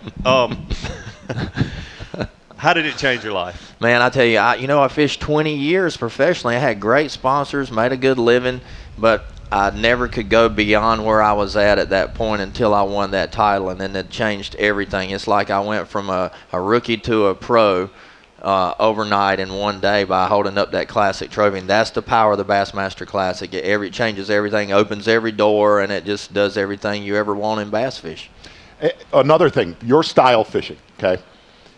I've talked to you about this. I did an interview about this. You're one of the most versatile, well-rounded anglers I have ever taped a fishing show with. But your style, you take away that Classic, your style has not been holding it, but it's been one of the most consistent through Bassmaster history. Yeah, that's what I've always banked on, consistency and a lot, catching limits and doing that. And coming back here the last year and then this year also too, I've had some bad tournaments that are uncharacteristic because I used to, stay consistent. And now, I've struggled with that a little more because I want to do well so bad. I'm trying to learn the technology and do good, So those tough finishes have been the result probably of you trying to scope some, trying to old school. It really is, honestly, yeah. So you were on the Bassmaster a long time, went on a little field trip for a year or two, came back to the Bassmasters. What has surprised you? The big surprise now is just the talent from top to bottom. There's no 50 guys that are just donators anymore, like we used to kind of say. You know, we got 100 guys that are here to play every day, and they'll kick your butt every day. And like Swindle said, it's the easiest it's ever been to finish 95th in an Elite Series event. You can still have a great tournament, catch a lot of fish, and be 95th. You know, just like I was at Lake Martin, I was 91st. I caught 20, 25 bass a day, had a ball, and still didn't do good. Next two tournaments, Tom Bigby, and then we're going to go to the Arkansas. Little bit more comfortable for you. Yeah, we're getting into the stuff that I'm liking, and I definitely got to make up some ground for sure. So now with the competition so tough, and you got this last year under your belt back on the Elite Series, have you decided that crawling along logs to retrieve a buzz bait, you don't need to be wasting that time now in 2026 and 27? These guys will kick your tail while you're out on a log. But I got some play time on TV. That's what it's all about. I made the cut right there without making the cut. That's what I had to do. But I'm still tight. I don't like to lose my good buzz baits. Look at that muddy water. Yeah, and Brian Schmidt, he is definitely locked into that area of Loudoun. He said he was concerned with that watercolor coming into today, and we showed it on the Deep Dive app. We'll actually have that current aerial tomorrow. Well, boy, it did not look like that on Wednesday in official practice. No. Here's the thing, though. I think we could all agree. When you're all in, and you're thinking, man, the afternoon should be better than the morning. Yeah. And if it doesn't happen, you're going to be behind the 8 ball going into day 2. Hey, in the first 30 minutes, he lost a good one, caught a good one, and it's almost like that. Those fish sucked you in. Yeah. And that's what happens with traditional bass fishing. The variables can change everything, but the electronic bass fishing, it doesn't happen like that. That's why they're either there or they're not, and you know it, and you leave. Yeah, they're going to catch them. They know they're going to catch them. If they get on them and find them, they don't care. It doesn't matter today. That's why you don't see people falter anymore. You see guys catch them every day now when they do that, versus guys that fish like that muddy water right there. It gets you sucked in, and you're like, I know I can do it. I know I can do it, and then it don't happen. And okay, so you look at this picture right here, Brian Schmidt, Fisher Anaya. Fisher Anaya's bait, when he casts, is in front of a bass every time. Every single time. Every time. Brian Schmidt's, if you got to try. Let's possibly equated that together. It could be in front of them 5% of At the the time. end of the day, he might not known if it was ever in front of him any more than those 2 that he caught. That's exactly right. Yeah, just when we fished Guntersville for the season opener with no scope, right there, all day I didn't know if there was any bass there where I was at. She missed it. Oh my God, there's no way she missed it, and then her buddy run all the way over to it and didn't eat it. Oh. Ate it that time. I got the small one. That's the small one. He is so good with it. Well, that's what I was referring to. You've got the same answers I've got, and I think they're the right answers. But to go out there and do it is a whole different answer. Oh, yeah. It's 100%. That's not a 3-pounder, I don't think. Too skinny to be one. Nope, 250. They are Bass Track colored boat leaders. They're early today. They're mostly in Tellico. Now half of them are up in Loudoun right now. I think that wind What will I make was looking for, just out here, them just roaming around. making some of those anglers start the journey back a little earlier.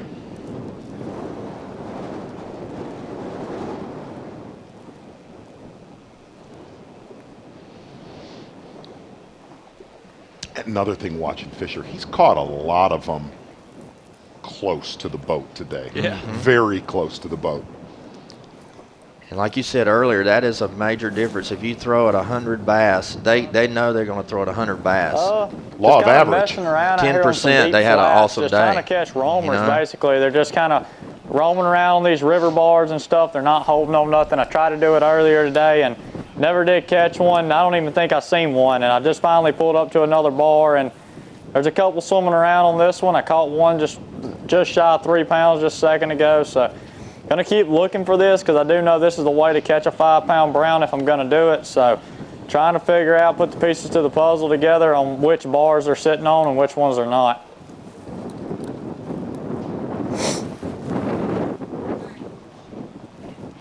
Why didn't that bass bite right then? That's what I'd be talking about right there right now. You see how much more time he wasted on it, don't you? Yeah. No, 0. no, I know. I'll be throwing at it for an hour. Mm-hmm. Come on, fish. Where'd your buddy go?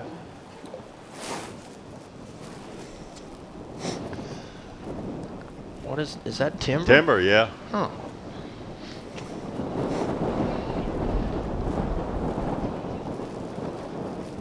There's one.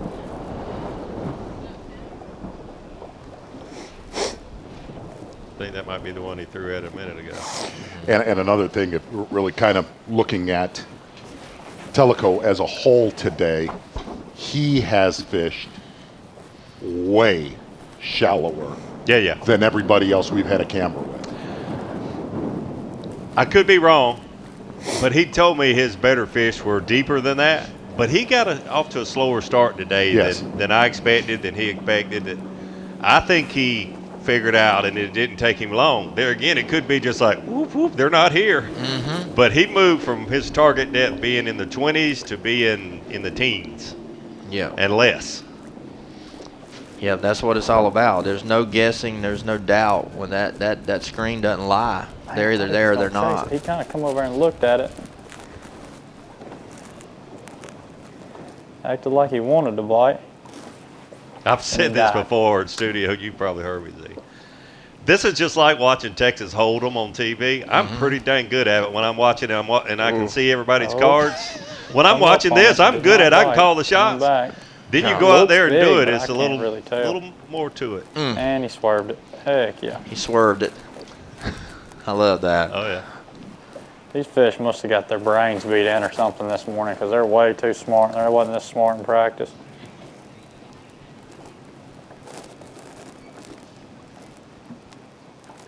He's on that one there. Yeah. Didn't even look at it.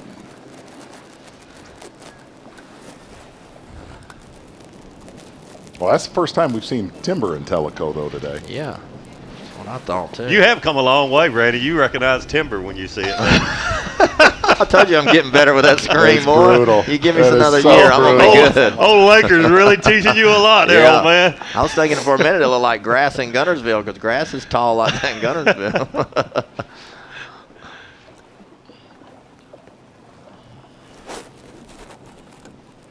You're right, though. That's the first timber I've seen. Yeah. Here we go. These aren't even looking at his bait. I don't know if it's time of day or, like he said, somebody's already been there half the day.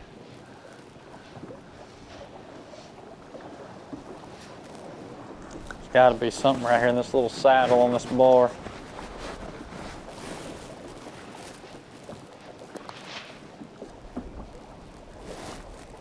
You see how good he is with keeping his bait on the screen and the fish on the screen. It's just so flawless. And that's time on the water. And, dude, there's a lot of people that think very pro and con about this technology. Here's the one thing that you cannot argue.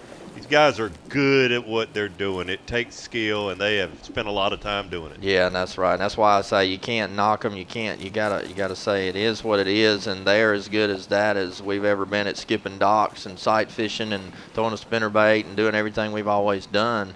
And that's why I want to be as good as that as I have been the other things. And that's what the challenge is, excitement that I can do that, you know, because it's fun. Yeah.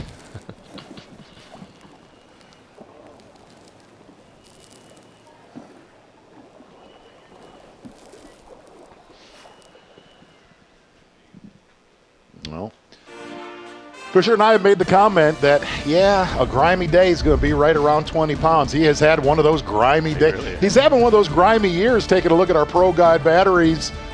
Rookie of the Year watch. Well, yeah, Fisher and I, there he is. Second place right there.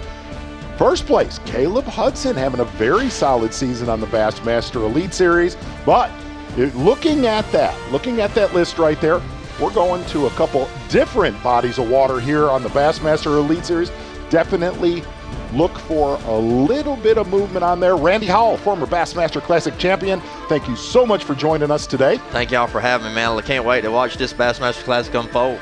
My man, don't go anywhere. More to come from the Bassmaster Classic Live.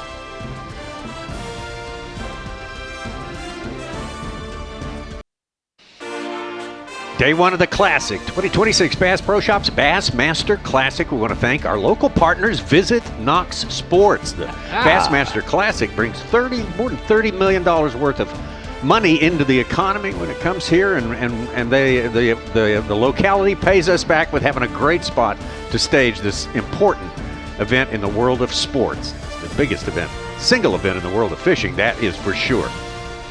There we go. All right. There we are. Oh, that's coming in on us. I guess we got a drone somewhere. Tommy, I'm glad you're back because I butchered some of the openings. I doubt that. No, I really didn't. No. You're just coming into your prime. There was awkward pauses. There was fragmented sentences. Oh, it was a mess. It was good. It's good stuff with Randy Howell. Absolutely. Hey, welcome to our mobile studio here, the Yokohama Tires Bassmaster Studio, and we happy to have you here for the remainder of our coverage. And we got plenty more fishing on the way here. Back behind us here, we've got a tailgate party in the making. It's going to be really going during the weekend here, and starting to warm up a little bit. The wind is not blowing any less. It's blowing more. There was a party that started last night outside of the hotel, and it looked like it faded into the morning. But really, this is rare on this body of water. Usually on this body of water, by the time we get to Sunday, it gets pretty grimy. I'm with Davey on this. I really feel like this day number one, especially with the winds that have transpired right now. Robbie Floyd just texted me. He said, dude, it is blowing all of 30 right now on Loudoun. I do think this is going to be the toughest day of this entire, especially with those warm nights that are coming the next 2 nights. Who benefits from wind in the situation? What sort of situation do you benefit? You do have to have some wind to catch them. Among the different ways you have to catch them here. All I know is the kids in Tellico, when that wind lays down and they can be even more efficient and more accurate out on the water for a longer period of time, it's impossible to see anybody beat them. Yeah. It really is. I'm starting to believe you. As far as who benefits, so you got a Seth Fighter. A few of the guys throwing spinner baits this morning, chatter baits, that sort of thing. Yeah. I'm sure there's a lot more guys doing that than what we've seen so far on camera. They could benefit from this win this afternoon. We've been talking about it multiple times today. Those largemouth fishermen, those Brandon Lesters, and there's probably 10 more with the same mentality as him. I'm going to go fish shallow for largemouth if I'm going to win this tournament. They've got to survive today. They've got to find a way to catch 12 to 15 pounds to have a chance. Because those other guys are going to catch them at Tellico. And go for broke tomorrow. Yes. All right. Well, coming up at, they're going to check in at 3:45, and not too long after that, they will make the short trip over to Food City Arena, and that is where the weigh-in will take place also right now. At Food City Arena, this famous basketball arena, is our own Ronnie Moore, famous basketball coach. Man, we're getting ready to go. They're doing tests here. We got Tom Abraham in here setting up the microphones and everything. But, guys, I'm here at the Yokohama Screen of Knowledge talking to little Lowrance CMAP because the one big thing right now, I'm looking at Bass Track, 6 of our top 12 are in Fort Loudoun, while 6 of our top 12 are in Tellico. So the dispersion, maybe the techniques that are faring well are the same, but we're seeing them spread both lakes. This is a very popular part of Fort Loudoun, and you can see when this water is not full pool, how many ebbs and flows, even in the backs of some creeks, how you've got so many little secondary points that stick off bars that get out. And then when you look at the main river, you've got multiple flats that the main channel swings by, and that's got multiple channels within it.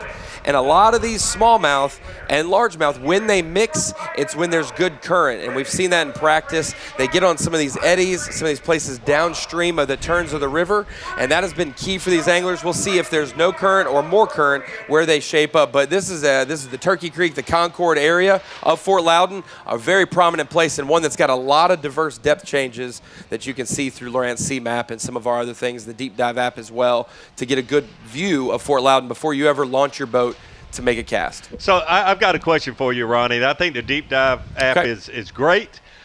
A lot of good tools there. Tomorrow morning, right before takeoff, when will be the most recent update on the water clarity and the current flow? Because if I'm an angler in the Bassmaster Classic tomorrow morning, if I can find out 20 minutes, 30 minutes before takeoff what that water flow and clarity is, it's going to make the determining factor where I'm going to start. So the big deal with apps like the Deep Dive app that take live data, most of the time you have to have satellite access to those fisheries. With cloudy conditions, rainy, stormy systems, that's why you have multiple days where you don't get good readouts. But with today's mostly sunny skies, bluebird conditions, you're going to get a good picture throughout the day of what this fishery looks like clarity-wise. All those stream flows and things, those are accurate, up to date. But the water clarity, definitely going to be ready to go by the time they launch in the morning so they can formulate what's changed on these two fisheries. Good deal. Good stuff. Ronnie, thank you very much. Cool looking map. It tells you a lot. Yeah. And I'll tell you, on that, I'm not, you know this, I am not an app person. I did a year ago to even know what an app meant. Here's the great thing about it. I do now. The great thing about it is those apps are, that one in particular, you're able to answer questions that you have throughout every day on the water, from clarity to water levels to it's unbelievable the amount of information that used to be a guessing game. Just to be able to eliminate X amount of acreage is just incredible. I can name several times in my Bassmaster Elite Series career where I made a run to an area knowing that there was some local rain in that area, and I had to run and waste hours of my day to find out the answer to, is the water clear, did it come up, did it flood out, what? And now you can do that before you take off. It's good stuff. Interesting to talk about the current there, and of course in the main river, Lake Fort Loudoun. Here we go. We got something happening here. Indeed, Brendo. Hold on, guys. I hate to do. Would you mind if I grab? It's been a while since I've been a while. And it's for you, look, guys. I'm rusty today. Awkward pausing, but I'm not gonna on this one, friend. Fisher Anaya, I wanted to call one of these with you, for you. The power pole replay of the day. Fisher Anaya, right after our midday break, getting it done. 4.5 pounder right there. Young Fisher Anaya having himself a time, a T-I-M-E. You are the power pole. See, and I messed it up at the end. I was nailing power pole replay of the day, my friend. You were nailing it. I know. Absolutely. And you still nailed it. Good job. Fumbled at the one yard line, Tommy. So that's still almost a touchdown. Easton Fothergill, 9th place. Spent most of his day around 20th place. So things are starting to look up and put a few things together out here. Oh, we got more wind now than ever before. Look at that. Oh.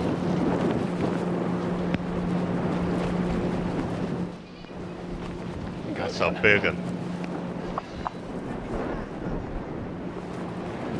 Tommy Sanders. Yeah. Your pick here. My pick. He lands this. Come on, baby. Oh my God, we need that one. Holy crap.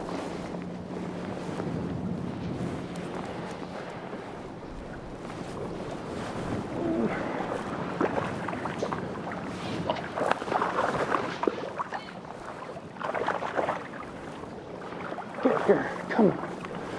Oh, a Carolina rig. What? What? I thought I saw that ball. I did too.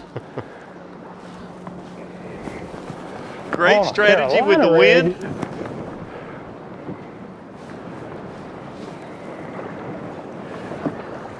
Bleeding, I gotta hurry. Been a tough day for Easton Carolina Fothergill, rig bass fishing. but you kind of feel like Big, some yeah. way, shape, or form he'll still be in the mix. Look at that smallmouth. They're so long, it's hard to judge, but he's close to 5, isn't he? 4.5. 4.5. Yeah. Number 2. One more. Carolina rig. Mm-hmm. Good fish right there for Easton Fothergill. Needed. Yeah. Put him over 17 pounds up into 5th place. We have better fishing today. We have 27 limits right now. Last time we were here, there was 24 on day 1. And the big bag was Gussie's 18.8. We've got 3 guys close to that. Let's go. Wow. Be big. Nice one. Holy cow. We're about to do something here, boys. Let's go. Oh, yeah. Come on. You're coming with me, baby. Heck yeah. Yeah, he is back in it. You know what? He's not just a minnow shaker. He's leaning back on him on a Carolina rig. Oh, big stick, buddy. Giggling. Just having a TIME. Hey, man, I've been rough on this body. Look, I love the town of Knoxville, but I have verbally been rough on this body of water. It has slapped me back in the face. It's a beautiful thing. We love to see a body of water bounce back like that. And what a day we have had. What the fish catching has been off the charts here. Unpredictable. They're not predicted by me, that's for sure. And who knows what's yet to come. We've still got an hour and a half of fishing time, more than an hour and a half of fishing time, 2.5 hours of fishing time.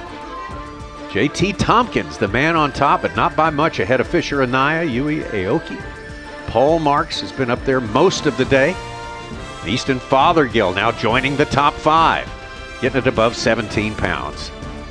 Eber, Nutt, Hudson, McKinney, and Cook. We got plenty more fishing time coming here from the mighty Tennessee River at the 2026 Bassmaster Classic. 2026 Bass Pro Shops Bassmaster Classic presented by Under Armour is sponsored by Minn Kota, by Yamaha, and by Progressive Insurance. Great to have you along with us today. Let's talk about some of the fantasy games available to folks who want to get more involved in their pro bass fishing hobby here. And we'll talk about the Falcon Rods Drain the Lake Fantasy Fishing Challenge. This is the second one that the Bassmasters created for you there, the Falcon Rods. And this is a different, more challenge. It is a challenge because you have to pick 8 players for each event on the Bassmaster Elite Series and the Classic. But once you pick them, they're gone. So the smart Falcon Lake Drain the Lake player picks for the Classic, because it's the only time you can pick people that aren't in the Elite Series.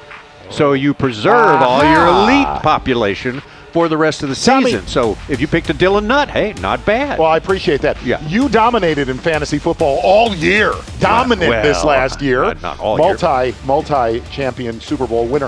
How are you doing in fantasy fishing this year is my question. I am leading our group. What? In the original game, the OG game, I'm leading in that category. And looking at Bass Track unofficially, how are you doing in your pick to win here this week? Yeah, Eastern Fothergill was your pick. He broke out the Carolina rig. Yes. How about that? 19-8. JT Tompkins now in second place. This is moments ago that we saw Easton Fothergill bow up on one here. Easton Fothergill going to a Carolina rig, and that is one thing that we have seen today, really big shifts in a couple hook sets. Yes. A 4.8 and a 4.6. Oh my God, we need that one. He called 4 pounds in 4 minutes. I mean, he literally went from he's trying to hang in this tournament to, he's back in this tournament. Yes.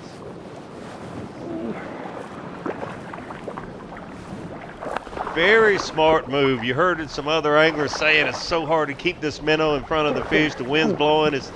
So he just changed the rig, changed it to a Carolina rig, something that you can control with a 1-ounce sinker. And then right after, Let's go. Looked like the same one, but it's not. Be big. Now here's the scary thing, okay? Nice These are one. basically back-to-back casts on cow. smallmouth right here for Fothergill. Here, boys. If he go. gets that largemouth area to fire that he started on today. Here, come on with me, baby. Heck yeah. See, I got to ask you a question. He's a Lou's guy. He uses Lou's rods and reels. Is there a current Carolina rig like there actually is Is one. it really? There is one. I didn't know that. Well, I've done a show with it. It's actually a Mark Rose Carolina rig. All righty. All right. A Mark Rose Carolina rig. Now live with Fothergill.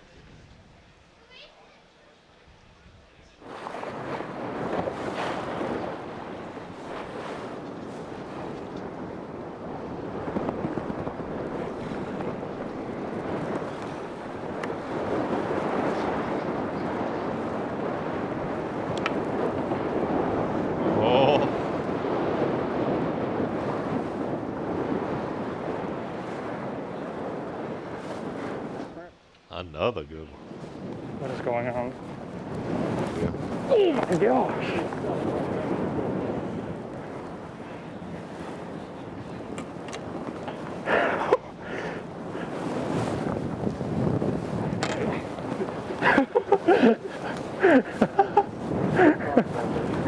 The reigning world champion giggling. Look at the bug eyes.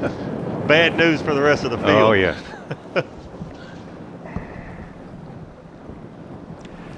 4-4. It's our last little one. We got a bag all of a sudden. We got a bag. 5. Stick with it all the way till the end, baby.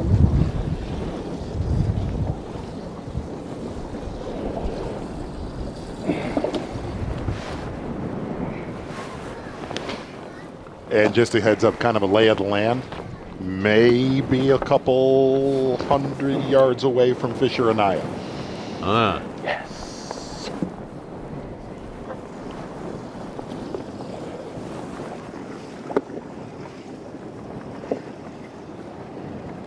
In a region, there was a lot of fish got caught this morning. Just have enough to hold up 2 more days? Say it again. Enough fish there to hold up 2 more days, you think? I don't know. We looked at Trey McKinney's screen, and he was in that vicinity. There's still a lot of bass offshore. Figure this out. 13 pounds and change in the last 10 minutes. He's over 20 pounds, almost 21. Well, he is your defending champion last year for the second time. Bassmaster Classic was held at Lake Ray Roberts, Fort Worth, Texas. Yeah! And a last-minute giant, or group of giants, I should say, because he put on a furious charge at the end of the day. Yes! Yes! Hey, look at what he did last year in that Bassmaster Classic, and look, Easton Fothergill he's not a BSer, he's not a sandbagger, he is not Patrick Walters. He will tell you exactly what he is on. And he made the comment, he said, I am absolutely on the quality to win this tournament. He had a little chip on his shoulder last year in the Classic because he said, well, back up a little bit, had a terrible start on the Elite Series. Oh, it was a Nobody nightmare. expected him to have a start like that. But then he made the Classic. He said at Media Day, nobody was really talking to me. I had barely qualified for the Classic. He had a chip on his shoulder. He might have a bigger chip on his shoulder this year. He wants to repeat. You talk about the Bassmaster Classic winners, how they stack up through the years. 44 different winners, 55 classics. This is number 56. 7 anglers who've won it more than once. 4 anglers with back-to-back titles. It's going to be Clun, Van Dam, Jordan Lee, and Hank Cherry. I mean, in the last 15 minutes, we're having Yes. those conversations. He was barely squeaked back in the top 10, seemed like 20 minutes ago. Now we're talking about back-to-back victories in the Classic. In 15 minutes. Yeah. Yeah.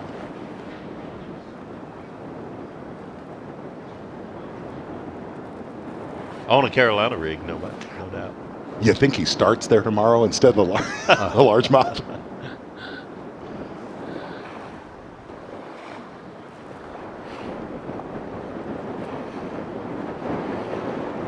good show. Easton is one of the good guys on tour, no doubt.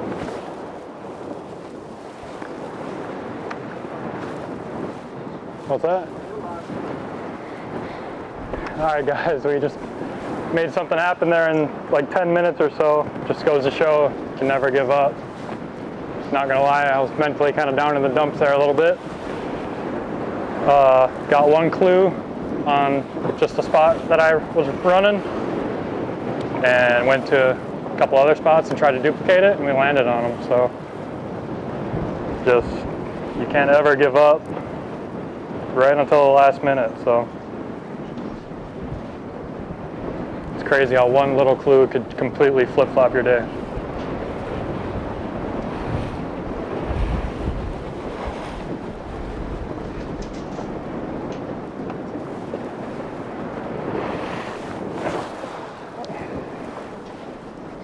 I'm about to catch one.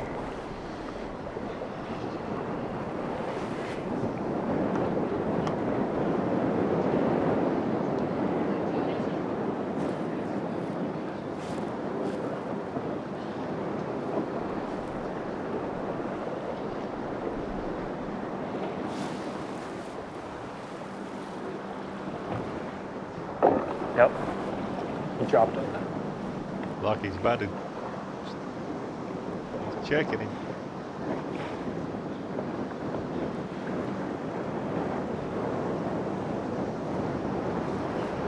Come on, grab it.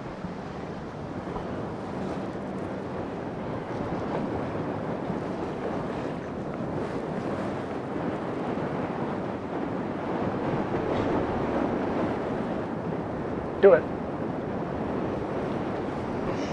And Easton, you know, we hear a lot of the, all this dude can do is go out there with his leg thrust.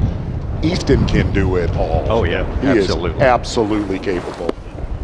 Ooh, Fisher's got a big one.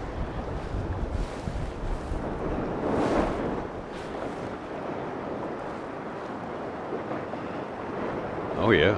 Wow. Yeah.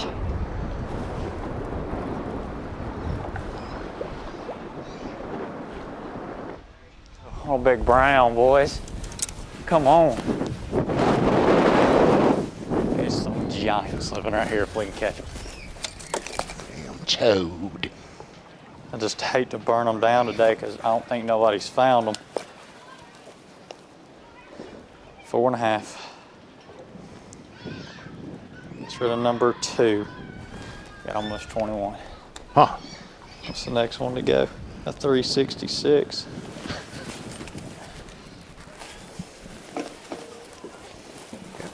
Number 2, so it should be blue. Z, what do you tell me and you? Separate days would be a kind of an average day, a fair day here. He said 20 pounds was a grimy day. Yeah, 20, 21. A good day, 23, 24. Quit. He went right out there and did it on the first day of the Bassmaster Classic. 100%. My finger's cramping. Oh, God, I can't hold the fish. Oh, my Lord, why is my finger cramping so bad? Fisher and I going to make another move back up the leaderboard. Been a show. He has not been far from that top spot for most of this tournament here. Hey, the Newport Bassmaster Kayak Series, get with it today if you're going to get it and fish it. Here's one you can get in. I think there's still time for the April 18th and 19th kayak showdown there at Caddo and Bistineau. Lake Caddo, Lake Bistineau near Shreveport, Louisiana, northwest Louisiana. So check it out. Caddo's a pretty good lake, Tommy. Caddo's a beautiful lake. Yeah, it's a gorgeous lake. It's a gorgeous lake. And Bistineau used to be on the Bassmaster Rota years ago. We'll be right back to the Classic. 2026 Bass Pro Shops Bassmaster Classic, presented by Under Armour, is sponsored by Ranger Boats, by Rapala, and by Mountain Dew. Beautiful spot here, kind of the gateway to the Smoky Mountains. That's one of the many things that Knoxville is known for. Lots of famous sports figures, entertainment figures, business and politics. It's an interesting group of folks that live here in East Tennessee, and we're so delighted that they share their community with us and allow us in to put this big event on right here. Beautiful spot, beautiful time of year.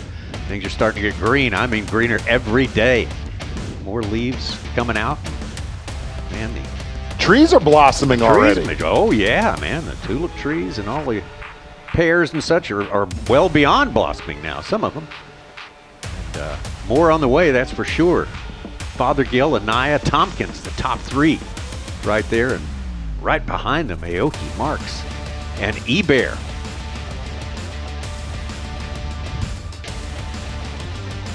Yeah. I'll show you moments ago what we saw at the top, the very top of the leaderboard. Easton Fothergill, defending champion. Caught back-to-back fish over 4 pounds. This was the third one in that flurry.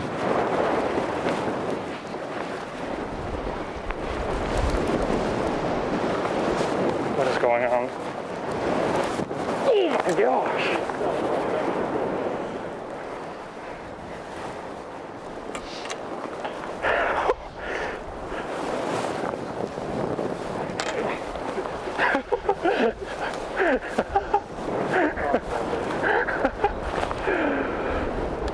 Look at the bug eyes.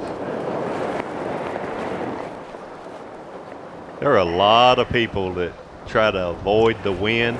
There's times when I do, or I have also, but I've always thought in the spring of the year when you've got a south wind, you need to fish in the south wind.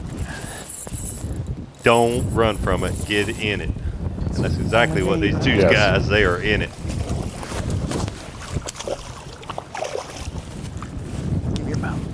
It's another good one. Stop moving. Yes, sir. Come on. Just moments ago. And if you really look at it, both of those anglers doing that in Tellico is when that water got a little bit of color and a little bit dingier. There's some giants living right here if we can catch them. I just hate to burn them down today because I don't think nobody's found them. 4.5. Gets rid of number 2. Got almost 21. What's the next one to go? A 36. So that all in the last few minutes right there.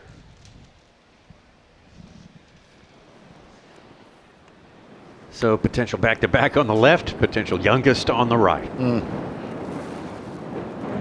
You could find a way to catch all these. They ain't no telling how big of a bag you could have. But it would be something crazy.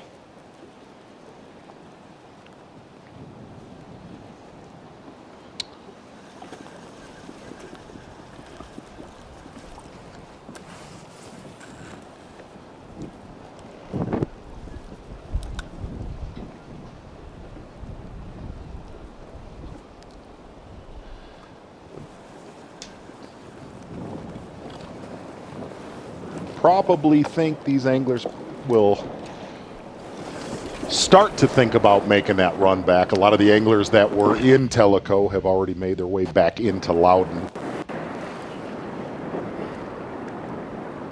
Check-in time for flight number 1 is at 3:45.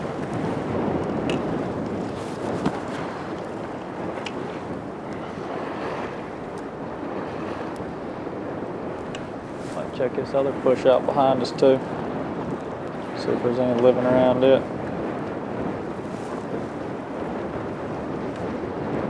I'm really surprised in a way that Fisher is, he's saying, do I burn him down? I think he's close to 21, definitely 20. A little, as usual, just a little short on his bass track, as most are. There's the old school me says you got 2 more days. The wind's blowing 20, 25. Make sure you get Slide those on bass, back. get those bass back to check in.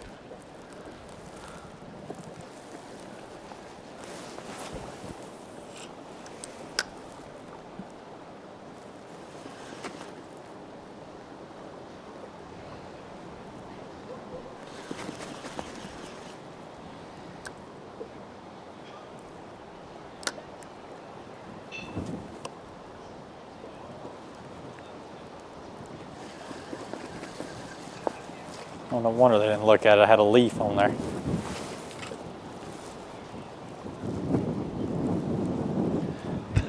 That koike bait looks so much like nothing to me.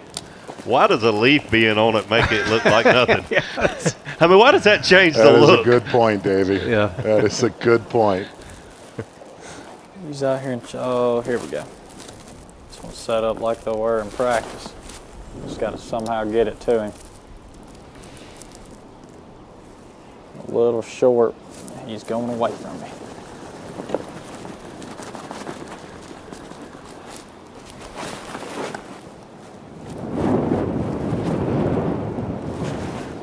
Sit still for me, fish.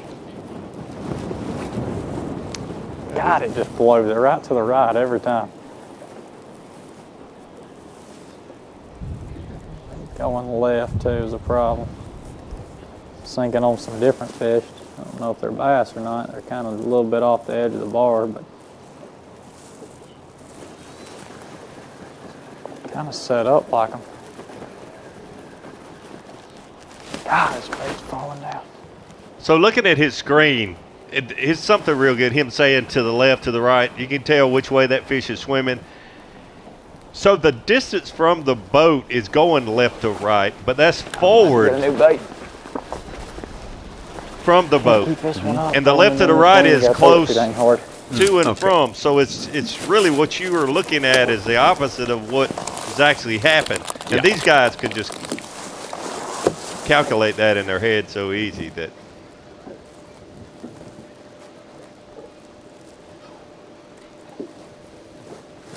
guarantee I've overfilled the fire out of that live well.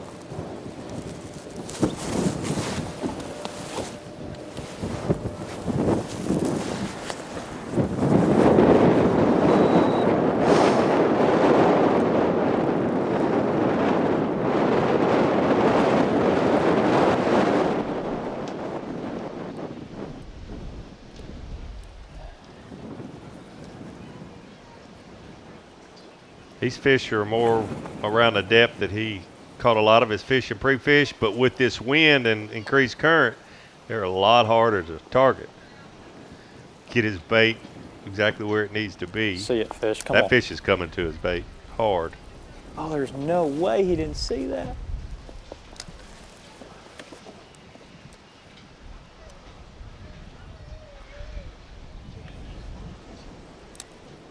She might have just laid eyes on it.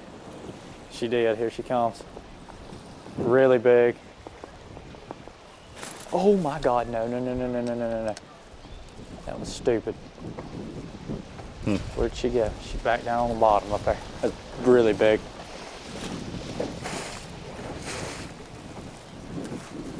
She's 30 foot down.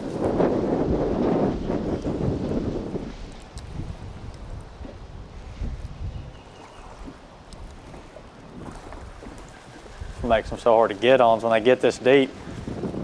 They move just a tiny bit, you miss them. I know she's somewhere right up there. Where'd you go? Where'd you go? Where'd you go? There she is. There she is. Where's his bait? Oh, his bait's going down. Perfect. Fish is. I don't think the fish saw it. It's turning now. He's short. She seen it again. There's two of them. Wait, I don't know. She started coming up like she seen it, and then she kind of swam off, so I don't know if she did or not. There she comes. There she comes. Here she comes. She bit it, didn't get it. Here comes her buddy.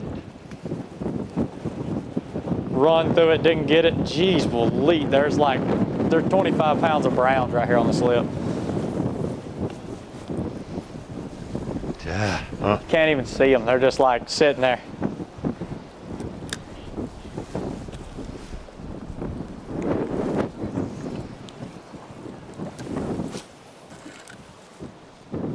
Bait going down right on top of them.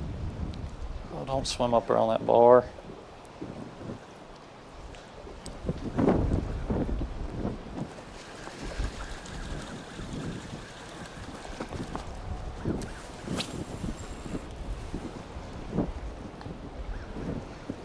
can't throw it farther than like 50, 60 foot.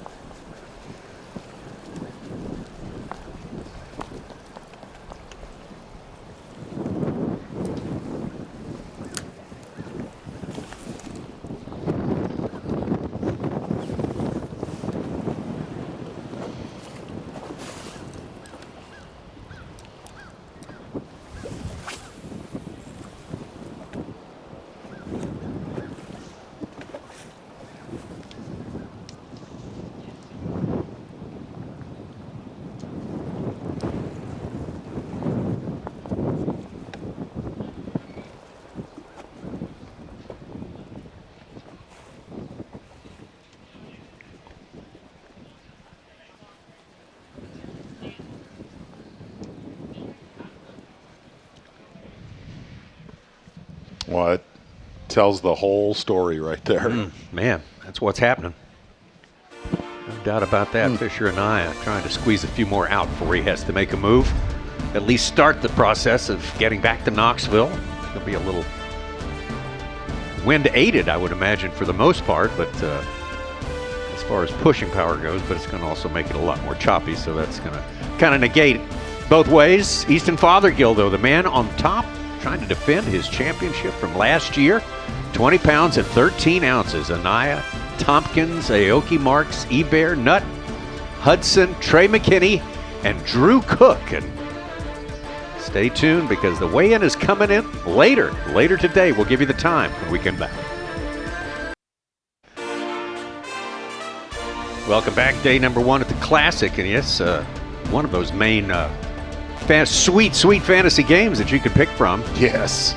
Is we're going to tell you about it later when we can show you the graphics. How about that? We'll switch directions here for just a moment. Take a breathtaking look at the gateway to the Smoky Mountains here in Eastern Tennessee, all the way up I-40 there. And beautiful, great college town. Lots of stuff to do. Fun being downtown and sharing the place with the folks who are here year round because they make it great for us. There's just no way around it. Easton Fothergill, Fisher Anaya. You had some of those two, and maybe you had some Dylan Nutt and I don't know, a Trip Berlinski. You're doing good on fantasy. Yeah, you got some long shots and you got some sure things going, and man, oh man.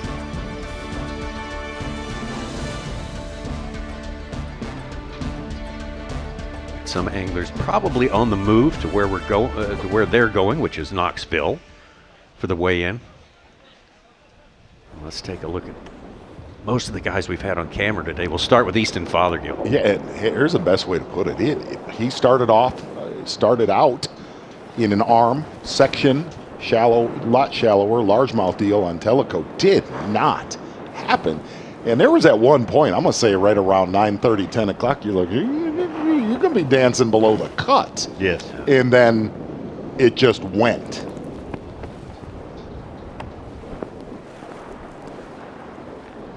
Yeah, almost 21 pounds now for Easton Fothergill. Fisher Anaya. Davey tipped us off to this guy, how dangerous he is. Fisher got off to a little slower start than I expected. I think slower than he expected, but nothing like Easton. But he didn't make that total gamble change, for largemouth. Dude. But once he got going, it's been, he's caught them all day long. And we talked about it with Randy Howell here on set. When he's made a cast today, it's been in front of a bass. Flat real quick. All day long. Any on it, then we're gonna ride back towards our ramp.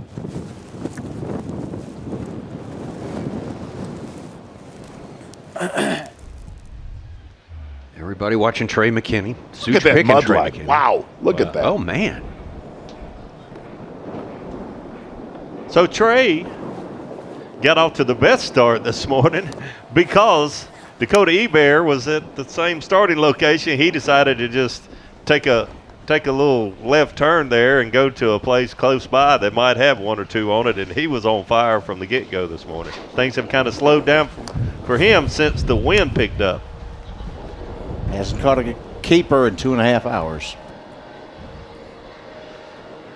And from Trey McKinney over to your Angler of the Year for 24 and 5, Chris Johnston. So Chris Johnson had the exact plan, but opposite of Easton Fothergill. Yes. I'm going to go catch some smallmouth, get a good solid 10, 12 pounds in the live well, and then I'm going to spend the rest of the day largemouth fishing, and it just has not worked. Really, either part of his plan. Still got plenty of time. We've seen, actually, we saw Fisher and Easton, like their whole tournament changed in about 15 to 20 minutes, so it could happen with Chris Johnson. This one surprises me. Absolutely. Yeah, absolutely.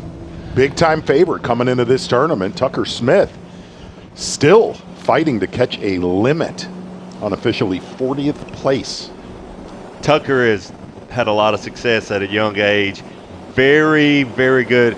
Probably the best I know of personally, side imaging, looking for these fish offshore, whether it's post-spawn or pre-spawn. He seemed very confident yesterday. Very surprising to see him in 40th place right now. Well, Brian Schmidt was very concerned if the Little River area would blow out. Taking a look at that water, we didn't get a great visual of what it looked like early this morning, but that obviously that region of Loudoun has not played for any of our leaders. It has not, and you go right there with Brandon Lester. He said, I'm all in on the shallow, dirty water log, and he actually asked for dirtier water, but he got more than he asked for. Unfortunately, it just really messed up these shallow water largemouth. I would not have seen that. What? Could not see that coming. Or for Schmidt either, for that matter. One bass. Wow. Oh, man.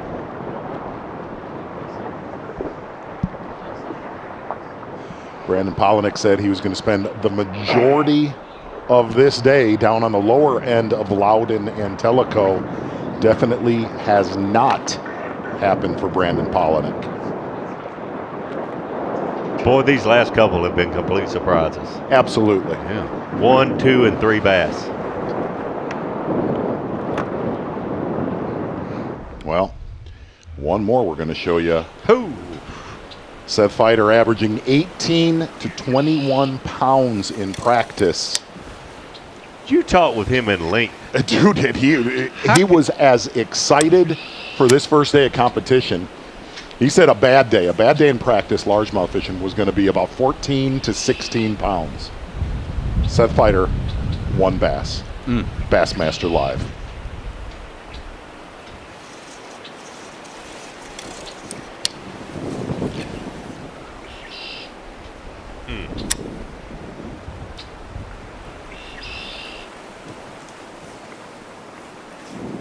Well, that has got to be frustrating. And if you weren't tuned in earlier today, Brian Schmidt making the comment in the shallow area he was fishing that water temp had dropped 10 to 12 degrees. Yep.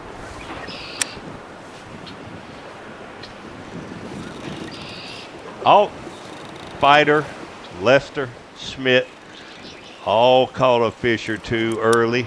They did. That held a minute. Was their curse. Yes. Yeah. Probably. There's still time. But that lost leader.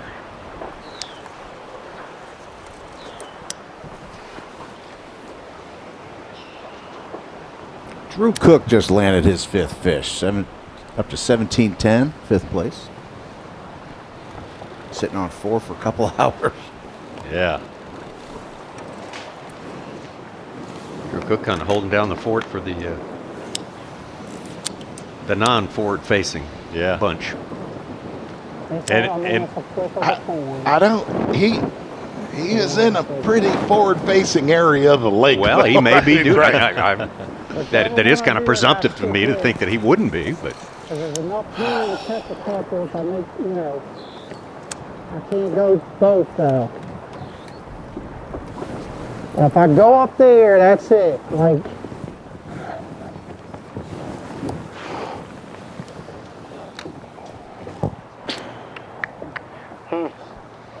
Yeah, those are some surprises right there. Polinick, Schmidt, and Seth Fighter. This is no bueno anymore. And here's the deal. As a tournament angler, you know this as good as anyone. Not see that on my bingo card. You kind of know when you got a 20th place car, like we make the reference to NASCAR. You know when, man, I need to survive, middle of the pack, I didn't have a good practice. Right. Every one of these guys felt really good about today. I guess the only one that two, I guess, that were a little bit shaky were Brandon Lester. He said, I feel like I'm fishing where they're coming. And the other one really that sounded, look, Polinick, Fighter, Schmidt, they thought they were going to maul him. Chris was a little bit sketchy as far as I've got to make that smallmouth gig work in some way, shape, or form right off the rip. Make another move.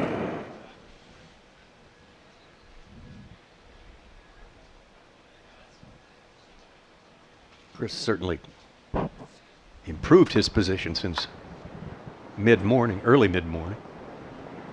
He was in the 40s for a good while. A little change of scenery. Took a lot longer than I would have liked, but got 5 smallmouth, 1 3-pounder. Now I'm going for that big bite.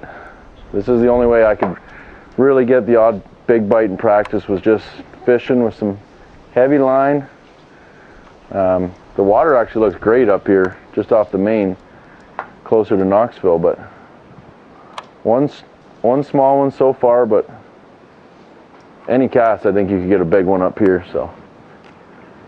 Just need to put it in front of the right one. I'm gonna flip a jig, chatterbait, and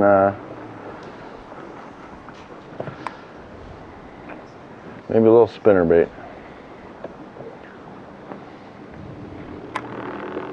They should be sitting under these black pontoons. Has a little extra heat in this water, cooled down overnight, but no luck so far. Chris talked about it the other night in his AOY speech. His year was a lot like this many days, and with about 30 minutes left, he'd catch a 6 or a 7-pounder. So he's right where he's been all year.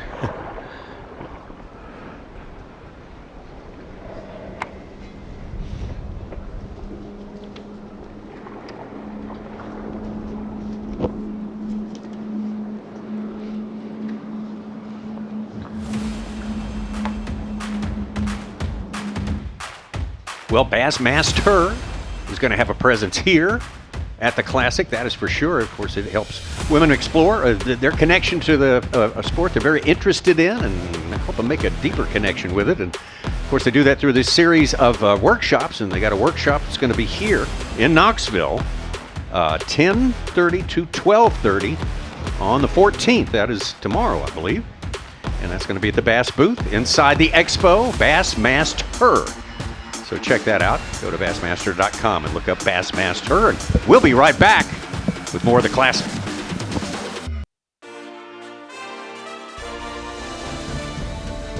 Oh, I think it'll be an interesting tournament. Going to be a lot of different stuff going on, and it's going to be a lot different than the last few times we've been here, I think. When you catch one, they get smart. These fish are absolutely unbelievably smart, like crazy. And heck, sometimes you throw a certain bait, you don't even get 10 of them shoot up, you don't even get a bite. I think 15 smallmouth could win it again. I don't think it's going to happen. I think someone's going to have probably like 10 smallmouth and a couple largemouth mixed in. I really just came into this event thinking that a mixed bag will win. Like, I don't think it'll be all smallmouth. We're progressed a lot further into kind of the seasonal patterns than we normally would be. The water's still low, so that's holding fish back. But a lot of things are further along than what we've seen in the past.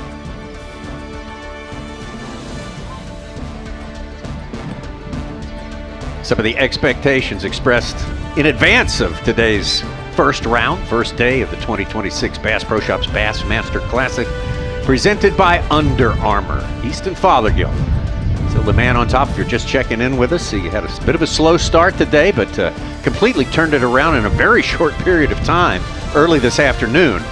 And now he sits with a pretty good lead, a couple of pounds ahead of Fisher Anaya. Or 1 pound, I should say, ahead of Fisher Anaya. And there's so much tradition here. And that tradition includes prognosticating and trying to pick winners, and it just almost always humbles you. It does, but you know, most of our picks have been pretty good so far today. Oh, yeah. It's early, just give us a little time, they'll fall apart. But I don't think anyone this whole week thought Well, the day one leader will likely catch 3 of his biggest fish on a Carolina. No, I rig. agree with that. I agree with that. And we were kind of in desperation time with Easton. And you got to see that throughout this day. There were just big transitions that happened in little flurries. Again, we're going to have a great event come Championship Sunday. Oh, yeah. I think today, not only for a lot of the largemouth guys fishing in the Concord area of this body of water on Loudoun, I think this was a survival day for not only the largemouth fishermen, but for the smallmouth fishermen, because after 11 o'clock, I mean, it is ripping out there. Oh, absolutely. And the long-term weather means a warm-up more than... Yes. The wind is probably at its peak for the tournament right here today through the end of this lot afternoon. lighter tomorrow and Sunday. Much lighter. We talked about it. The other classics here have been wintertime, basically winter tournaments. Yeah. The water temperature 10, 15 degrees colder. Same time of year, but very different conditions. This is a spring tournament, and when you have a north wind for 2 days and then all of a sudden it turns around blowing 20, 25 out of the south, there's going to be changes, and the anglers that adjust with them best are going to lead, and that's exactly what Fisher Anaya and Eastern Fothergill have done today. And I'll put one more thing on those anglers that are in Tellico. If you watched it today, some of the guys that have caught them, it's almost like they had to refine them, relocate, except for Trey McKinney, who just landed on them in the morning. It's almost like they had to flush what they learned in practice. And one or two or three of those guys in Tellico tomorrow, they're going to get that timing down. Yeah. And they're going to connect the majority of the day. They'll get started quicker, yes, right? Yes. Yeah, absolutely. I totally agree with that. Do you fellas leaving about the right time? Do you think some of them should have stayed, of an Anaya maybe, or Fothergill should have stayed a little longer? Try to just drain it? No. Don't risk it. Don't risk it. Hey, the other side is there were some anglers that ran out of gas during the official practice day. Fisher may need to get some gas. That with the conditions you have today, we always say it, you can lose on the first. Just make it back to get them on the scale. Here's the thing. Technology has changed. All of the equipment these anglers use are better than they were 20 years ago, 30 years ago, 40 years ago. Not just the electronics, everything. But outboard engines, boats, motor, there's so many things that you're at the mercy of that could hit a log. There's a lot of floating debris out there. Hit a log on the way back, you got 21 pounds on the live well, you would never forgive yourself. Yeah, and not only that, hey, this is day one. You don't want to beat the fire out of your equipment on day. Get back, be cool in one piece. Yep. Take a look at the day for Easton Fothergill, our leader, defending champion, Easton Fothergill. Yeah, and again, Easton Fothergill starting off in an arm that he said loaded with big largemouth and Tellico. That did not happen. Kind of salvaged his day with a nice limit of keeper, smallmouth, and it just got better. The more the wind picked up, the better it got for Easton Fothergill. He took advantage of it. He's like all I mentioned, bowed up. The south wind this time of the year, don't run from it, run to it, and that's exactly what he did. He had to change up. He laid his spinning rod down. He laid his finesse baits down, picked up the old ball and chain with a 1 ounce sinker, and took advantage of it. And Tommy, I haven't been on the set with you guys doing Bassmaster Live. My day was eerily similar working on the set with you. I didn't have any traction early, but I feel like since the wind started, my day rebounded. Yeah, really. You ran toward the wind, not away from it. That's why we always revere you there, Z. All right, Fisher Anaya. Take a look at the start of his day. Yeah, and I think he is going to be one of the anglers that is good, especially the way he's fishing, the baits that he's using. I think he is going to greatly benefit from lighter winds tomorrow in a big way. 100%, and I think you also were spot on. He could be one of the anglers that really get it going first thing tomorrow morning. And have his weight very early. It's going to be interesting to see how they start tomorrow. Yes. Some of those anglers kind of butt heads. You beat me to it yesterday. I'm an earlier flight today. Be very interesting what goes down on Tellico Lake tomorrow morning, where these guys start and if they bump heads. He should be really big too.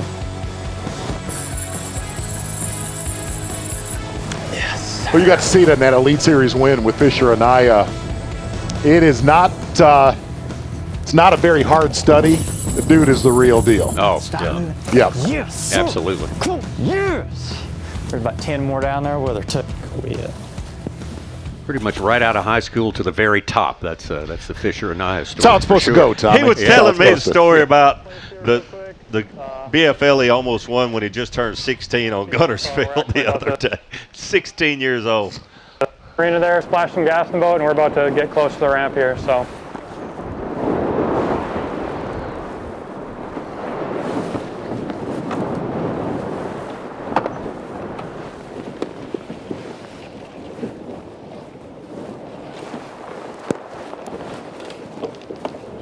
There we go. Smart move, in my opinion. Get a little closer. With the weight that he already has in the live well, no need to push it to the last second. Come on. Much needed keeper for Brandon Polinick there. Not big, but every ounce counts right now. 2.5 pounder. 2.5.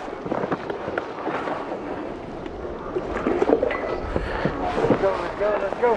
Come on.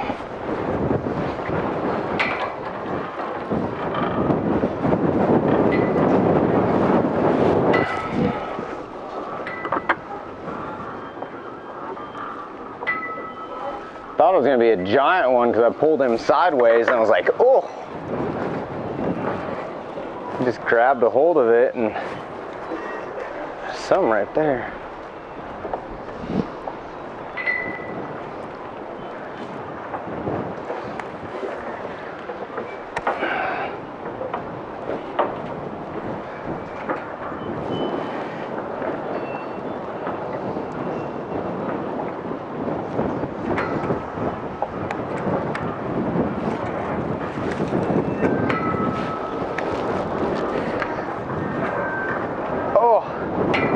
No.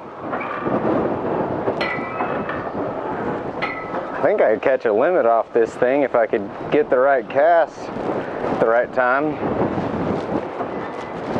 There's definitely fish around. You can see it's pretty rough on the other side of that dock, spraying over the...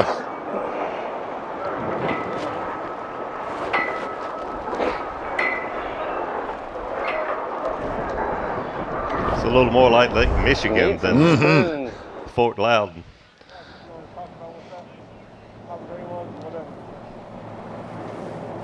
Yeah, so let's see, we got hour and 15 minutes till check-in. According to my checkpoints, we're 42 minutes roughly from the ramp. So we're gonna splash some gas in the boat quick, and then we're gonna haul back and get near takeoff there and fish around for a couple minutes, but it's windy enough where it's got me a little bit worried. And we gotta do enough bag, we gotta make sure we get back, so. This gas pump's kind of cool. Scan a QR code and pay that way.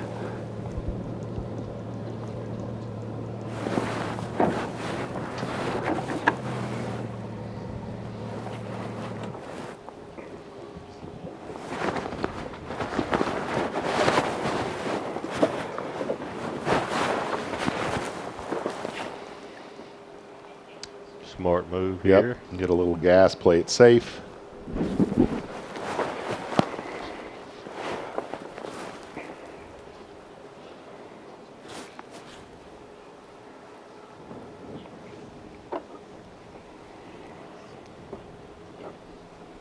Is this a serve yourself situation here? What's going on? Scan the QR code. Is that to how pay. it works? Yeah. Is that how it...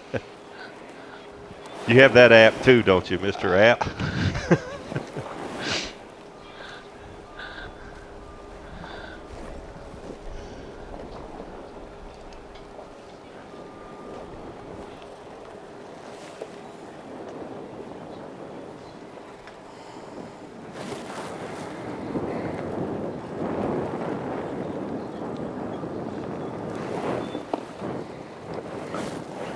So it's ready to pump on fuel 3.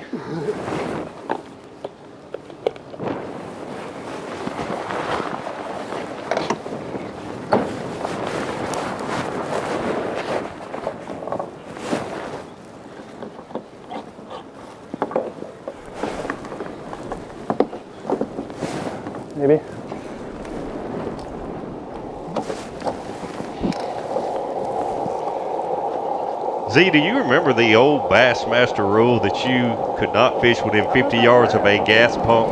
I absolutely do. That was a rule. Like some people got DQ'd from Classics because they came around a corner and there was a pump. Why was the rule instated? So I think it was all related to a marina and safety and traffic and congestion. But it could be like a privately owned pump on a dock. You round a corner within 50 yards. DQ. Done. Wow. Yes. Probably the dumbest rule I can ever remember.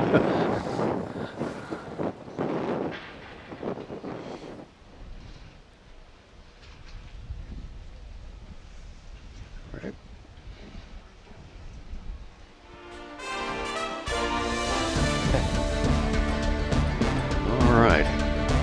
How much money did he spend? $35 worth. Dude is the reigning world champion, leading the Bassmaster Classic. He's just going to get time. $35. No time to wait on that. I can buy it cheaper when I get back. It can be cheaper later today, guys. And faster, too, probably.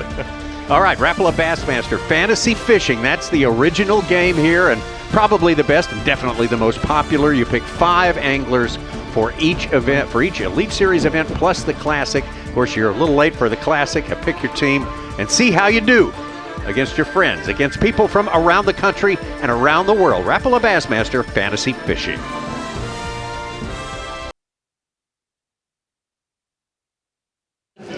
Guys, we're in the Toyota booth. I found my guy Matt Airy here. Normally, we find him out on the water in the Classic. I know you're a little frustrated about that, but it is the Bassmaster Classic, and even though it's only 3 days, we see so many changes every Classic, and this is no different. It was 30 degrees this morning at takeoff. Yeah, it never surprises me. Yesterday in Dandridge, it was actually snowing, and if I hadn't taken a video and posted it on my story, nobody would have believed it. But it's a Classic, man. You're always going to see some curveballs, especially with Mother Nature. But that's what's so cool. It's a multi-day event. The guy's going to have to make a lot of adjustments to do well in this event, and man, there's nothing like the Bassmaster Classic. Okay, so everyone's been giving their opinion what they would do if they were in the Classic. What would you do? We saw a lot of dirty water come into this fishery over the rains the last few days. We obviously know smallmouth, but there's a big time restraint there with travel. What would Matt Airy have done to set himself up well this week? I've been scoping with one of them little fuzzy balls, Ronnie. You know better than that. Now, in all honesty, I am a shallow water power fisherman by heart, and that's the first bite I would have looked for would have been a dirty water shallow bite. But I would have also I always try to keep my options open. Last time we were here, I ended up making a final day cut, but I didn't do very well after that. I fished Tellico. I fished docks with a jig, like skip docks with a jig the whole tournament, and I do think the potential's there to do really well shallow. It's just really going to be hard to beat the offshore game with these kids that are so good with technology now. And so I would have put that in my back pocket and definitely used a lot of my pre-practice period to focus on that bite too. Well, when we always come to the Classic, it's always fun to see the fans. And the Expo opened a few hours ago, and you're already seeing people who you've seen for 10 or 12 Classics prior to that. How cool is that to see people continue to show up, knowing that every Classic is similar format, but it's always different, and Knoxville's always going to bring the people. Knoxville always shows out, and when I was walking in the Expo, it's Friday, first day of the Classic, and there was a line out there, and usually it's like a straight line, like goes across the street and keeps. This line was like not a figure 8 and 2 or 3 S's and a couple L's, and like I had to navigate just to figure out how to get into this place. But the people were lined up, excited to be here, and we're excited to see them. Well, we're here at the 2026 Bass Pro Shops Bassmaster Classic. We're at the Expo presented by TNT Fireworks. It's the place to be if you can't be one of the 58 on the water. I love fireworks. Thank you, Ronnie Moore. Thank you, Matt Airy. Good stuff there from the Expo. It's like one of the greatest outdoor shows in the world. So many different categories and the best of the best, and a look into the future. What's going to be on your shelves or in your house or coming to your front porch soon. I need to be very clear how much I love fireworks. I love TNT Fireworks. Yeah. Almost to a fault. I know. Yes. I know that. Good to see him step up and host the Expo. Now everybody's getting gas. Looks like Fisher and I is going to get some gas here.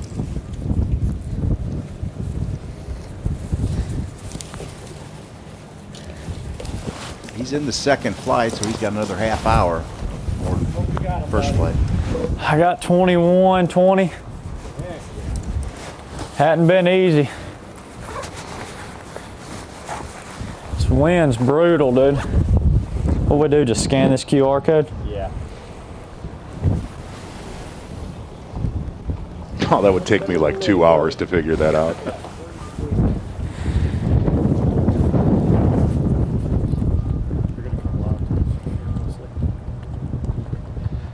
But that's another thing. Like with him on Wednesday, he thought about making the run, checking the gas station, doing all his homework. I would have done that. I bet you would have done that. He just rolling with the flow. Never been here, never scanned. Never, 3 or 4. It's all good. Yeah. Just trust your gut. Guess let's get 16 gallons.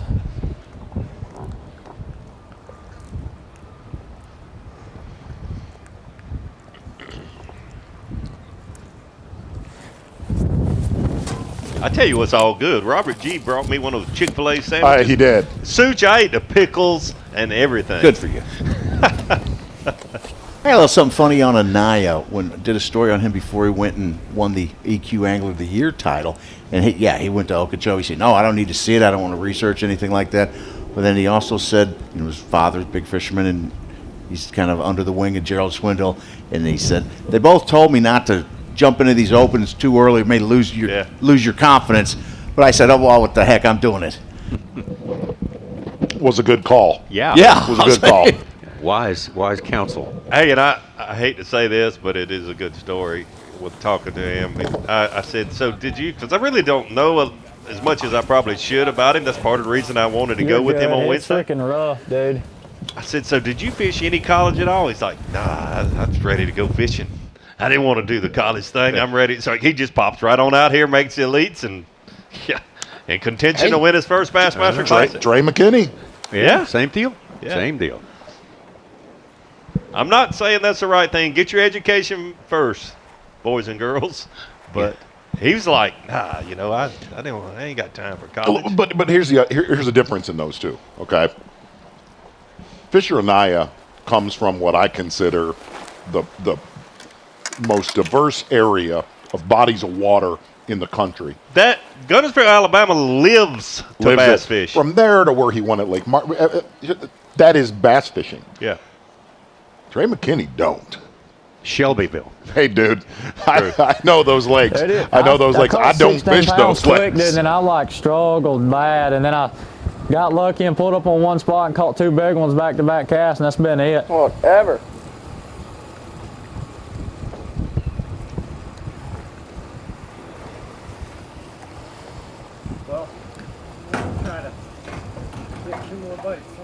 Go scratch them by. You'll be all right. I appreciate it. I'm not sure who that is he's talking to, but it'd be a little disappointing to have about 8 or 10 pounds gassing up with a guy that says, I got 21.20. Oh, that sucks. That sucks. Hey, good job, Ray. That's awesome. Get us back right here. Way to go. No, the worst is when he said pretty solid. 21.20. Never really had to get gas on the lake till today, but he goes 21.20. This is just real tough on me. Yeah. Dude's got blowing 4 so pounds. hard. I was really struggling until I caught those last 2 big ones. That's good. Behind McKinney and Bradley Roy, Fisher and I is the 3rd youngest to ever qualify for the elites.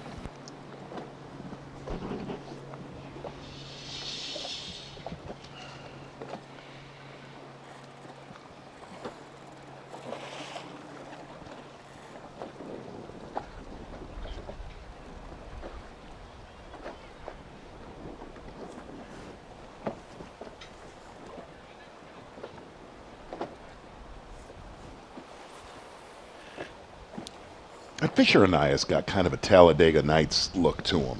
Oh, yeah. Like Ricky Bobby's dad, but a younger version of him.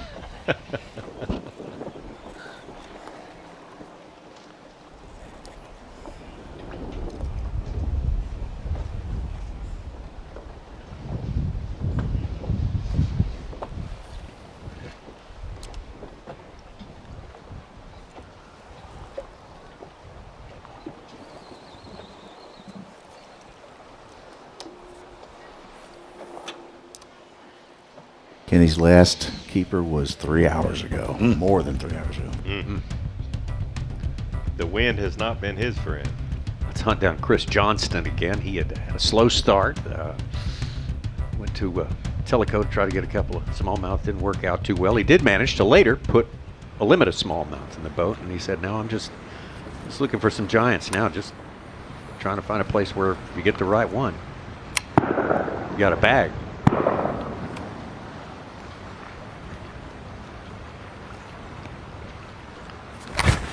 Got him. Big one. Giant. Oh, God. Oh, my God. I need this one. Oh. Come here.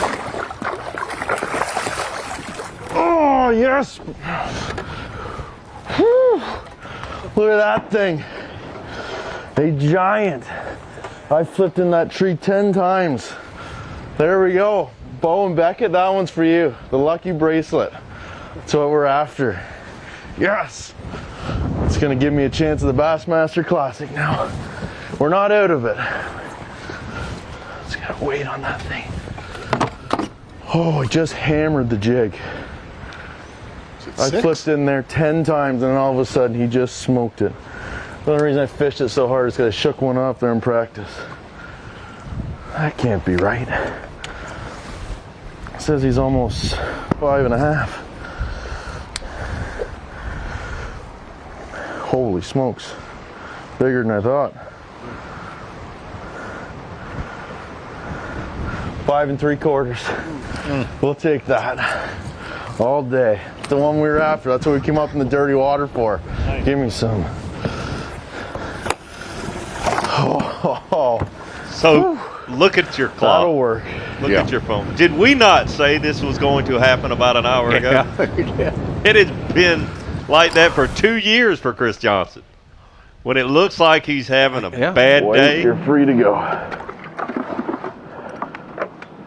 Wow. Cole's a 1-pounder for a 5-pounder.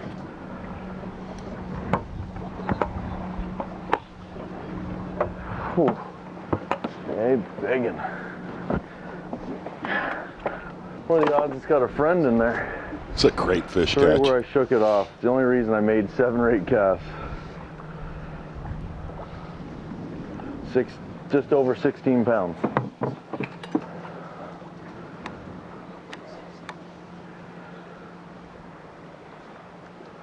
From around the 25 cut to knocking Trey McKinney out of the top 10. Wow.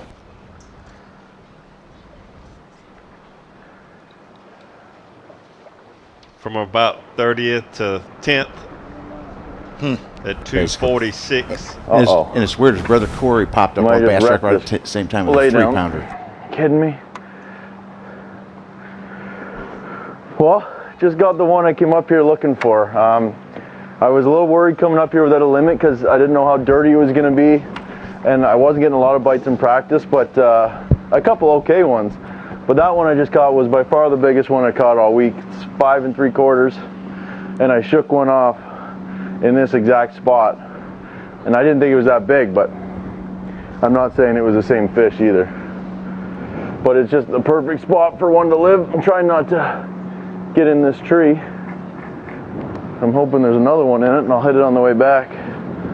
But man, what a giant. That's the kicker fish I needed today.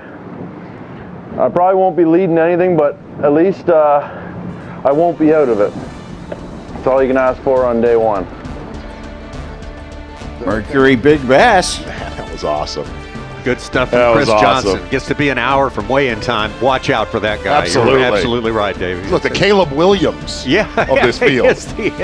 He's sort of a cardiac kid a little bit. Easton Fothergill and Fisher Anaya, who are also within a couple of positions of each other in the Bassmaster Elite Series points race right now for 2026. They're 1 and 2 in the Bassmaster Classic, followed by Tompkins, Aoki, Cook, Marks, Ebert, Nutt, Hudson.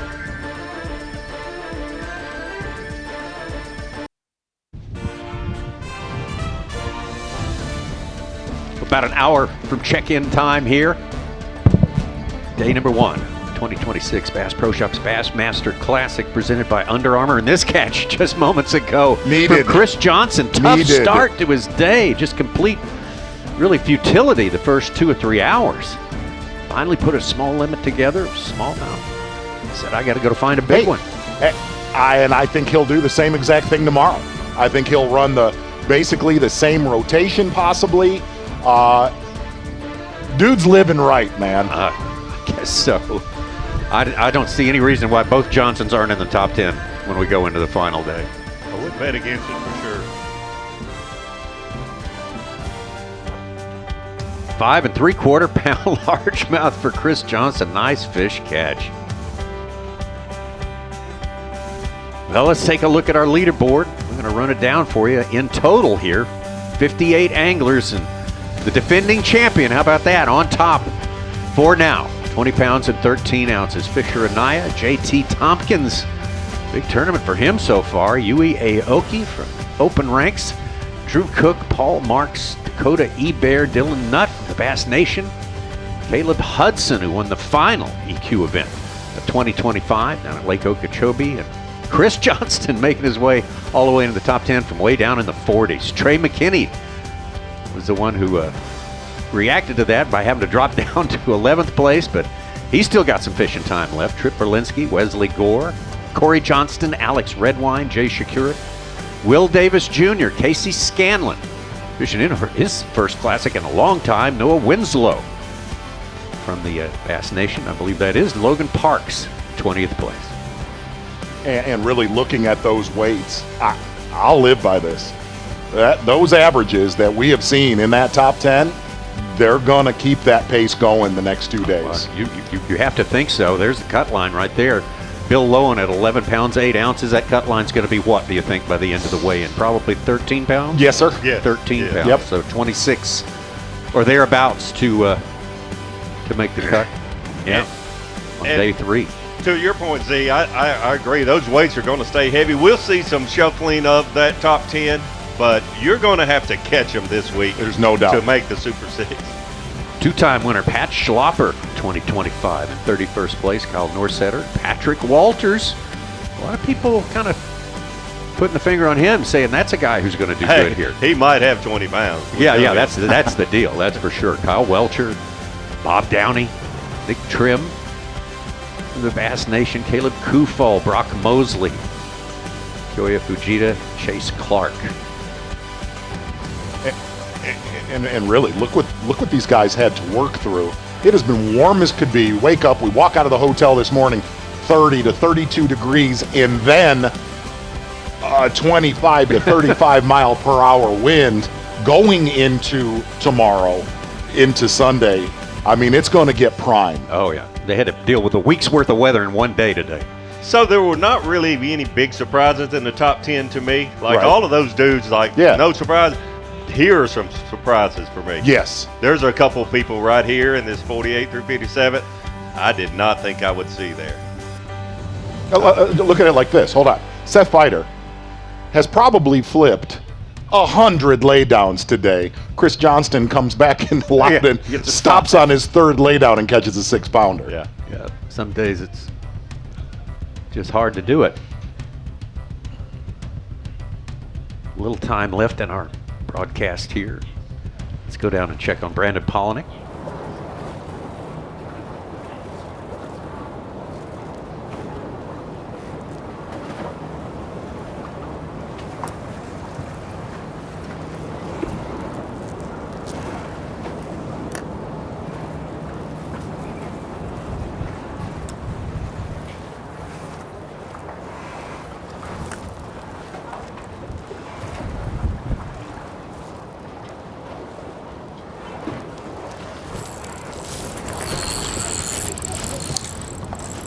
Oh, stay on there.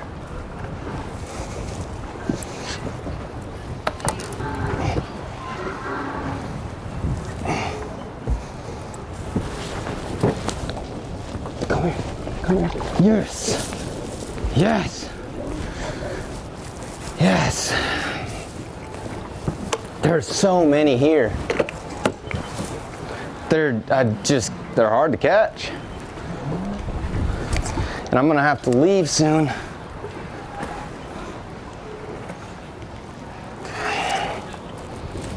Come on, should have came here sooner. Boy, they're built so different from years past. I was going to man. ask you, is it just me? No. They look like we're at a different. Yes. They look like a different fish than they were last time we were here.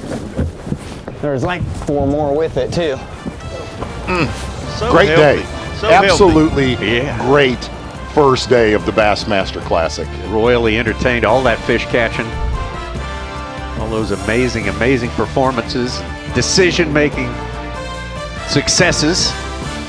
It's just what you look for when you get the 58 best out there and trying to decide who's the best of them.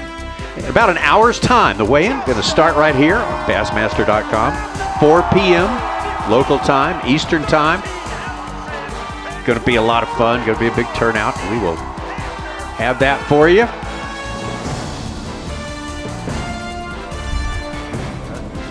Oh, started early, started cold. Right at freezing this morning. Look at the crowd.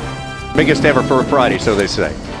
Yeah, Mercer said the crowd this morning, and here's all I can tell you is the line outside of this expo at our midday break was absolutely, look, if you're just into the outdoors, get here this weekend. Man. It will be a party until Championship Sunday night. Absolutely. Tomorrow morning at Melon Takeoff. What? It will be. You better stop it, Davey. Took all day long. It's going to be good. Nailed it. It is going to be good. Yep, Melon Takeoff. Coverage continues tomorrow on Bassmaster.com. Right here, starting at the same time, 8 a.m. Eastern time. We'll have our midday break for live. And then noon ET, we will be on Fox Sports. So check that out tomorrow. It's been a pleasure having you with us today here in Knoxville, Tennessee. Hats off to Knoxville. Hats off. Absolutely. To our playing field, and hats off to our 58 anglers. Going to go at it hard. Go at it very, very hard tomorrow. We'll see you right here, 8 a.m.